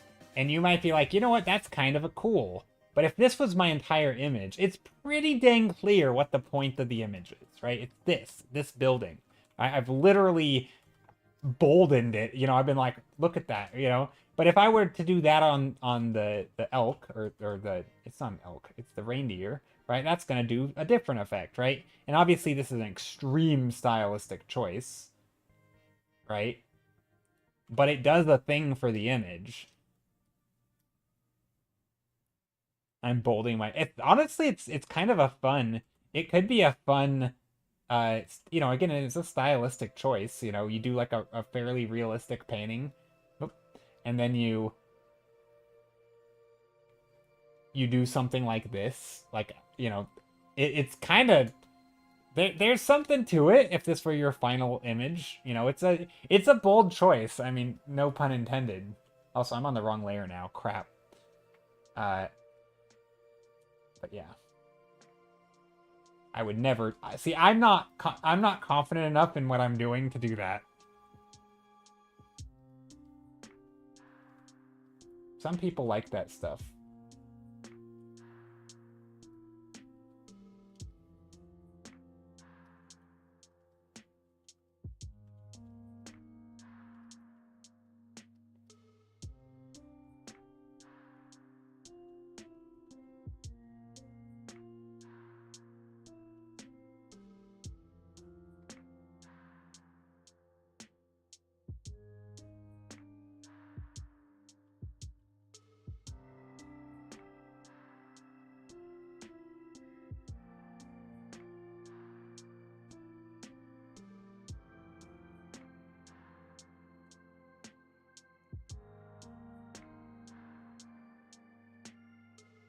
Yeah, I think this is a good spot to end.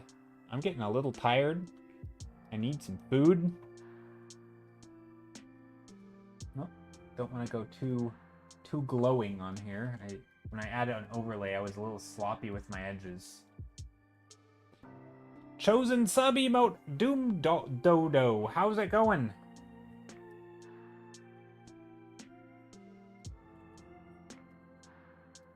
There we go, a little bit brighter on top to show the rounded form of the reindeer.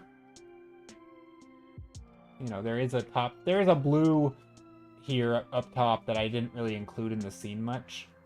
Maybe I can put a little bit of it down here in the shadows.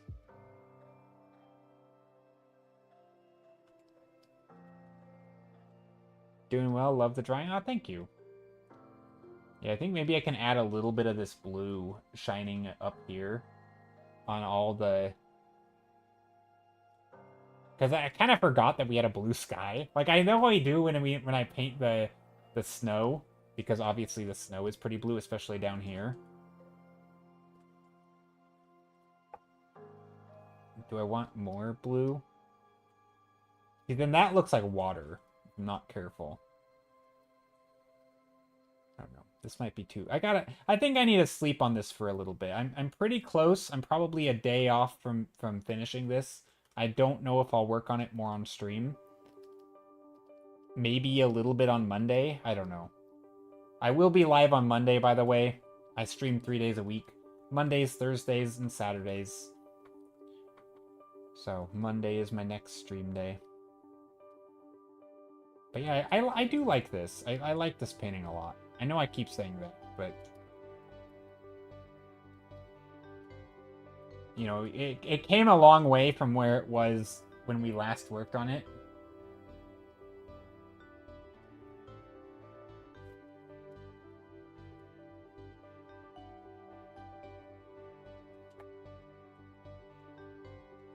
Actually, I wonder if I still have that saved. Let me save this. I want to show you guys how far we came.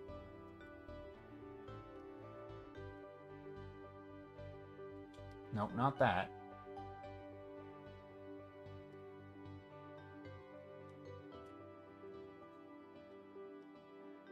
This. So this is where we ended last stream. So I wasn't sure, like I'm making this up as I'm going. I didn't start with an idea at the start of last stream. But this is where we ended. And I knew I wanted a reindeer. I knew I wanted a snowy scene. We didn't have any buildings. And off stream, I did add a little bit of building in here. This wasn't how far I went off stream, but we did add a little bit of building in there. And today we've basically gone from something that was less, actually a lot less refined than this, to this. So we did step it up a lot. Added lots of contrast. Obviously added the text. So yeah, no, we made good progress today. Let me see if I can't boot up the old one. This is where we started. And then I personally did, look at my awful file management, A, B. This is where I took it. So I took it from here to here off stream, and then I started today with this. So we went from that to this. So I think that's an improvement. Definitely more contrast. There are some things about this that I like. Did I lose the shape of the house? A little bit. The house feels less tall, even though it's not. It's just this part. Because there was a tree here. Whoops. There's a tree here, and I kind of removed it. And I kind of liked it like that. Here, let's get rid of that one. Move that one. So I can flip back and forth. See, I kind of liked that, where it was like a little shorter.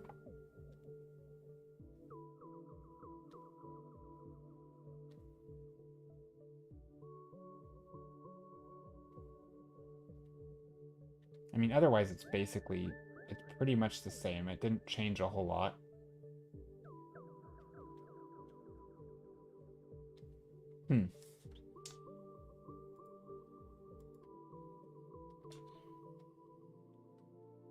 I think it is better now, but it's...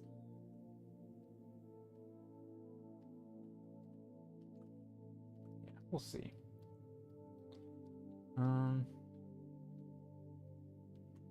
I am tempted to bring in some of that blue purple in here. Just to kind of like add some cool. Because right now it's very warm. We kind of have like warm on warm.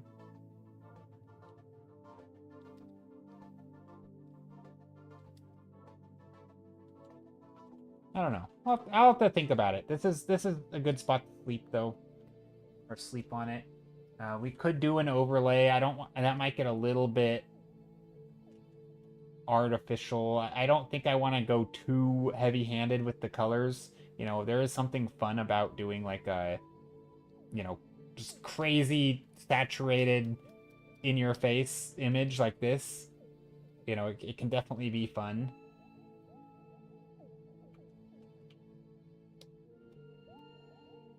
Pink glow dodge. Yeah, pink glow dodge, purple overlay, whatever it, you know, there are lots of options.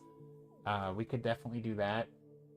You know, if we had a glow dodge, pink, you know, lots of choices. You know, that's kind of, I mean, I kind of did the pink glow dodge, right? That was kind of, you know, it's a little intense. I don't really want to do this, obviously. But, like, there is something nice about images that are just, like, over the top sometimes. But I'm not sure this is the image, you know? This makes it look like some sort of alien, like, crazy... Something's happening, you know? Something is happening in the scene.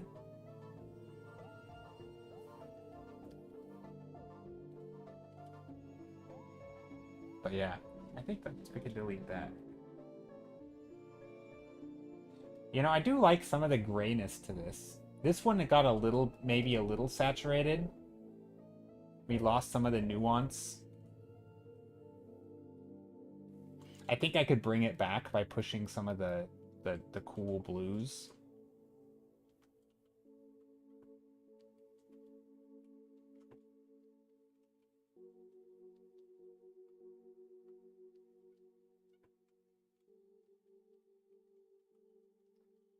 No, I'm not gonna bring in the snow.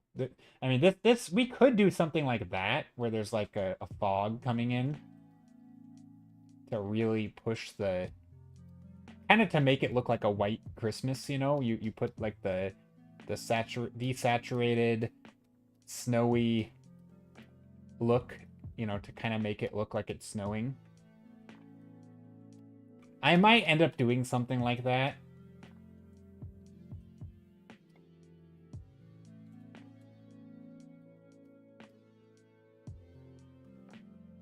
I mean, I kind of like it, you know, it's very atmospheric that way. It's not bad.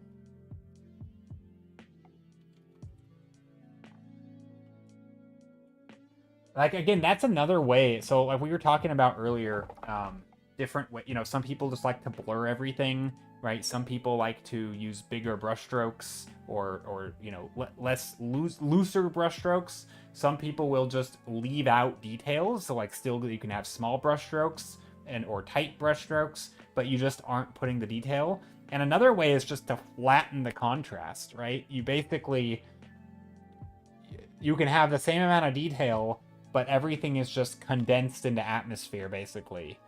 That's another way to do it, is just put fog everywhere. Also, maybe a little lazy, but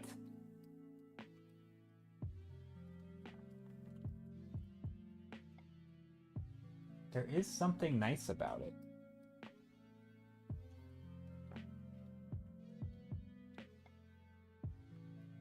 You know, it kind of creates that vignette a little bit of an artificial vignette. Kind of makes it look like it's snowing a little, even though I'm not putting actual snowflakes in here.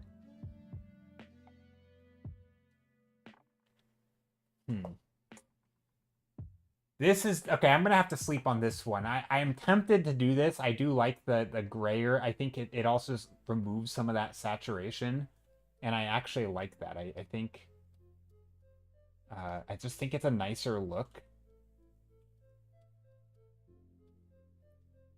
You know, it's really easy for me to, especially in like Halloween, Christmas, it's very easy to go overboard with saturation and, you know, glowing lights, the orange from the pumpkin, the green and the red Christmas lights, and you know, the bright reds and the bright greens around Christmas. There's so many bright, vibrant colors that just make it look obnoxious. I think it's tricky to do like a, you know, a nuanced color palette for those seasons. You know, I think Halloween's the worst for me, where like you want to do a nighttime scene.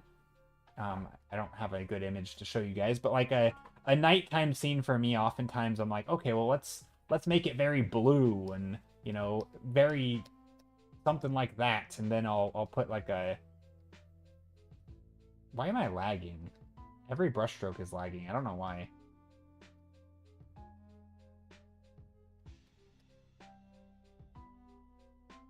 It shouldn't be. But anyway, so, you know, I'll do something like this with a nighttime scene where it's like just tons of dark silhouettes, but then you get this like bright blue over everything, and everything turns into this like this color palette for nighttime. And it becomes a lot. And then I'm like, oh well, let's add some orange for the lights, you know, and you put some lights in the castle or whatever is, you know, you have your building and there's orange lights in there. And it's like, it looks nice, or it can't, this doesn't, but it could look nice. But it's just a little over the top with saturation. And so yeah, I think this is good. You know what? I'm curious if Anthony Wheeler's on. I want to rate him again because we showed him what, because he kind of inspired me to redo part of this. But anyway, I just want to say thank you guys for being here. I'm wrapping up, and see you Monday. If you're watching this on YouTube, thanks for being here. Thanks for supporting me with the follow, and yeah, if you want to support me further, I also have a Patreon, patreon.com/jstiller30. Okay,